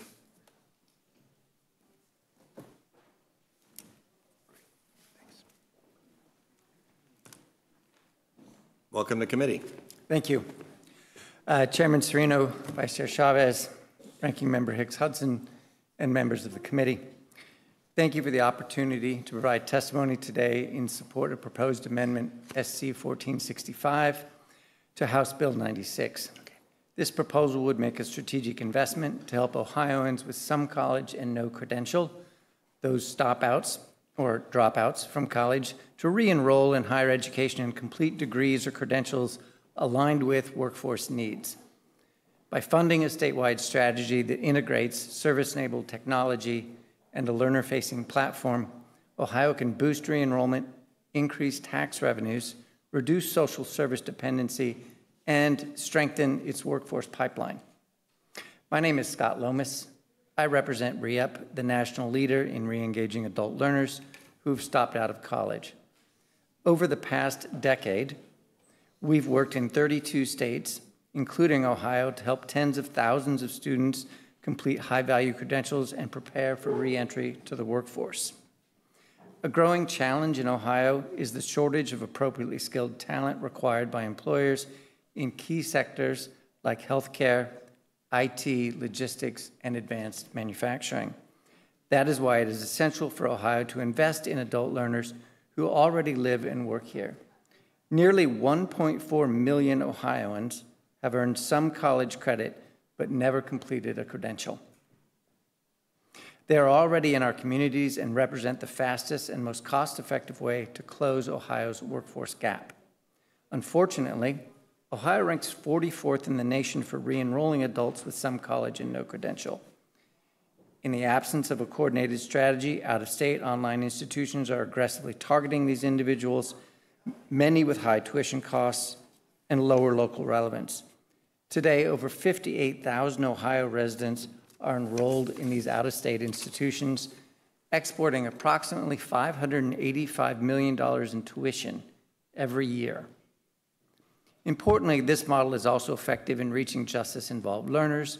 For individuals who were on a degree path prior to incarceration, this offers a supported and data-informed pathway to re-entry through education. We've already proven what works in Ohio. Through our partnership in the Ohio Comeback College Compact, we collaborated with 8 public institutions, including Lakeland Community College, Lorain Community College, Cleveland State University, Shawnee State, Zane State, and others, to double the number of stop-out students who re-enrolled there. However, that grant funding that made this success possible is ending.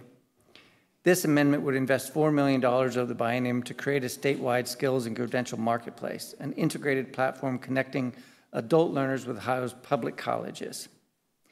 The impact of this investment would roughly be over 4,000 additional student enrollments in workforce-aligned credentials and up to $40 million in tuition recaptured by Ohio institutions. Thank you for considering SC 1465 to House Bill 96. I'd be happy to answer any questions or provide additional information. Thank you very much, Mr. Lomas. Question for you that I have is, are you aware of the Second Chance Voucher program? And it was targeted to stopped-out students. Yes, sir. For, I think, more than 2 semesters, as I recall. Do you steer students or former students into that program as well? It's a $2,000 grant. Chair Serino, thank you for the question. Yes, we absolutely do. Part of our role would be to make students aware of resources available to them, whether it's incentives and scholarships like this or services that are available to help adult students re-enroll and stay re-enrolled until they graduate. Great, thank you. Question? Thank you, Chairman. Thank you, Chairman, and good afternoon, sir. Thanks for coming by. I had looked at some of those national courses like Phoenix, whatever they are, and thinking that there'd be cheaper opportunities than having you direct the students to some of the partner schools you mentioned, Cleveland State being one of them. I find out that they're more expensive. And so that when you talk about, the recapturing at least 40 million of it, and we're exporting $585 million a year. And I think that's criminal almost to the point. So, the advantage they have is marketing. So hopefully what we're able to do is connect you almost like a guidance counselor of sorts for those students who have stopped their education going forward. But I guess the question I want to ask though then is when you're looking at placing these students, are you looking at the job placement, or because from being in the state that you're in, as you mentioned several states, what we're looking for. We know we're looking for nurses, or we're looking for skilled trades, or things along those lines. How much does that play into the placement process? Is that significant? Through Chair Serino to the Senator, thank you for the question. Yes, it's significant. The folks that are re-enrolling after being stopped out for some period of time are doing so because this is aligned with workforce need. By the nature of the program that we create, which is a marketplace with an inventory of programs statewide, we have the ability to align opportunities from anywhere in the state educationally to the workforce needs in their county. So 100%, that's what we do is help people find the credentials aligned somewhere in the state with workforce in their region. Very good. Thank you, sir. Thank you, Chairman. Senator Chavez? Thank you, Mr. Chairman. Along the same lines, do you have any numbers on what the success rate is for the people that re-engage, that they actually complete the second time? Through the chair to Senator Chavez, yes. So nationally, are you talking about program, if I may? Sure. Nationally, again, we work in 32 states. There are 2 metrics that are tracked nationally by the National Student Clearinghouse. The first is those that graduate within 12 months of re-enrolling, and then those who are still enrolled 12 months later. On both of those metrics, programs supported by REAP exceed the national metrics significantly, some 3x the graduation rate in the first year and 20% above the persistence rates. Follow? So what would those numbers be in percentage? Sure. Again, through the chair to the senator, the national rates for perseverance or still enrolled 12 months later are 52%, and the graduation rate within the first year of re-enrolling is between 7 and 12%. Thank you. Senator Ingram. Thank you, Mr. Chair. Thank you for your testimony. And I just have the one question regarding the fact that you're in 32 states.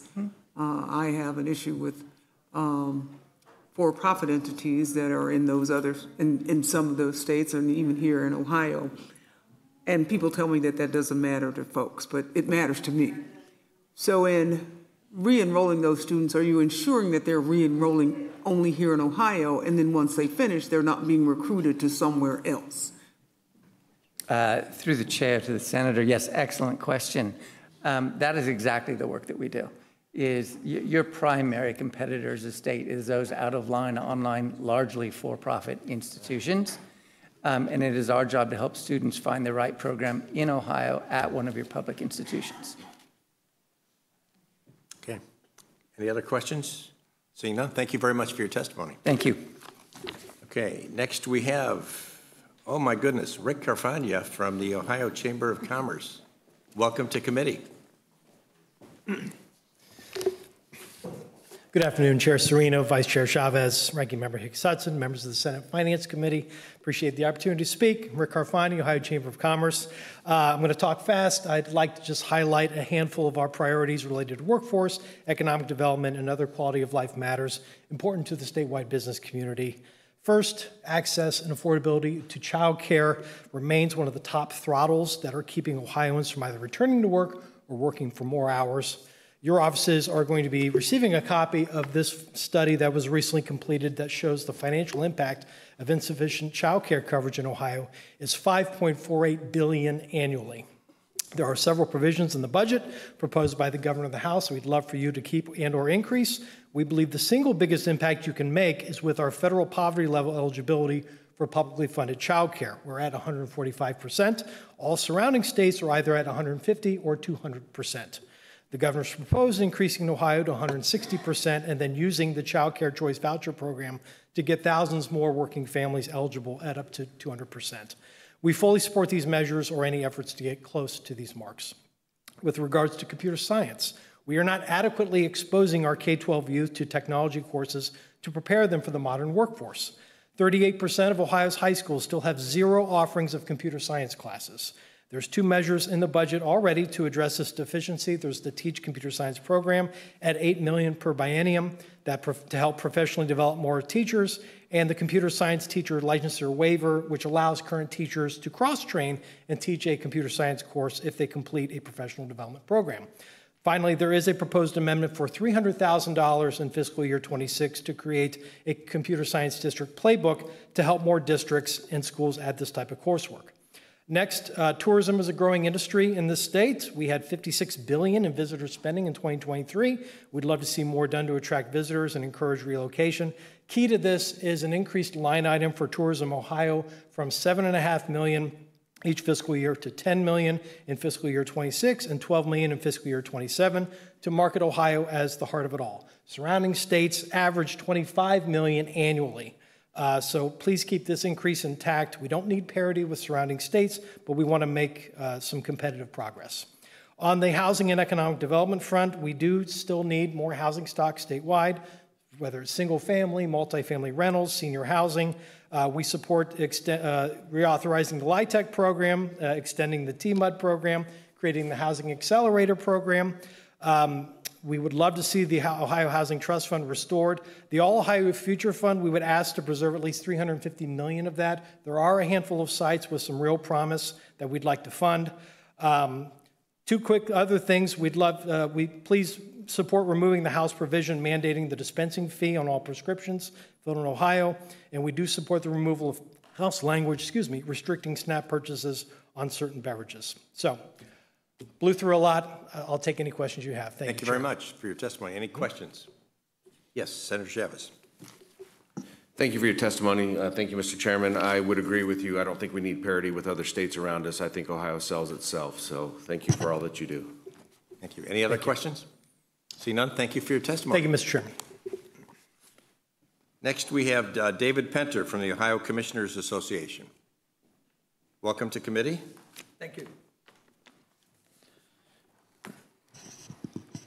Chairman Serino, Vice Chair Chavez, Ranking Member Hicks-Hudson, and members of the Ohio Senate Finance Committee, thank you for the opportunity to provide testimony on the state operating budget, House Bill 96. My name is David Painter, and I serve as a Claremont County Commissioner and as the President of the County Commissioners Association of Ohio. CCAO has 5 priorities for this operating budget: bolstering the child welfare system, pursuing reforms and robust funding of indigent defense system, continuing the statewide partnership on county jail projects, and strengthening the next generation 911 system, improving access to child care. Indigent defense, we are pleased that the current version of House Bill 96 contains language and funding for a new pilot program that we believe will provide high-quality service and hopefully lead to system efficiency. The Northwest Regional Hub will see OPD to coordinate appointed council access across 3 counties. CCAO is excited about this pilot program and believes that it provides a model for future counties to follow if they choose. At the current level of funding in the budget, OPD estimates that the counties will receive reimbursement rate at a rate of about 80% to low 90%. CCAO is asking that the Senate provide additional funding of $21 million for fiscal year 26 and $28 million for 27. The additional funding would bring the projected reimbursement rate to the 90% range. We ask the Senate to support SC 0832. This amendment is supported by the Indigent Defense Working Group, comprised of OPD, CCAO, and the State Bar Association, and others. Last budget, Ohio began upgrading the outdated 911 system to next generation 911. The NG 911 system makes numerous improvements to the state's 911 system and implements life-saving technology that benefits citizens of Ohio. As of today, 8 counties are piloting the system, and 3 more counties are expected to come online in the coming weeks. We're pleased to see that the House recognized the need for additional funding. We're thankful that they increased the fee from 60 cents per month. However, to ensure that all counties continue online in the required next 5 years, we can maintain their system without having to implement local taxes. We believe the fee needs to be increased further. CCAO asks that you support SC 0207, sponsored by Vice Chair Brian Chavez, to increase the fee to $1.25 per month to ensure our first responders are the best equipped. Child welfare system, the House passed House Bill 96, includes a provision that would allow the Board of County Commissioners to abolish the Family and Children First Council. CCAO is opposed to this policy change. Child care, counties are committed to fostering self-sufficient, healthy families through programs provided by Jobs and Family Services. CCAO supports SC 0460 to increase the eligibility of publicly funded child care to 160% of the federal poverty level. House Bill 96 and the continuation of the child care voucher program for families up to 200% for the federal poverty level. Chairman Serino, Vice Chair Chavez, and Ranking Members Hicks Hudson and the members of the Senate Finance Committee. With some targeted investments and policy changes, you can strengthen Ohio's local governments. Thank you for your time today. I'm happy to answer any questions you might have. Thank you. Thank you very much, Mr. Painter. Any questions? Yes, Senator Ingram. Thank you, Mr. Chair. Thank you for your testimony. I just have one in regards to the county coroners. You bet. Tell me. Tell about county coroners? Yes. CCO has a platform, obviously, to address the county coroners as a non-elected position. The reason for that is because currently 10 counties fail to elect a coroner in the state of Ohio and therefore appoint, and 2 counties that have an alternative form of government also appoint coroners. We support a system that would allow a regional concept for small counties to be able to team together to provide that on a more affordable basis. As you know, county coroners choose the decision about whether there is going to be an autopsy or not. However, they don't perform. In Claremont County, all of our autopsies are performed by Hamilton County, Ohio. Mm-hmm. Follow up? Yes, thank you. So should it be up to the county and the citizens, or should it be up to the state making sure that that happens, that they're all appointed just because the county commissioners want it done that way? I believe that there's a little bit of both in that. I understand that there may well be an alternative proposal that basically allows counties that are above the 250,000 citizen threshold to have elected coroners, and that below that it could be appointed by the commissioners in counties that are less than 250,000. Okay. Follow up? Thank you. So should the language simply be that it should be flexible and up to the county as to how that's done, and up to the citizens, and that they should have to ask? I believe that there is an even place there in the middle. As you know, a great idea, doesn't matter which side of the house that it comes from. I think that County commissioners are more than capable of making that kind of decision and allowing small counties to be able to seek their destiny when it comes to that. When it comes to reform in government, if we can't reform that one position, we're going to have a hard time with other reform. Thank you. Any other questions? Thank you, Mr. Painter, for coming in today. Thank you. Appreciate your testimony. Next is we have former Senator Teresa Fetter. Please come to the podium. Welcome to committee.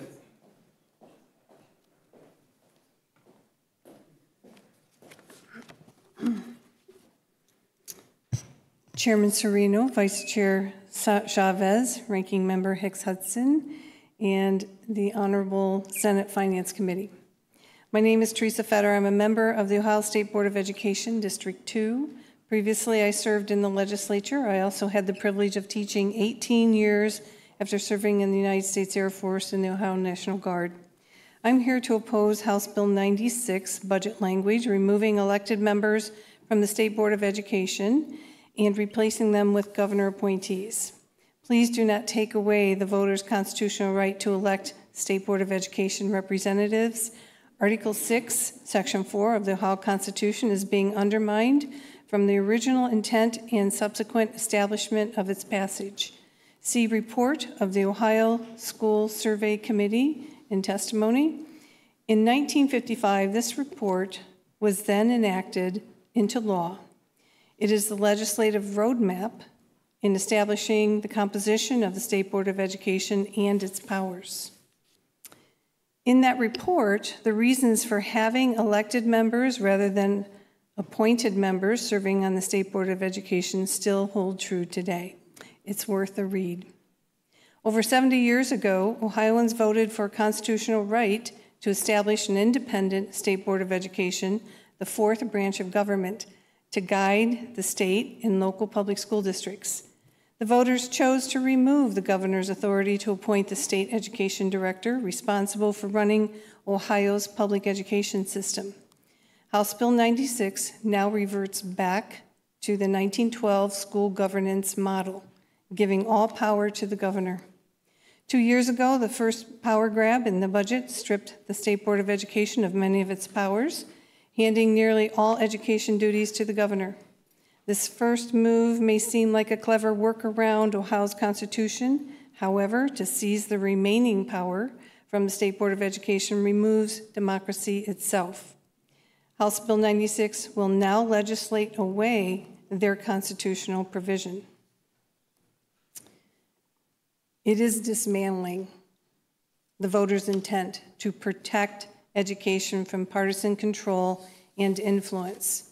In 1953, Ohioans experienced firsthand the partisan interference and its effect in harming local control. They knew the political interference obstructed progress in providing education to all of Ohio's students. They recognized a lack of sustainable education policies, state representation to be the voice of local boards, and adequate school funding. Voters know the importance of having more local, not centralized representation at the state level. They want more of a voice on education issues, not less. Significant policy changes, especially dealing with a constitutional board, should not be dealt with in a 4,000-page budget bill. For these reasons and more, I respectfully ask that this language be removed. Thank you. I'm happy to answer any questions you may have. Thank you for your testimony. Any questions? Yes, Senator Ingram. Thank you, Mr. Chair. I just have one question in regard to the makeup of the 5 appointed members. What would be your concern with that? Well, first of all, in the Ohio Survey Committee, they went to 600 organizations asking thousands and thousands of citizens what they thought about different recommendations. And the study committee, after careful consideration of the merits and disadvantages of the plans, chose the elective system with nomination by petition. And it believed that an elected board would more directly represent the will of the people than would an appointed board. The appointment of both board and superintendent would remove the control of schools too far from the people. It also went on to explain more, so I encourage you to read the survey. But to answer your question, we know Ohio is such a diverse state. Northwest Ohio is different than southeastern Ohio, southwestern Ohio. We have an appointed member from the private schools, the charter schools, and then the three remaining Republic school, urban, suburban, and rural. And that doesn't come close to the needs of the local school districts that are really working hard, as you've heard throughout your testimony, and I know what you've heard, in meeting the work needs of their region. And so we need more local control. We need more local representation.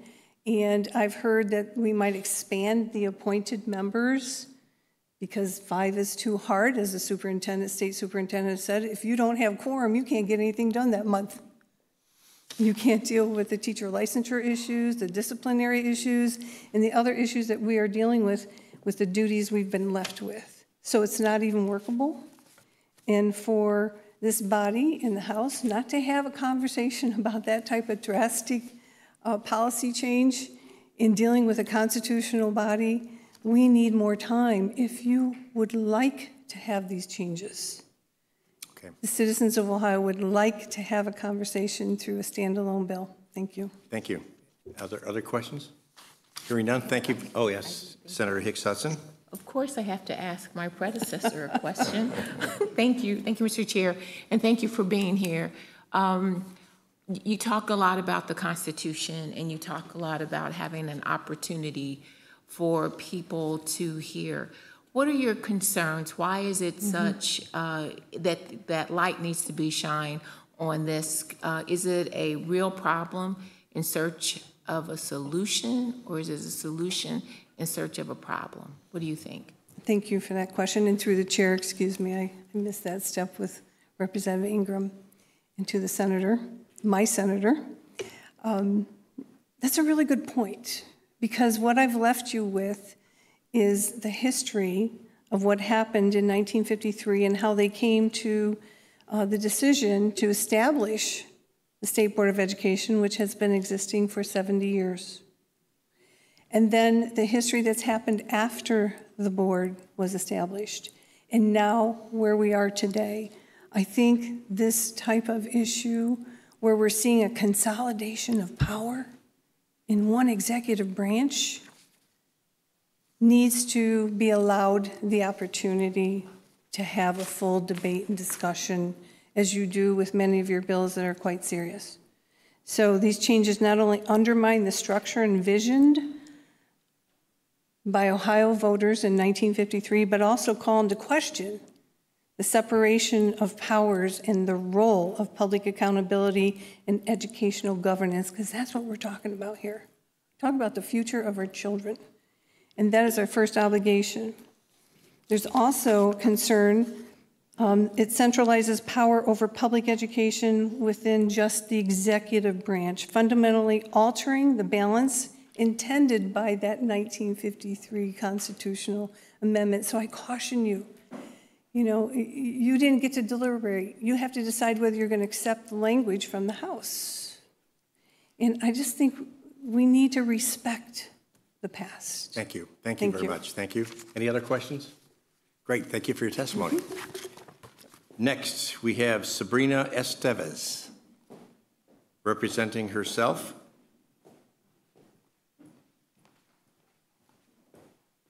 Welcome. Thank you.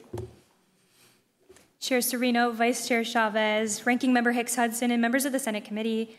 I'm Sabrina Estevez. I'm an upcoming third-year student at The Ohio State University, majoring in International Studies and Political Science. I have lived in Northeast Ohio for the better part of my life. I've attended public schools and institutions, and I found wealth in my community and its members through our interconnectedness and ability to thrive. My communities and their ability to thrive, however, cannot be realized without an appropriate budget that works for all of us. Not the far and few, not those who rebuff public resources, not those with a narrow worldview. It's the only way a community can truly thrive, through helping their neighbor, or in this case, fellow Ohioan. I'm a Medicaid recipient. I receive salient grants from my university in the state of Ohio that make educational ends barely meet. I use my university's resources to the fullest, despite their desperate need for improvement. I don't have it easy, but I am still abundantly grateful to be privileged enough to speak about it in front of all of you today. As I navigate higher education, I have found several flaws that have the ability to see amelioration through proper operating appropriations, but that cannot happen without your help today. I have had friends leave Ohio because of lack of support from their state, representatives, and university. I have seen those close to me drop out because cost of tuition simply keeps going too high, and both myself and countless other university students have struggled to receive proper mental health care that is promised by their institutions. And this is only exacerbated by the budget that is in front of all of you today. And so I urge this body to restore, in its entirety, SC 0280, Section 381.130, regarding university mental health funding from Governor DeWine's proposed budget as introduced. It cannot be lost on this body that healthy students are not complete without a subsequent healthy mind. But our status quo budget denies the governor's wishes and students' cries across the state. We have to do better. The budget passed by this General Assembly will be a defining moment of each of your times in office. Additionally, it will define the remainder of my undergraduate career in the state of Ohio, along with thousands of others. It will determine whether Ohioans stay here or leave for better, and it will show solidarity or discordance between state bodies and our governor. So now is the time to do the right thing. I and so many others envision an Ohio where students and young people aren't just scraping by, but prospering. Let's make that happen. Thank you. I yield to the chair, and I'm open for questions. Thank you. Thank you for your testimony. Any questions? Seeing none, thank you for your testimony. Thank you. Next is Anna Stevenson, also representing herself. Welcome. Hi, thank you. Chair Serino, Vice Chair Chavez, Ranking Member Hicks Hudson, and members of the Senate Committee. Thank you for the opportunity to testify. My name is Anna Stevenson. I'm a current undergraduate student at Kent State University, though I represent myself. I am testifying to emphasize the utmost importance of allocating sufficient funds to mental health resources, specifically from the perspective of a college student.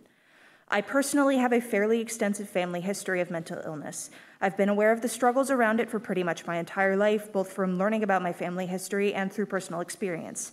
It has colored the way that I move through the world, knowing that many families have similar histories, often undiagnosed or unacknowledged. Seeing the struggles of those that I love has made it undeniable to me that mental health care is an extremely important aspect of healthcare in general, and I mourn the loss of those family members who did not have access to the care that they needed when they needed it. Mental health care has been and continues to be inaccessible to many, either priced out of reach or obscured behind layers of stigma. Mental illness and mental health struggles are seen as shameful and taboo, demonized in the media, and discouraged from casual conversation. The stigma is generational and often taught from parent to child. The stigmatization of therapy and other mental health services is incredibly common and often results in parents denying their children much-needed help because they don't believe in it. I wish that this dismissal of students' mental health was rare, but I had many friends in high school go without the support that they desperately needed, either because their parents didn't believe in what they were struggling with or because the cost of effective mental health services was too high. There's only so much that you as a student can do to support your classmates, and professional support is non-negotiable. For many, college is one of the first times that students have access to any kind of mental health care. These services are absolutely essential, especially in a high-stress transitional environment like college. Anti-suicide desk chairs and dorm rooms do nothing to actually quell suicidal thoughts. There has to be a proactive effort to support students as they experience adulthood for the first time. The way things stand right now, many college mental health services are overwhelmed with the need for support and in desperate need of expansion. Having additional funding would make a world of difference for students all around the state. I urge you to reconsider the House's decision to strike the funds allocated towards mental health by the governor. These services are absolutely indispensable to higher education. Thank you again for the opportunity to testify. Thank you. Thank you for your testimony. Any questions? Seeing none, thank you very much. Next is Matt Nolan from the County Auditors Association. Welcome to committee. Chairman Serino, Vice Chair Chavez, Ranking Member Hicks Hudson, members of the Senate and Finance Committee. My name is Matt Nolan. I serve as County Auditor for Warren County, Ohio, due to poor life decisions as President of the County Auditors Association of Ohio. But today, while I'm here in both those capacities, more importantly, I'm here to represent a group that is often overlooked in these discussions, and that's the residential homeowner. They're one of the few groups in Columbus that have no lobbyists, have no representation, but make up the main constituency for all of us. That's why county auditors today ask that over the last 20 years, there have been no changes to the property tax provisions to help homeowners. The House version of the budget bill continues that trend. We are begging you at this point to change that trajectory. Ohio's property tax system is at a breaking point. The support for the constitutional amendment that was recently brought forward highlights this problem. County auditors across the state have heard the growing frustration for years, but the outcry has become deafening. Our current system has repeatedly shifted the tax burden away from businesses and public utilities and put it squarely on the shoulders of everyday Ohioans. Each budget cycle sees further reduction in income tax, which only increases pressure on local property taxes, effectively pushing that burden onto Bob and Betty Buckeye. When utilities need assistance, this General Assembly responded twice with legislation written by the utilities themselves. When developers sought relief, lawmakers acted swiftly to exempt their properties from tax burdens. Now it's time to act for Ohio residents. They need your help. And the people best equipped to offer these solutions, those who work every single day in the property tax system, the county auditors, are offering common sense, meaningful reforms. Our key recommendation involves the 20 mil floor. Though I know the mere mention of the floor causes eyes to glaze over and audible groans, adjusting the floor, as recommended by the auditors, would restore a system that worked effectively for decades. It would once again limit property tax increases to those approved by voters, a principle we should all support. Our senior citizens, particularly those on fixed incomes, are most deeply impacted by this broken system.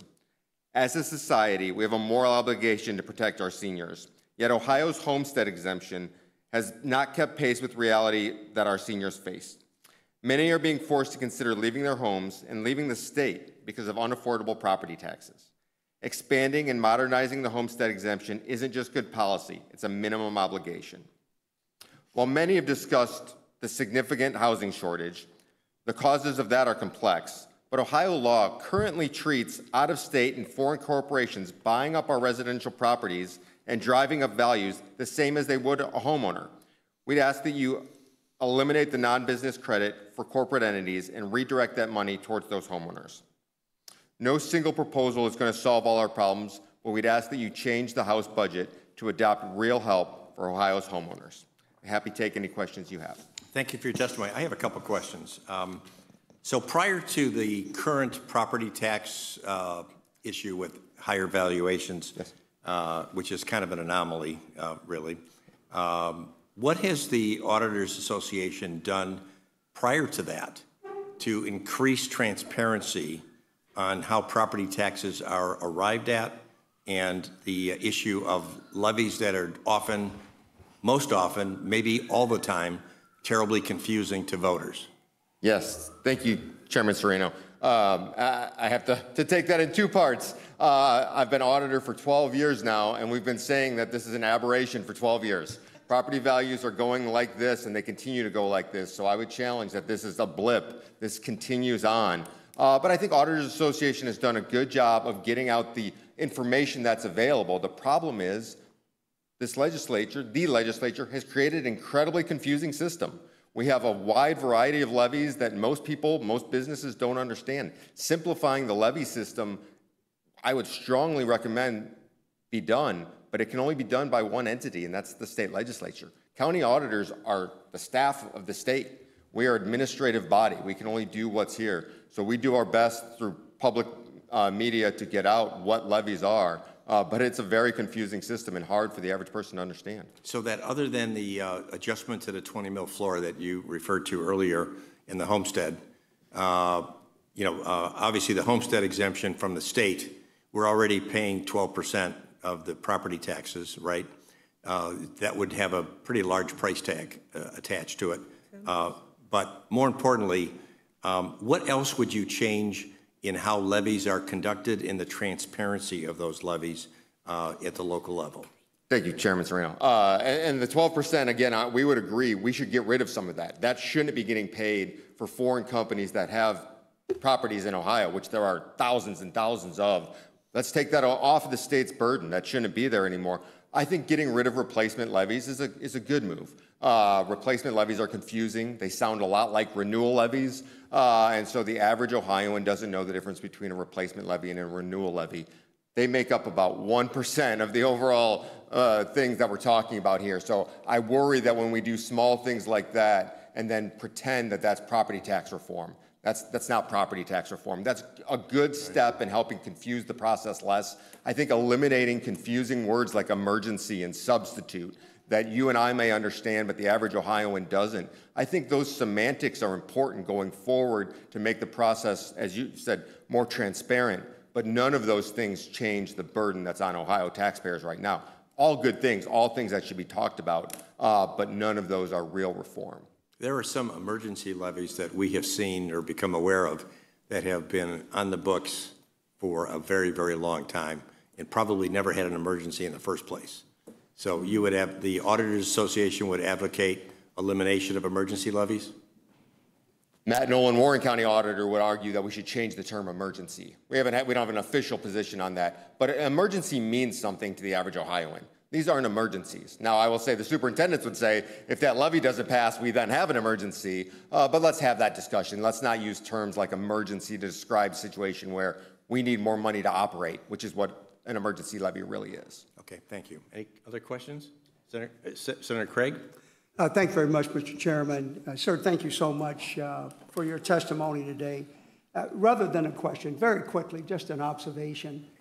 And I appreciate so much your testimony today, because in many ways you are correct. We have getting numerous calls in my office and other office regarding this issue of property taxes. And you rightly stated, the public is concerned. A lot of our seniors, a lot of folks that have played by the rules have retired, and they're struggling with this issue. We had a very, almost a perfect storm in the city of Columbus. At the same time, we had, as you know, a levy, school levy. At the same time, the property taxes were growing exponentially.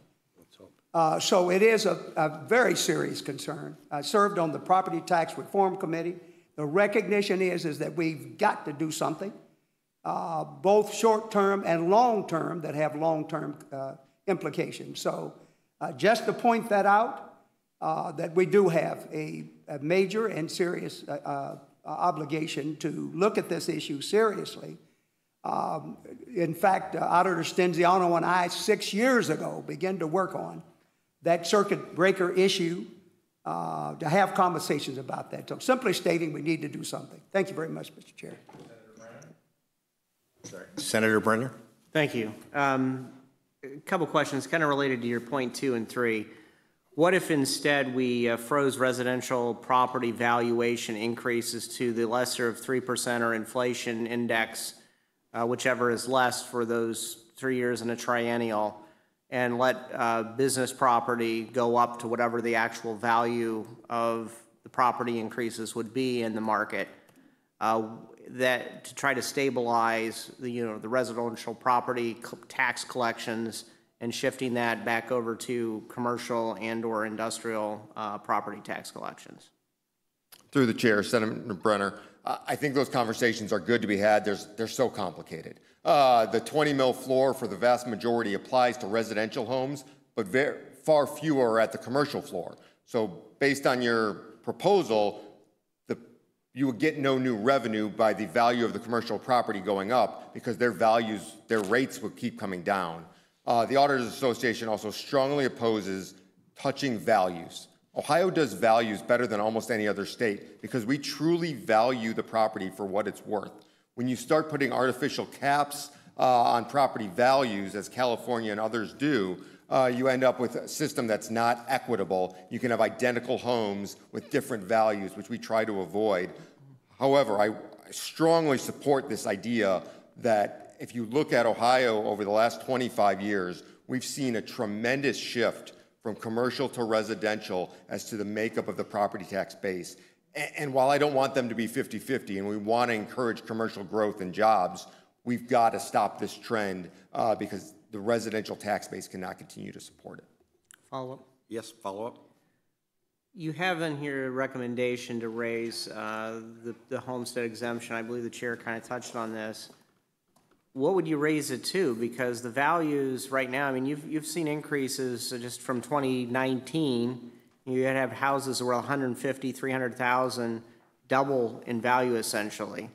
So even raising or doubling the homestead exemption for some people is like a statistical blip on the actual value increase in their property.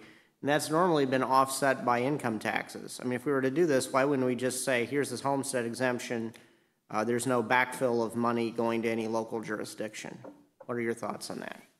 Chairman Sennerbrenner, I think there can be some sharing done at this point. I understand that it feels like a blip, but to that average Ohioan, doubling the homestead could mean $400 or $500 a year. That's real money to them. So I think doing that would be exceptional. But I think that auditors in general believe that local governments can share some of that pain. There's no one that we all support more than our seniors on fixed incomes. And if that means the schools and the counties and the townships have to share with the state and some of that burden, I think we're all willing to do that. One last follow-up. Okay, with that, thank you for that answer. The last one is, you said that the Auditors Association is opposed to any general increase or freezes or indexing to inflation or something, but you do support the homestead exemption, which essentially does that in a backdoor kind of a way by raising the exemption amount on the value by basically artificially lowering the value for people of certain demographic groups. How do you do something though for the general population that isn't, the inside millage or some of this stuff, but just general property tax reform for every single taxpayer? Through the chair, Senator Brenner, very, very good question. Thank you, and all your work on this. But what we're saying, we're all for adjusting for inflation on the rate side of the equation. If we could keep the value side separate, because anytime you start to manipulate that, you cause a lot of unforced errors, you cause a lot of problems. If we can keep all the conversation on the rate side, that it equals, right? Rate times value equals taxes, so you're getting to the same result, but by making changes on the rate side, you don't get into the problems that other states have had when you try to adjust and cap and mess with values. Good. Any other questions? Thank you very much for your testimony. Okay, next we have Julie DeRossi King from the Ohio Association of Community Health Centers. Welcome to committee.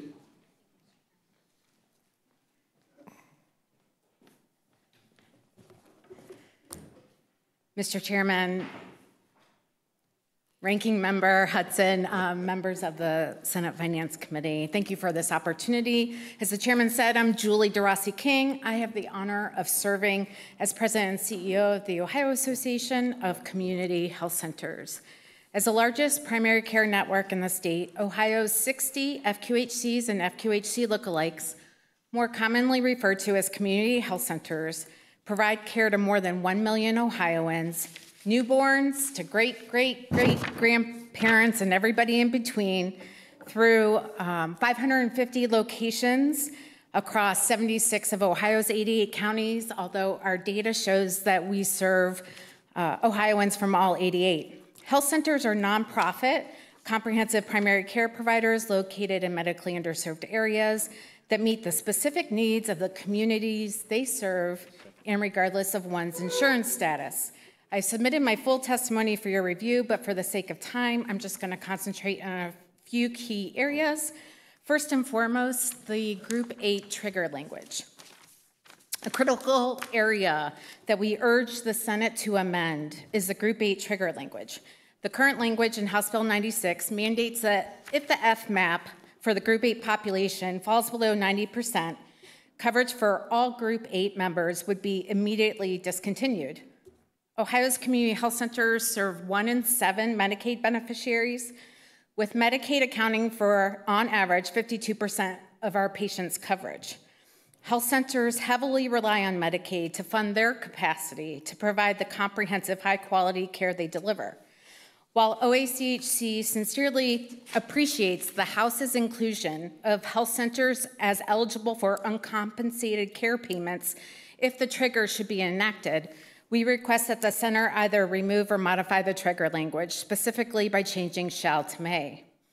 I offer that if the federal government decreases its FMAP contribution by, let's say, 5% or 10%, we could still cover the Group 8 population with no additional state funds, but maybe to a lesser eligibility level.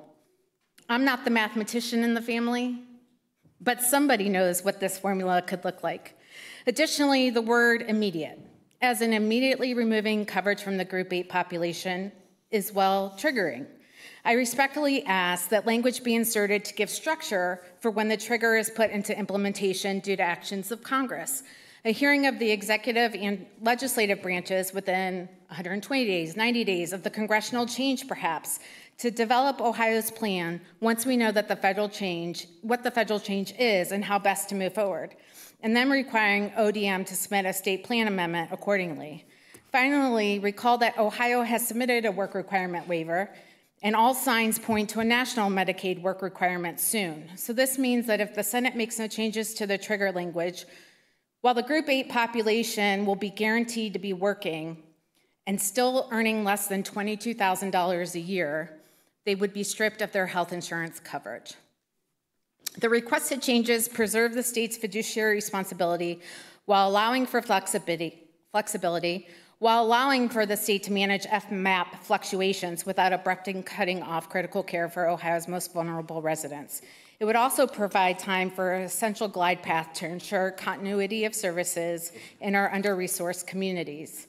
Medicaid plays a vital role, not only in supporting one's individual health, but also in sustaining local economies by funding community health centers and preventing higher downstream healthcare costs. Strengthening access to timely, appropriate, and cost-effective healthcare through community health centers makes Medicaid stronger and more fiscally responsible. On average, health centers save Medicaid approximately $1,400 per adult patient each year, compared to other primary care providers. Additionally, a 2024 CBO report, Congressional Budget Office, found that every dollar invested in community health centers yields $2 in Medicaid and Medicare savings, and that's a 200% return on investment. Health centers witness every day the critical importance of Medicaid coverage for patients in high-need communities. To protect the health of Ohio's most vulnerable populations, we must ensure continued access to that care and to the services they depend on. In closing, Mr. Chairman and members of the Finance Committee, my full testimony also supports increasing the state's only primary care workforce strategy, which is housed at the Ohio Department of Health. It has not been increased in 10 years, and I also fully support the House changes to 340B for Ohio's grantees, which include community health centers. Thank you. Thank you. Thank you. Any questions? Seeing none, thank you very much for your testimony. Next is Jonathan Lee from Signature Health. Welcome to committee.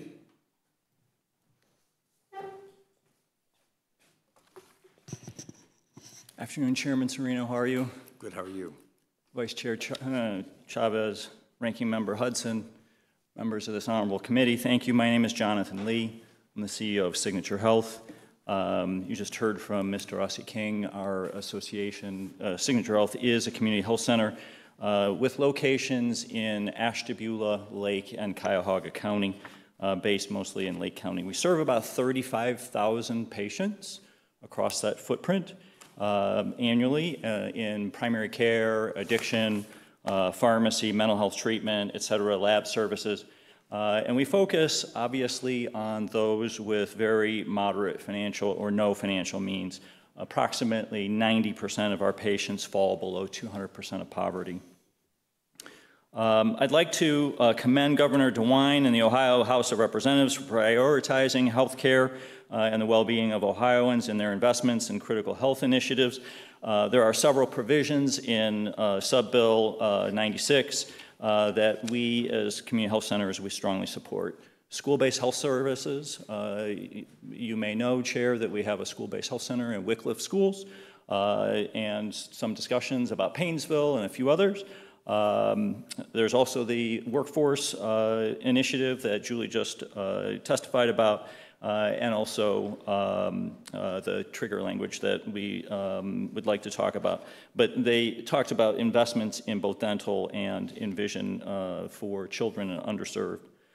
We currently, as I mentioned, operate a school-based health center in Wycliffe. We train numerous students, both clinical social workers, counselors, nurses, nurse practitioners, residents, so on and so forth.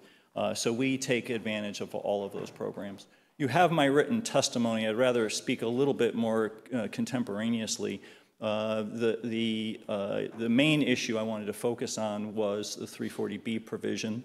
In the House bill, they wanted to strip that out, except for health centers. Naturally, health centers use 340B as one of the two main pillars of our funding. This is how we stretch scarce federal resources. And so this is truly something that is critical to the work that we do. In my health center, it means that people who are Medicare eligible but need dental service can get dental service. It means transportation to South County, Ashtabula. It means being able to deliver medications. It means child care for somebody who's in opioid addiction treatment. Things like that that don't get funded in any other way through Medicaid and so on and so forth. It's all of that stuff that allows us to serve people who are really struggling with poverty. So that's really the reason why I wanted to travel down and add to the testimony that I entered in writing, is to talk about how critical that is day to day for the people that we all serve. So with that, happy to take any questions you might have. Thank you. Any questions? I have a quickie. Are you moving into the Holden Center at Lakeland Community College? We are, yes. We did purchase that building, and we'll be moving in, Chairman Serino, on the 20th of next month. Okay, good. Yeah. Good. I was glad to see that. Yes, yes, Senator Ingram. Thank you, Mr. Chair. I just have one question, and maybe you can expound upon the 340B issue. What seems to be the real issue with the drug coverage? Through the chair to the senator, thank you for the question. What seems to be the real issue? Like anything, money is always the issue. And there is a significant amount of advocacy on all sides trying to make sure that funding stays stable. The 340B program was designed in the very first place for pharmaceutical companies to be a part of funding for people who have very, very low incomes. So sometimes they provide samples, but this was also another way for them to do that. And, oh, by the way the federal government set it up was also to allow grantees like community health centers to not only provide that medication, but also to expand other support ancillary services as well. That's very clear in the federal legislation. So that's what we do with it. We're required to, by law, that's where it has to go, and so that's how we use that. What's going on here is everybody wants a piece of that pie. Does that answer your question, or can I explain? Okay. All right. Any further questions? Seeing none, thank you for your testimony. Thank you. Next up, we have Dan Atkinson from the Muskingum Valley Health Center. Welcome to committee. You may begin when ready.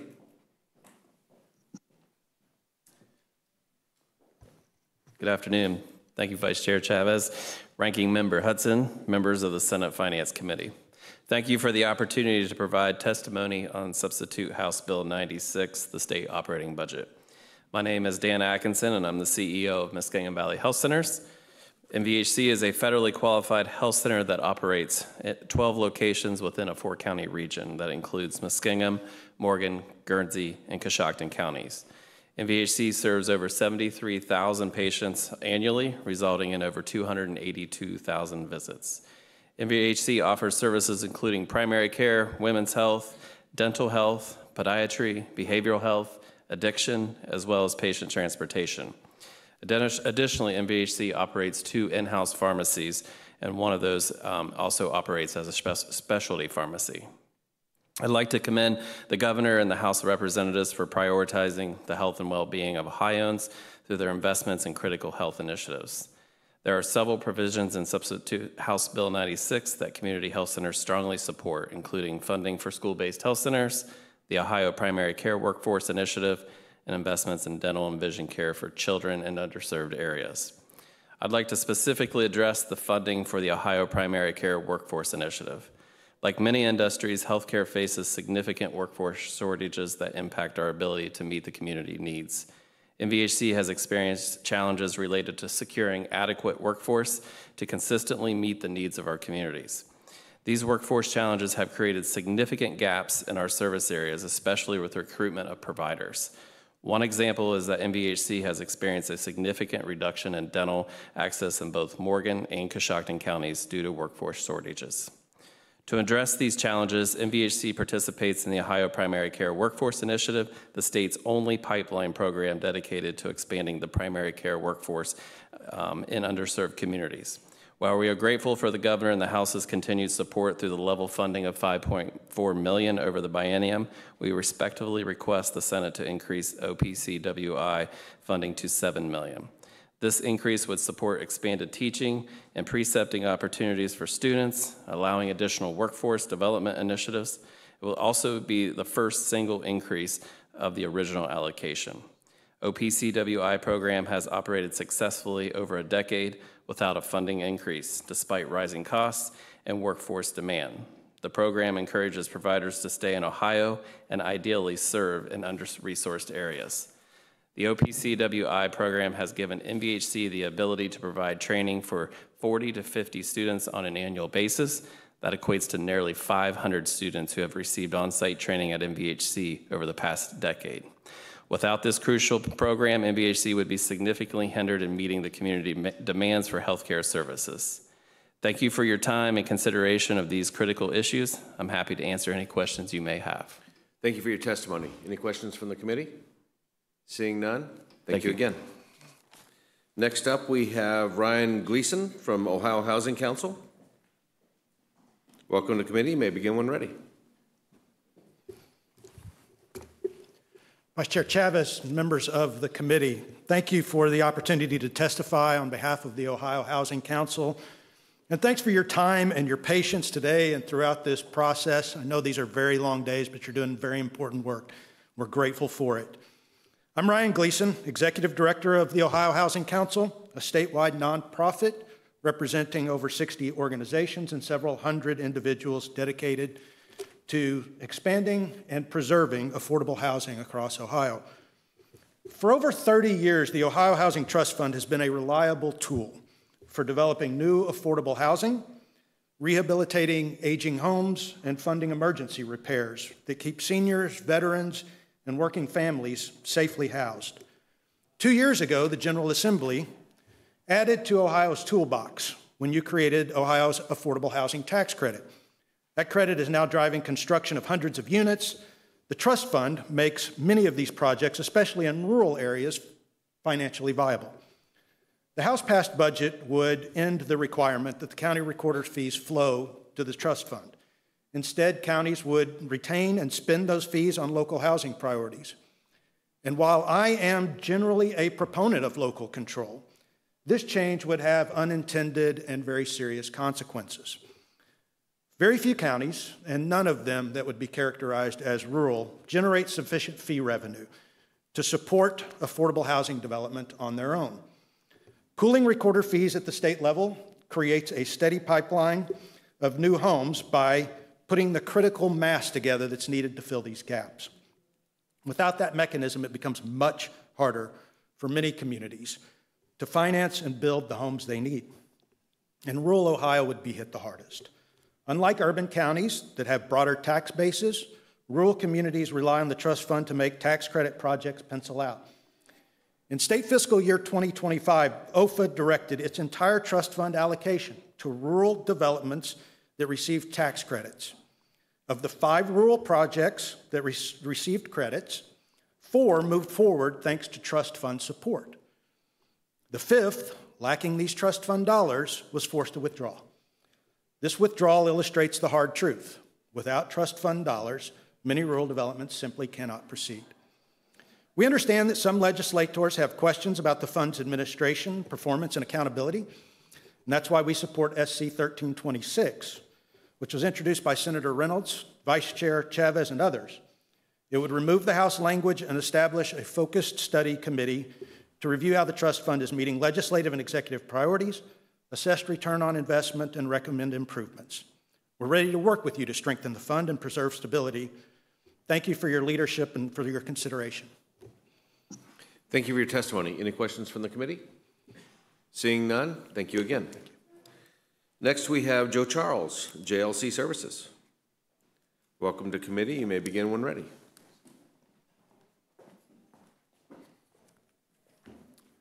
Vice Chair Chavez, ranking members of the Senate Finance Committee.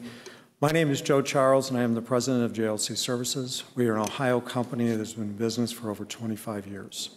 For the last 6 years, we have provided the project management for the Ohio EEG-guided transcranial magnetic stimulation program, or more commonly referred to as ETMS. Our journey began in 2019 with a singular mission: to serve veterans struggling with mental health challenges.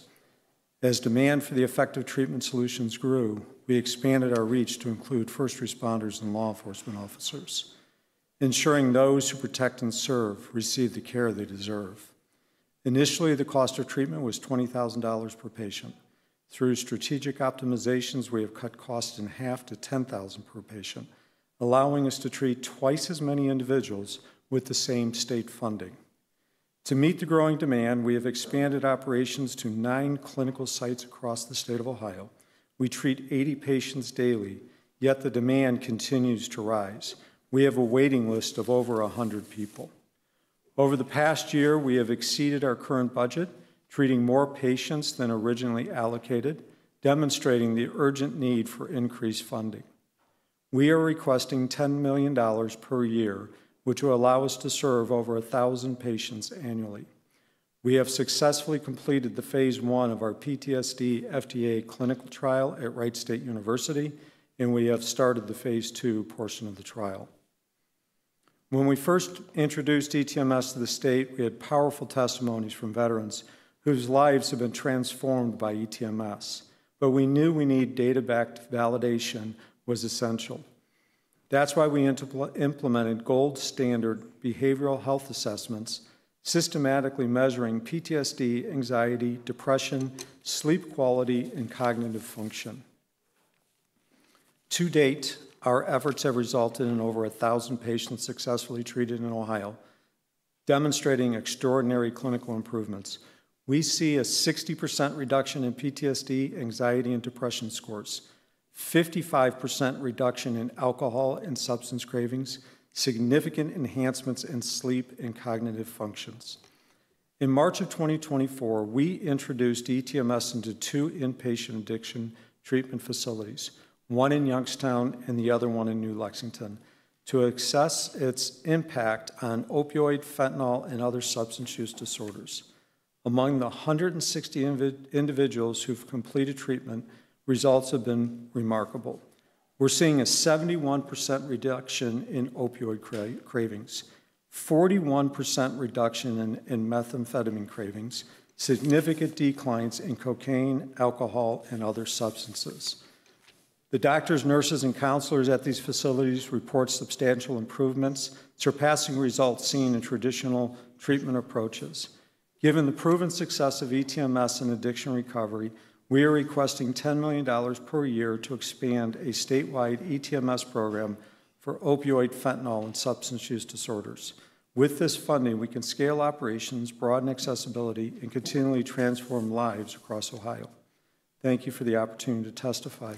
I would like to thank Senator Johnson for his continued support for this bill and this program, and former Senator Frank Hoagland for spearheading the entire project. Take any questions you may have. Thank you for your testimony. Any questions from the committee? I believe you're doing really good work, so keep it up. Thanks, Thank you. Next up, we have Neil Whitman, Reynoldsburg City Schools, Board of Education.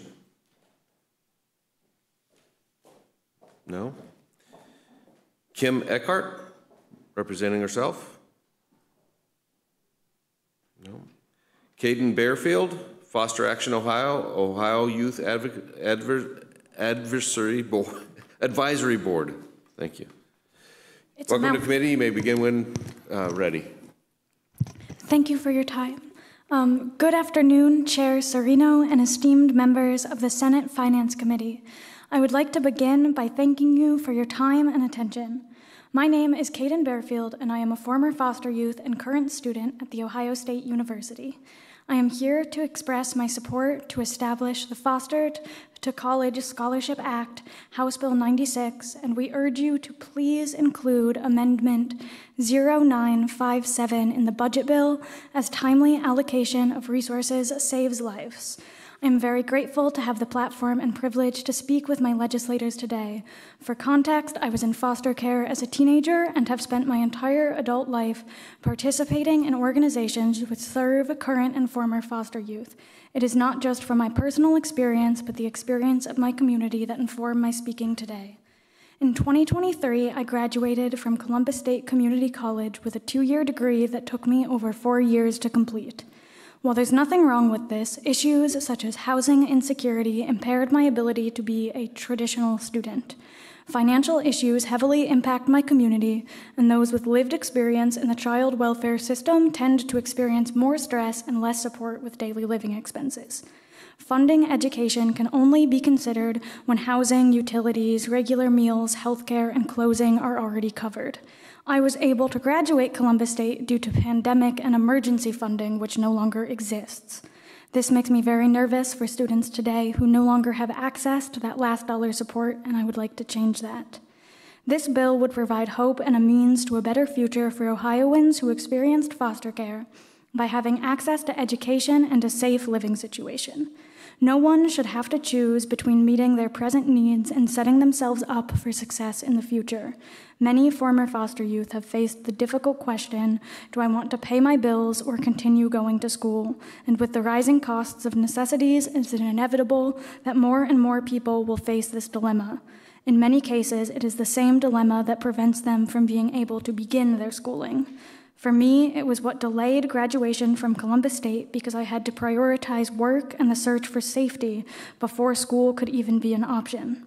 The stability I was able to create for myself with emergency funding and a housing assistance program has allowed me to earn merit-based scholarships that cover my full tuition at The Ohio State University. I have been able to attend full-time without breaks because of this funding, which will allow me to graduate on time and transition into a career where I am able to support myself. However, the resources that enabled this success have been discontinued. I wholeheartedly believe that every human being is entitled to the means to support themselves. This is not about handouts. It is about enabling a strong foundation to be built so that we can support ourselves without relying on assistance programs for the rest of our lives, so that we are not living paycheck to paycheck with our talents dampened by skipping meals and the stress of survival. The more impoverished we become, the harder it is to climb back out due to the cumulative stress and consequence of a lifestyle of struggle. If we are supported early in our lives, then we are set up to support ourselves and our families for the rest of our lives. Please consider me as an example that when given the means, I succeed, but when I did not have resources, I struggled to survive. To quote Children's Defense Fund, Ohio ranks near the bottom of the country for young adults who are in foster care reaching their potential. 40% lack a high school diploma, more than half were unemployed at age 21, and 1 in 3 experienced homelessness. When youth do not believe they are likely to succeed, even if they try their best, the lack of hope and security can cloud judgment and lead to behavioral issues. I spent over a year in congregate care facilities specifically targeted for youth with behavioral and mental health issues. I promise that a leading cause of behavioral and mental health issues stem from a feeling of hopelessness that feels inescapable. I truly believe that if more teens in care knew that the Foster to College Scholarship app would help them reach their potential, not only would we immediately see those high school graduation numbers climb, but the incidences of self-harm, suicide attempts, imprisonment, and overdoses in current and former foster youth would fall. It is detrimental to specifically and directly allocate funds towards tuition, room, and board for foster care alumni. Suggesting that former foster youth rely on existing scholarship and grant options simply does not consider the reality of circumstances that foster youth have faced. I am an example of someone who is eventually able to earn a merit-based scholarship, but only able to do so after finding stability, which I was able to create for myself with now defunct assistance. When I was in care, we only had school for 3 hours a day. I was supposed to be a sophomore and was in the same classroom as kids who were supposed to be in 7th grade and supposed to be high school seniors. There were 0 options for extracurricular activities or honors programs. When I returned to public school, I was years behind my peers and there was nothing I could do about it. Even though I have an associate's degree, I still lack a high school education and find myself playing catch up. Many teens in care switch schools multiple times or experience similar subpar schooling in the facilities they reside in.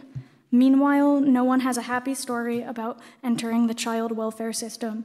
There are countless studies that validate the cognitive and memory issues experienced after trauma, especially recurring trauma, which many foster youth experience. These educational disadvantages occur during a time when we are both processing our trauma and our brains are still developing.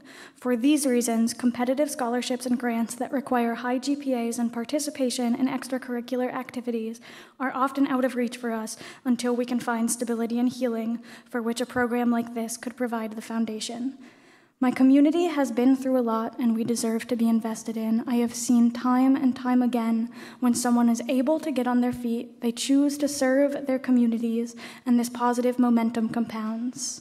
I think you will be amazed by the good things we are capable of when our circumstances allow us to thrive. Thank you so much for taking the time out of your busy day. It is an honor and a privilege to be able to speak directly with my legislators. I appreciate your willingness to address the Foster to College Scholarship Act with Amendment 0957 in the budget bill. I thank you your time and welcome any questions. Thank you for sharing your story. What are you studying at The Ohio State? I'm a major in linguistics with a minor in professional writing and creative writing. Any questions from the committee? Thank you again for your time. Thank you, Chair. Thank you, Sen. Next up, we have Jaleisha. You're going to have to help me with this. Okay. Jaleisha Brown from Hamilton County Youth Advisory. Welcome to committee. You may begin when ready. Thank you. Good evening, everyone. Chair Sereno, Vice Chair Chavez, Ranking Member Hicks Hudson, and members of the Senate Finance Committee. Thank you for this opportunity to offer interested party testimony about House Bill 96, Ohio's budget. I am asking that the Foster to College Scholarship Amendment 0957 be included in the budget. My name is Jaleisha Brown, and I am a former foster youth. I spent 11 years in foster care and aged out at 18.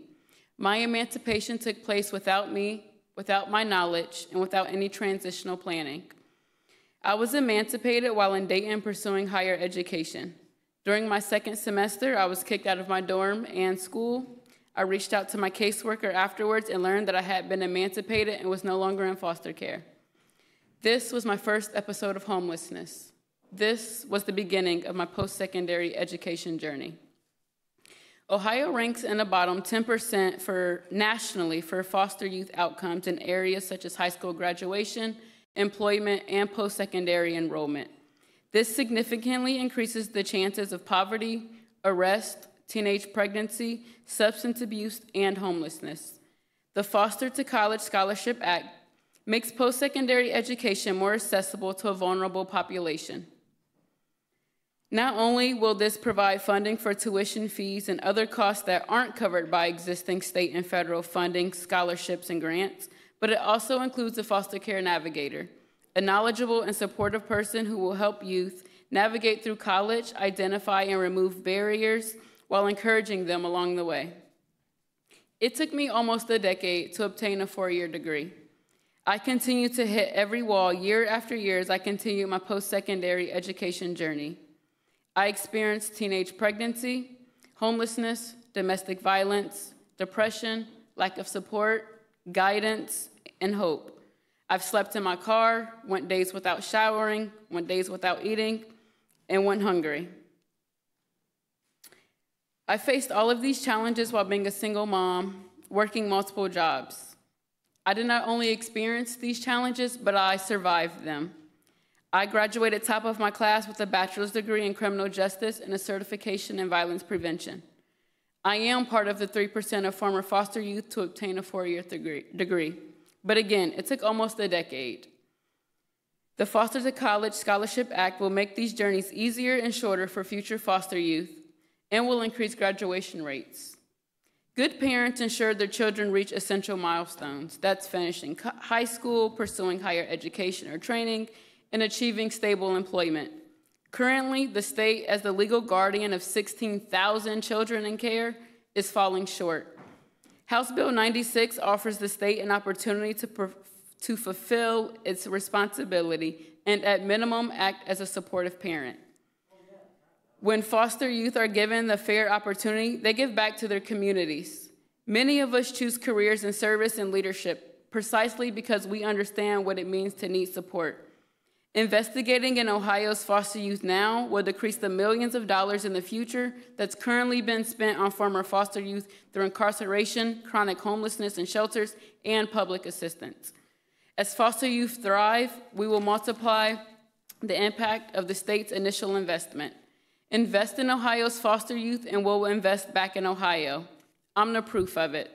I started out in the juvenile court with probation and diversion. I went to Hamilton County Sheriff's Department as a deputy. I've served as a case manager for individuals experiencing homelessness, and now I do full-time foster youth advocacy. Every young person is just one caring adult away from becoming a success story. And those stories can begin with each and every one of you. Together, we can create a different narrative, one where every child has a chance to thrive. You have the remarkable chance to be the caring adult who transform the lives of hundreds, perhaps thousands, of current and future foster youth. By doing so, you're not just providing support, but you're building a bridge to brighter futures and better outcomes. Thank you, and I'm open to any questions. Thank you for sharing your story. Thank you. Any questions? Senator Ingram. Thank you. Thank you for your perseverance. 10 years. I think I took that long to get my 2 degrees, too. But I do want to ask you about the foster care navigator and what your expectation is for that position. So the foster care navigator will mimic Ohio Reach. Are you familiar with the Ohio Reach program? Yes. So it'll mimic their foster care liaisons. That's ongoing training. That is prioritizing foster youth, registration, helping them ensure that they're actually kind of checking the boxes of all of the financial aid. So that's your Pell Grant, that's ETV, that's Chafee funding. And then after all of that, that's where this would step in. So those are the expectations. I'm going to highlight the ongoing training, trauma-informed training. Follow up? Thank you. Thank you for that. Do you believe, though, that those relationships should be built before the senior year? Because a lot of times it's that senior year, which is sometimes a little late. Yes, Senator Ingram. So I believe that all of that time is actually vital. And as the coordinator and founder of the Hamilton County Youth Advisory Board, that's actually something we're currently working on as far as getting the foster care liaisons to partner with Ohio Reach. So there's actually a clear roadmap and a clear pathway and accountability to bridge that gap and make sure that happens that way. But I think you may be onto something when it comes to that. All right, any other questions? Again, thank you for your time. Thank you. Next up, we have Monica Burks from the Center for Responsible Lending. Welcome to committee. You may begin when ready. Good evening, Chair Chavez and members of this committee. I am from the Center for Responsible Lending. We are a national organization. We're a nonprofit, nonpartisan research and advocacy organization, and our main mission is to create pathways to financial stability and prosperity for low-income and moderate-income workers in this country. I'm here because HB 96 has embedded in it provisions that purport to regulate a payday lending product called Earned Wage Access. This product allows consumers to take loans using an app on their phone. They're relatively small dollar amounts. The average for one lender is about $20, and the fees average about $5 each time. And as research is emerging in this area, we're finding that there are incredible overlaps with payday lending, traditional payday lending lenders.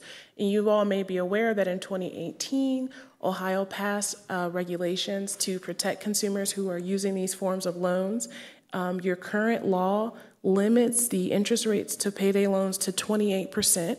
It creates a responsibility for lenders to make sure that there's an ability to repay. It limits the number of loans that a consumer can take out at a time. What you have in the HB 96 would allow earned wage access lenders to sidestep all of those regulations.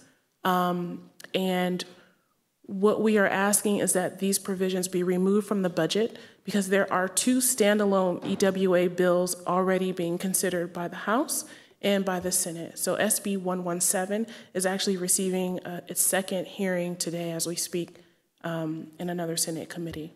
So we are just here to, number one, be a source of information for how these products are actually affecting users, and also to ensure that any regulation that purports to make this product safe is informed by the research that we have about how users are being impacted. So if you have any questions, I'm happy to answer them, but the short ask is that this embedded language be removed from your budget. It doesn't help Ohioans. It only drains funds to private equity-backed companies, most of them based in California. It's not the appropriate vehicle for this legislation. And like I said, it creates a very dangerous carve-out for these lenders. Thank you for your testimony. Any questions? Senator Ingram. Thank you very much. Thank you for your testimony. Now, you do know that there are some companies or workplaces that already use the app. What have you gotten in your research from employees that use they loan themselves their money up front? Yes, through the chair to the senator. What we understand is that there are two different ways to access funds. There are direct-to-consumer companies where, as an employee, I just download the app and give them access to my checking account. So when it's time to repay, they just take that from my checking.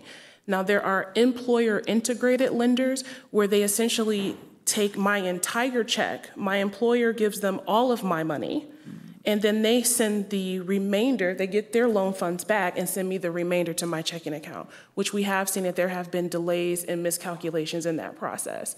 So even though the employer is facilitating access to its payroll systems, the employer is not paying for the fees that the employee pays to get that money.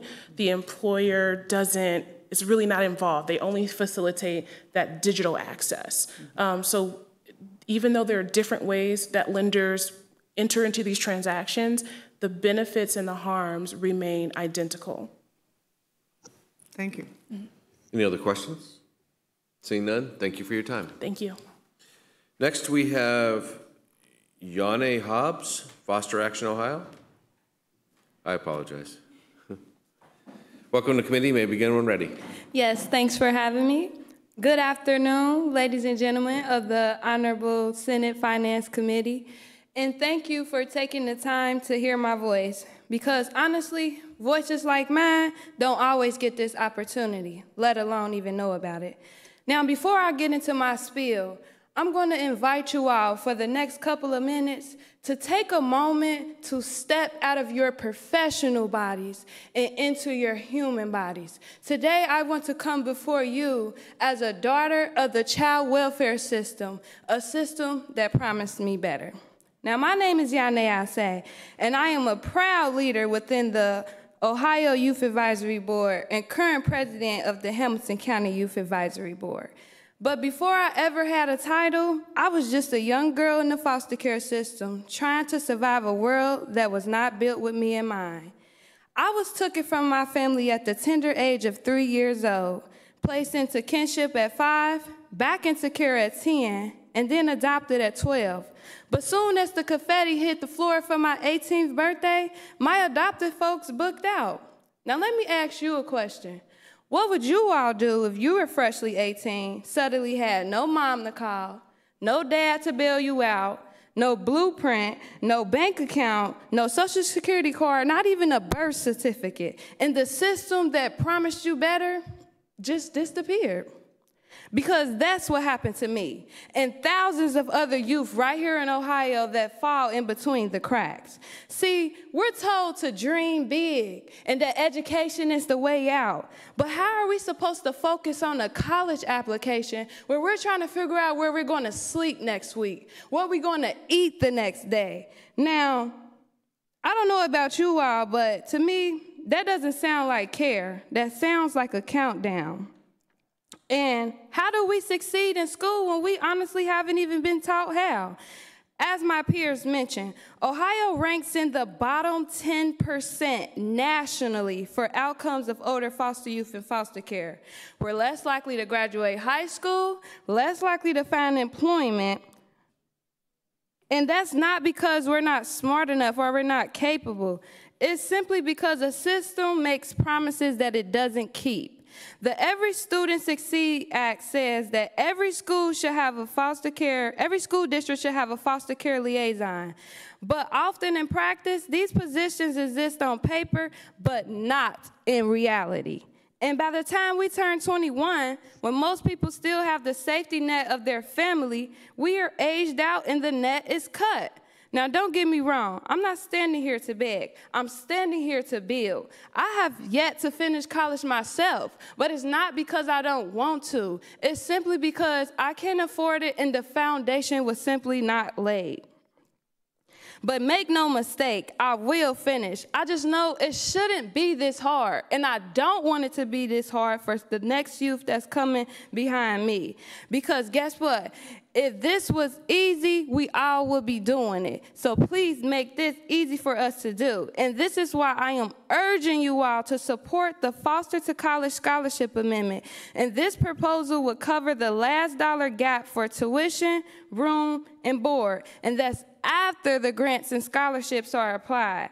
It would support colleges, universities, and vocational training programs.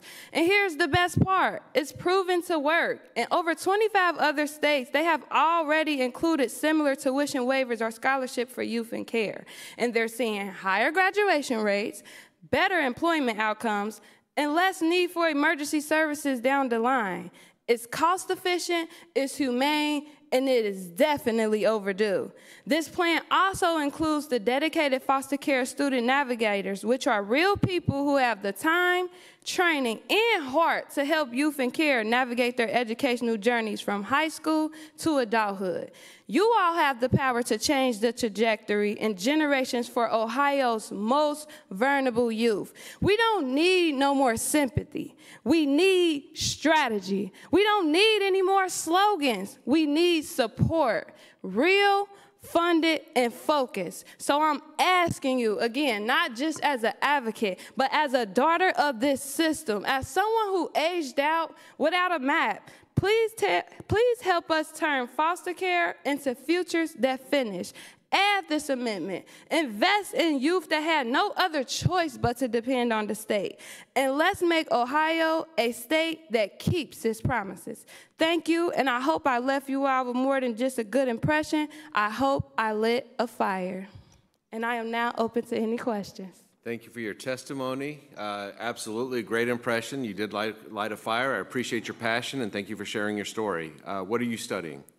So again, as I mentioned, I'm unable to finish my college education. That's why I'm here for you all today. I've actually been applying for schools for this upcoming fall 2025 semester, but again, finances a lot of time get in my way, but I got my fingers crossed, and if it ain't no way, I'm definitely gonna make a way. I would like to major in psychology and minor in political science and get a certificate in deaf studies.